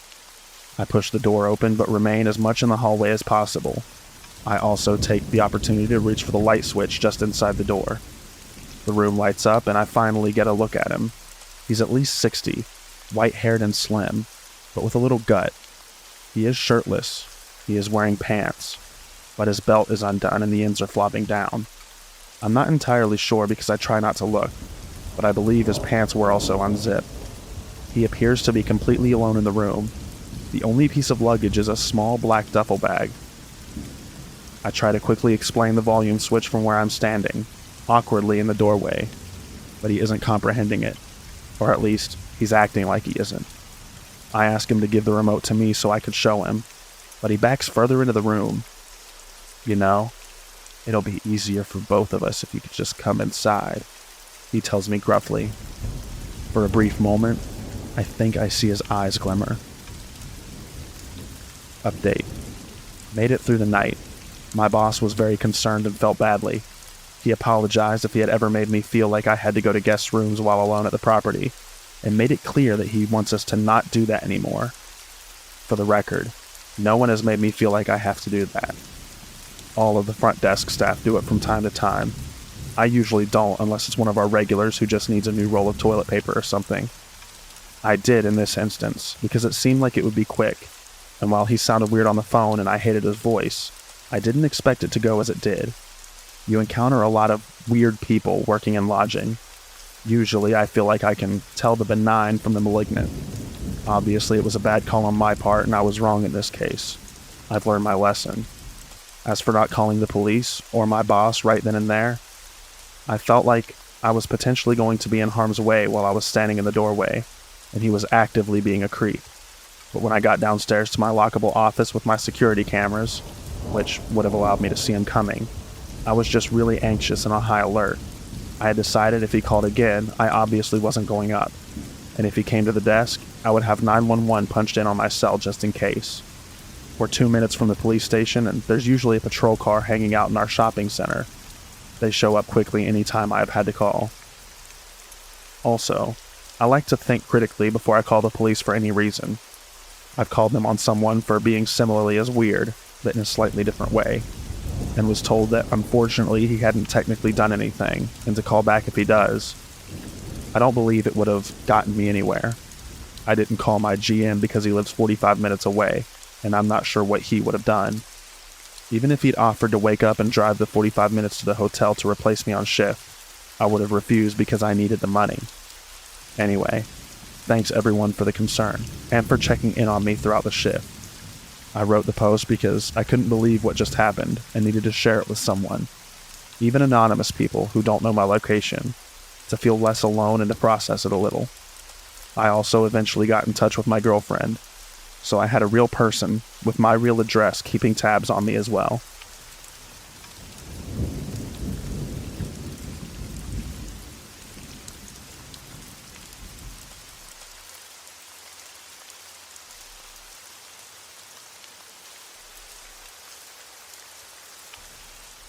I work in a nursing home, and my schedule consists of days, evenings, and nights. It's rough transitioning between days and nights, but everyone that works here has the same shifts, so we just get through them together. The building is about 100 residents with 3 floors. The building is shaped like an L, with a north and south wing, and the nurse station's in the middle.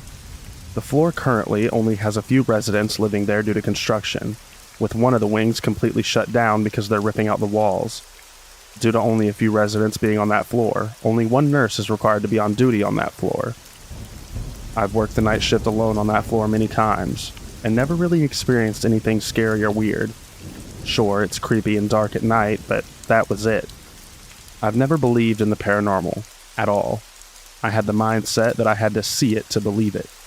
I'm a huge fan of true crime and scary movies and stories and paranormal documentaries, however.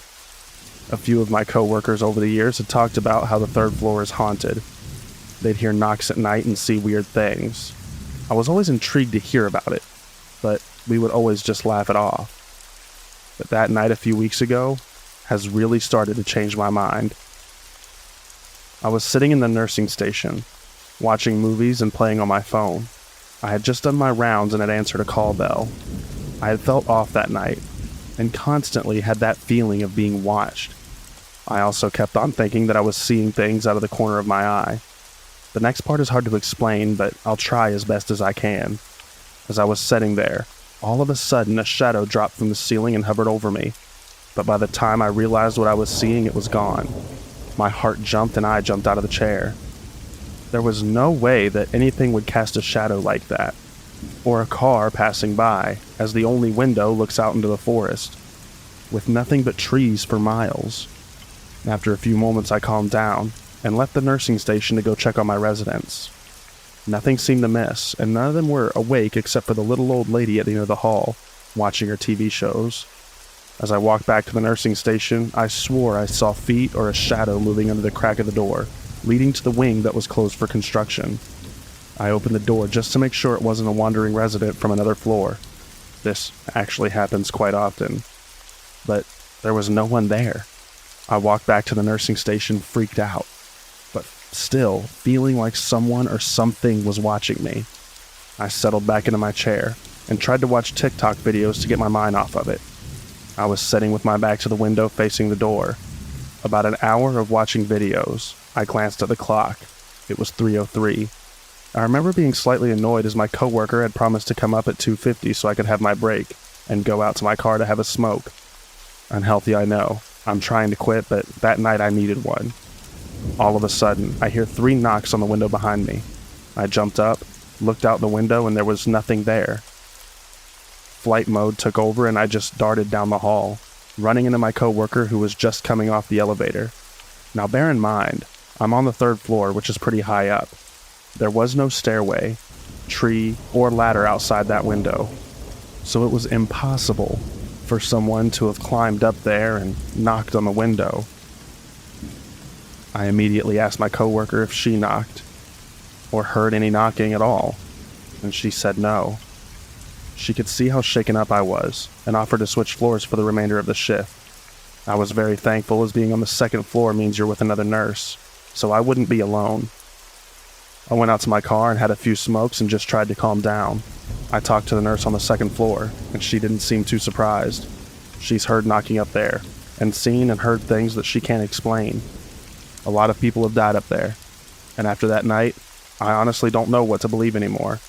I haven't ever felt fear like I did that night, and I've since worked a few night shifts up there, and I haven't experienced anything like that again. Could it be that I was just tired? I don't know, but I won't ever forget how I felt that night.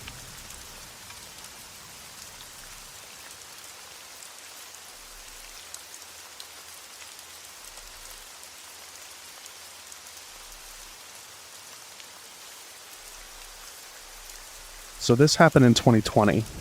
At the time, I was 19 years old, and I'm a female. I lived in a flat above a senior residence. Since I worked for that company, I could live there fairly cheap, because the company dealt with the costs. I sometimes did a night shift as well. In the night shift, you basically look in each apartment from the seniors to check if they're all there, since almost all of them have Alzheimer's disease. After that, you're supposed to clean the kitchen, living room, the library, and do the dishes as well as wash the clothes. Every now and then a bell will go off, because one of the residents needs help with something, so you'll have to go there and help them. There was already a break-in a few years prior, so the company installed cameras around all the house. All people that live and work there know about it. On the day, I had an uneasy feeling and just couldn't bring myself to sleep in this flat, so I left to sleep at my parents' house. When I came home the next day because I forgot something, I saw that police were there. They were questioning the night shift. Then they looked at me and asked for my ID and what I was doing there. I explained that I live above the residence and forgot something that I need for work. They proceeded to ask me if I was at home the last night, to which I said I was not. I finally had the guts to ask what was going on, and then got told that someone has broken in that night. After that, I asked if they needed the camera footage, and their faces lit up as they said yes. I found it weird how they got so excited, but I'm not the one to judge. They probably hoped that it would make it easier. I then called my boss and she came with a laptop about 15 minutes later. We all looked through the footage together. It was creepy to see how two people carefully walked into the garden. One of them looked through a window, and you can see him closely watching the night shift. The other took a different route and walked around the house, peeking into an apartment of a resident while they were sleeping. He then walked a bit further around the house and stood under the window of the library. We could then see how the night shift went into the basement to wash the clothes. As soon as she was down in the basement, the person who was watching her ran to the other and gave a thumbs up. They then proceeded to pry the window open. One of them jumped in and looked around confused. Now here's why. A few years prior, when the first break-in happened, that was the room where the medicine was kept. After that, we relocated that into a safer room. They probably just wanted to get medicine, since a few of the residents have strong painkillers, which honestly are hard to get. They probably played part in the first break-in, and hoped that the medicine would still be there. They got confused when the room looked completely different. They ended up stealing nothing and just running away again. As far as I know, they were caught about 2 weeks later. But it makes me wonder, what would have happened if I was home that night? Because this happened at a time where I would always go outside to take a little walk through the garden. I have insomnia and this helps me a bit. Would I have met them? If so, how would they have reacted?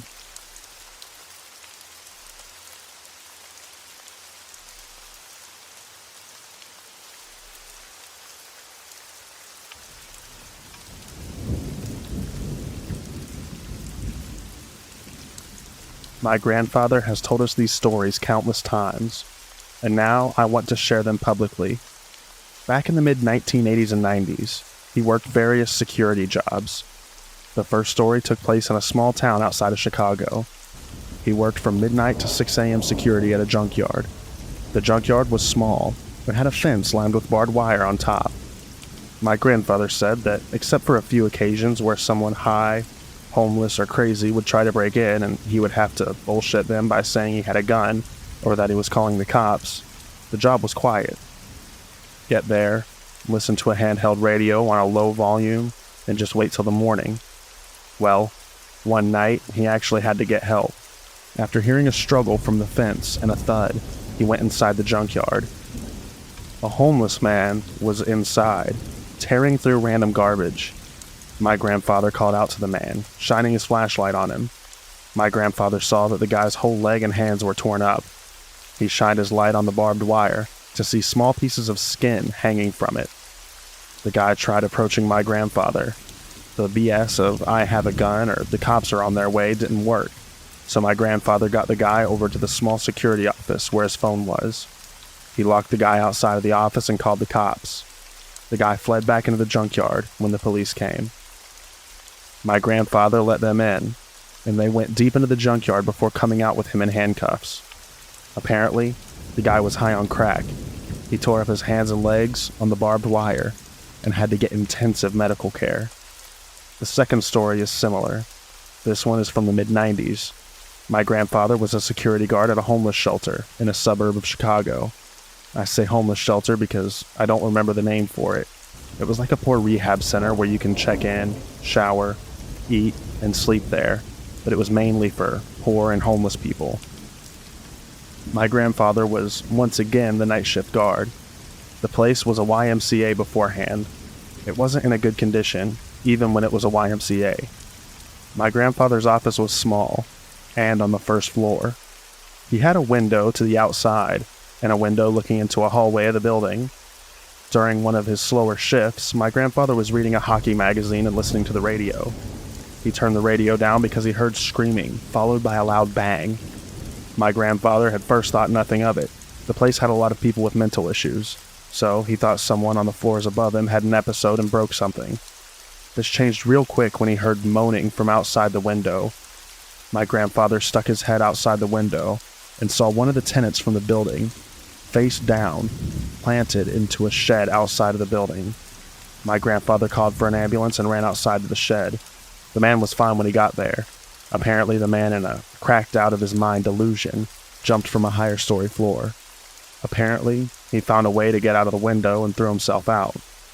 The man wasn't okay. He broke bones in his ribcage and arms. My grandfather went up to the guy's room to lock it to prevent any like-minded people from jumping off. The people who stayed next to the jumper said he was making a lot of noise from the room. But no one said anything, because it was normal for people to go crazy in there. My grandfather has a lot of stories from the 80s and 90s security, and next time I talk to him, I'll ask for more. TLDR, crack makes you invincible, even if you seriously injure yourself.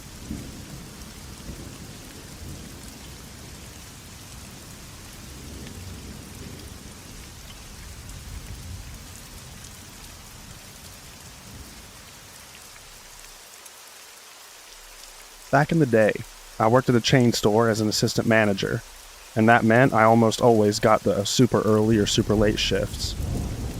Shortly after I was tired, the store extended its hours so that we closed at 10, but did all the cleanup and such after hours, so we wouldn't leave until 11.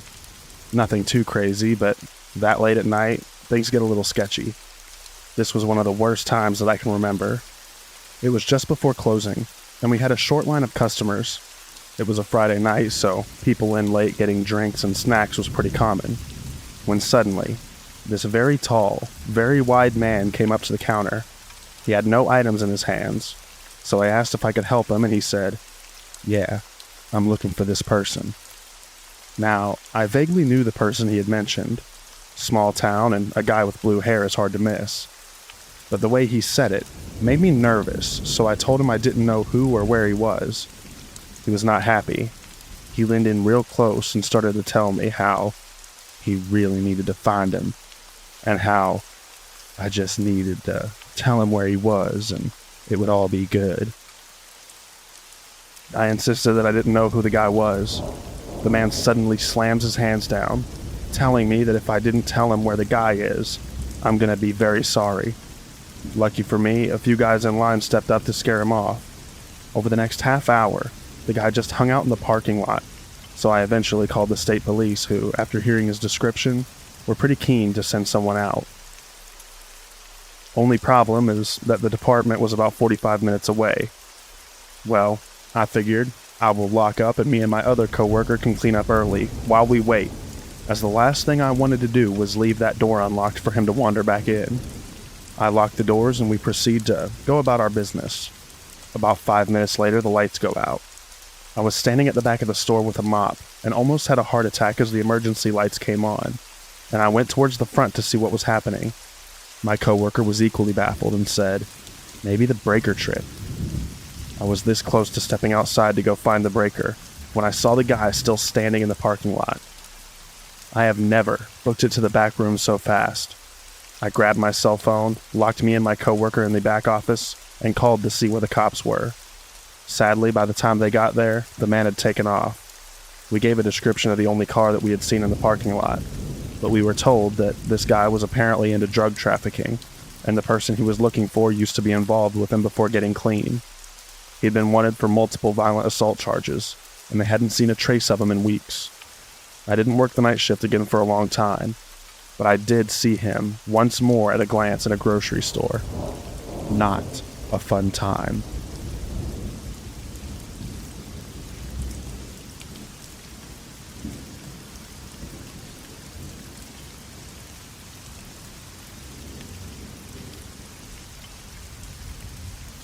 Okay, so for a tiny bit of background, I used to work at this drive-up coffee shop that sells coffee and snacks like bagels and muffins, etc. I live in a relatively small town, between 10 to 15,000 people, and I had never had anything like this happen before, so I was pretty shaken up. Alrighty, so it was Sunday night, and I was closing all by myself for the first time ever, being a new hire, and it was kind of getting late, and virtually no one was coming through, so I was just doing some closing activities like sweeping and mopping, etc. This is important, because we store the mop and broom in a separate room that can only be accessed by going outside and unlocking the room with a key. So, I had the employee entrance door unlocked since I was going in and out. It's starting to get dark, and I'm due to leave in about an hour or so, when this old Ford drives up. The driver was an older man, maybe 40 years old or so. I wasn't too fazed by it though, because a lot of people work on oil rigs in my town, and if they're on night shift, they'll stop by for a pick-me-up before making the 3-hour drive out to the rigs. I open the window, ask him what he'd like to order, etc. This is where it gets weird. He didn't order any coffee or food. No. He asked me, "Are you working alone?" I most certainly was working alone, and even both of my managers were no longer in the neighboring pawn shop that they also own, and I just feel my blood run cold. Thankfully, I'm smart enough to lie and respond with, "Oh no, my coworker will be back in a second, and my manager is coming here in about 5 minutes. He needs to take inventory." At this point, the man looks past me into the shop, directly at the cracked open door behind me, and gives me this extremely creepy smile before pulling forward and signaling to turn around on a road that goes right next to that open door. As soon as he could no longer see me, I jump over, slam the door shut, and locked the doorknob and deadbolt. I was worried to leave the building that night, because I didn't want to walk across the parking lot to my car. I thought he might be lingering around the area, just waiting for me to get off of work. I'm really glad that I never told him that I was working by myself. That was the creepiest encounter that I've ever had at work.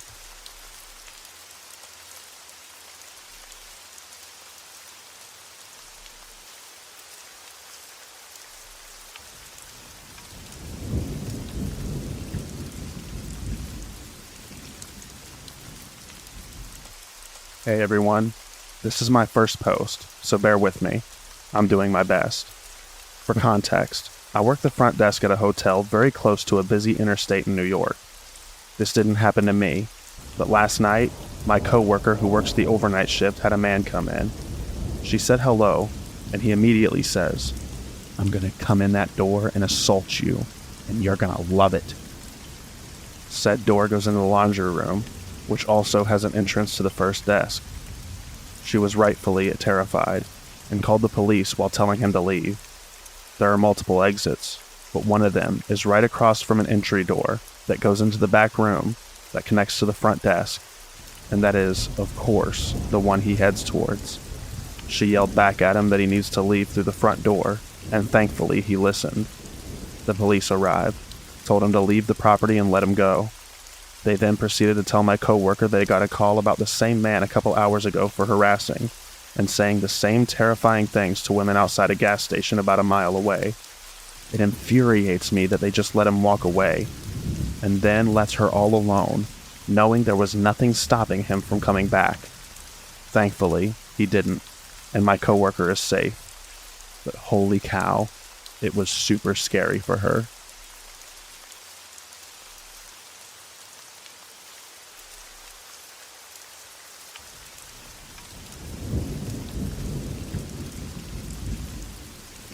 Short disclaimer.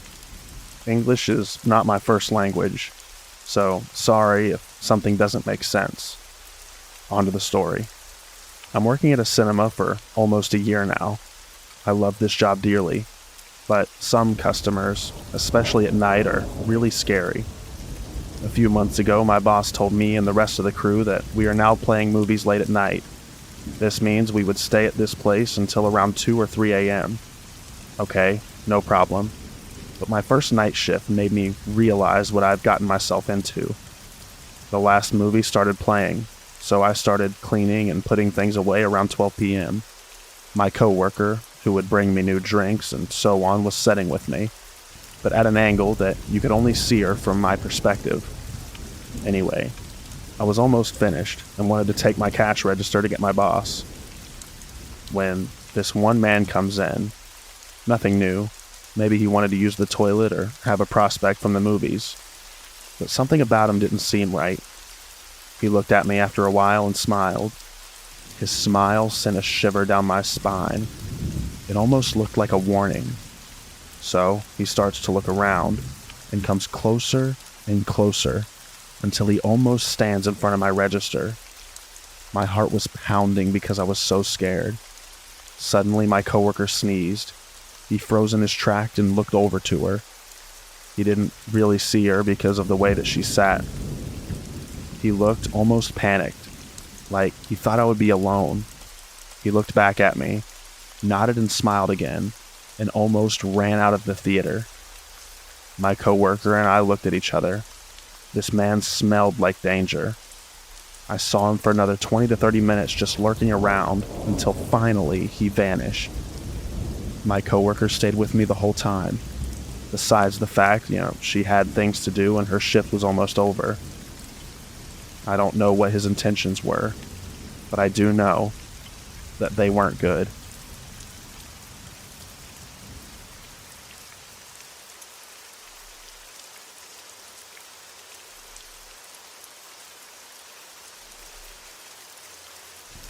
So, for context, I work in a radio station that has glass walls open to the public. I was doing my thing when I caught a shadow out of the corner of my eye. I turned and saw the creepiest person I've ever seen. I think the smiling man from that one creepypasta. He had his face pressed against the glass and was wiggling his fingers at me. He then took off and I was on edge for the rest of the night, thinking I'd turn and he'd be there again. But he wasn't. End of story, right? Wrong. I went to my bike after my shift and found a still-lit flashlight and a cocaine spoon in the basket. Probably wasn't the same guy, but to have 2 encounters in one night really unnerved me.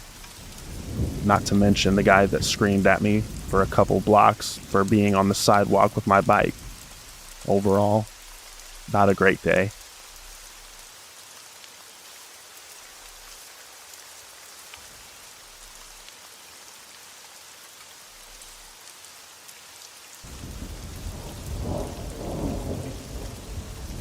"13 years ago, I was a dishwasher at a restaurant, and once a month we would do a deep clean of the entire kitchen.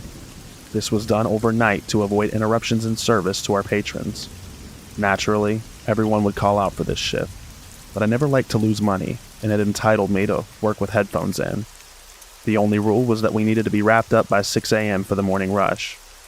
Normally, there would be 3 of us in there, but that night it was only me. The manager asked if I was comfortable working through the night. I assured him that there was no issue, and the other guys, who were high school-aged guys, usually got in my way and wasted time. 10:30 p.m. All is quiet on the western front, as the door is locked behind the last member of the staff that leaves. The cleaning begins on one side of the building, working my way to the back door and dishwashing station, as to not track any undesirable grime or dirty mop water over clean floors. 12 a.m. I've moved the cleaning operation to the middle of the kitchen, working my way to the back. I've always been a heavy smoker, so at regular intervals of about an hour, I go out to the back door to burn one down. I notice an old woody wagon in the rear parking lot. The car is off and no one is inside.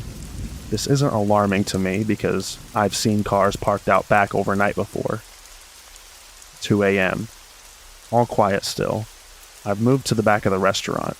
The offices, the floors are all completed.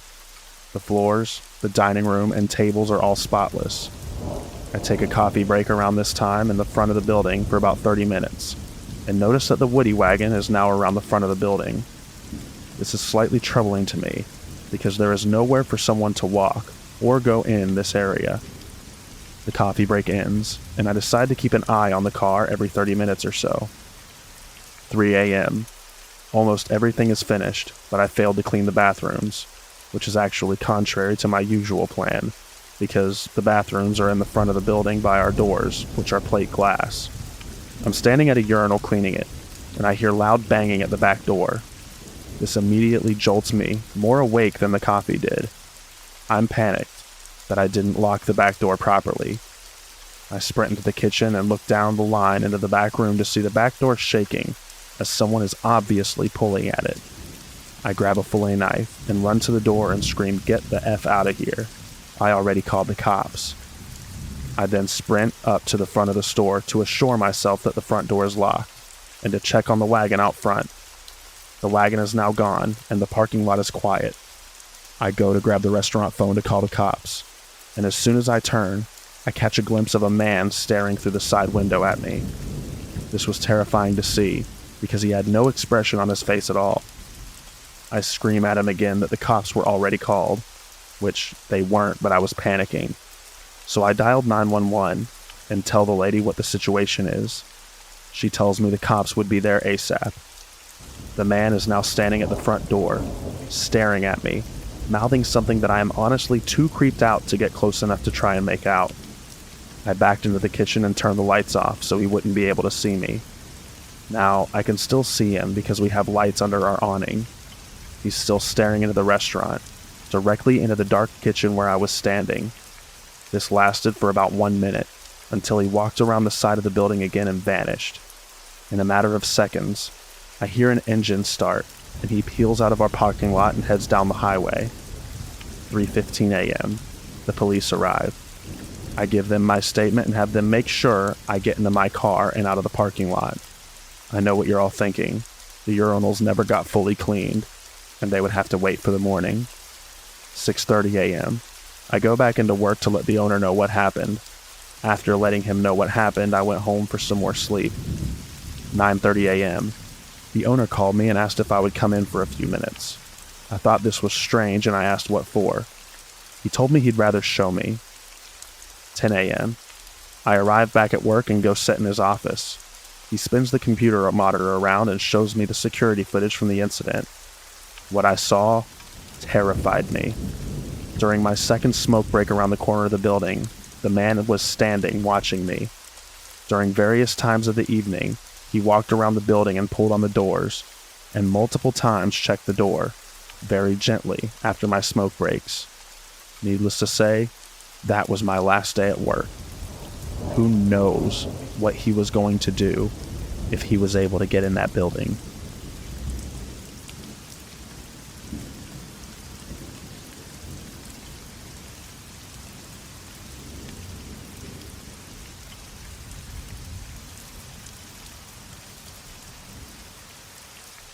I was working graveyard at Walmart in the automotive department, and I was having a really depressing week. It was just the worst week that I've had in a long time. Anyway, I'm working over there alone and picking up a box from the pallet. When I turn around, I see a tall, thin, grayed-skinned man. He was maybe in his 70s or 80s, had a mostly bald head except for some dirty-looking stringy hair around the sides. His face was very gaunt. I could see his eye sockets and cheekbones.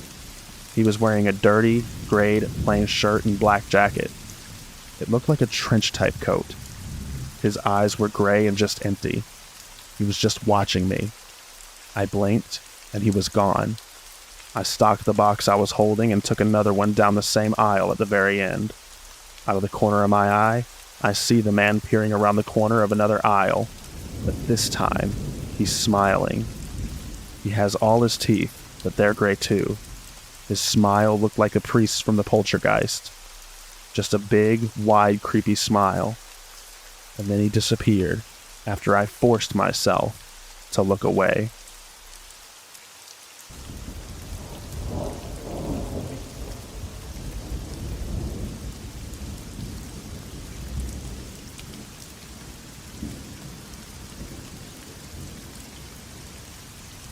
When I worked graveyard at Walmart, it was my first night on the job, and this older guy, I'd say about 45 to 50-ish, came to me and lady whom was training me and asked where the Just for Men was. So we showed him.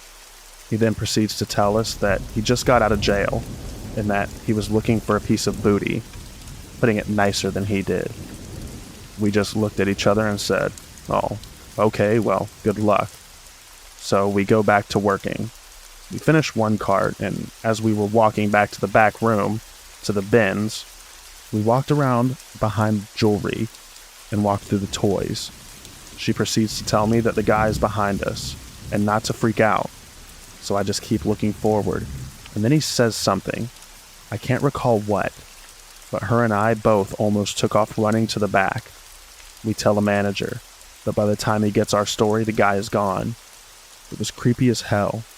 And he just gave off really creepy vibes.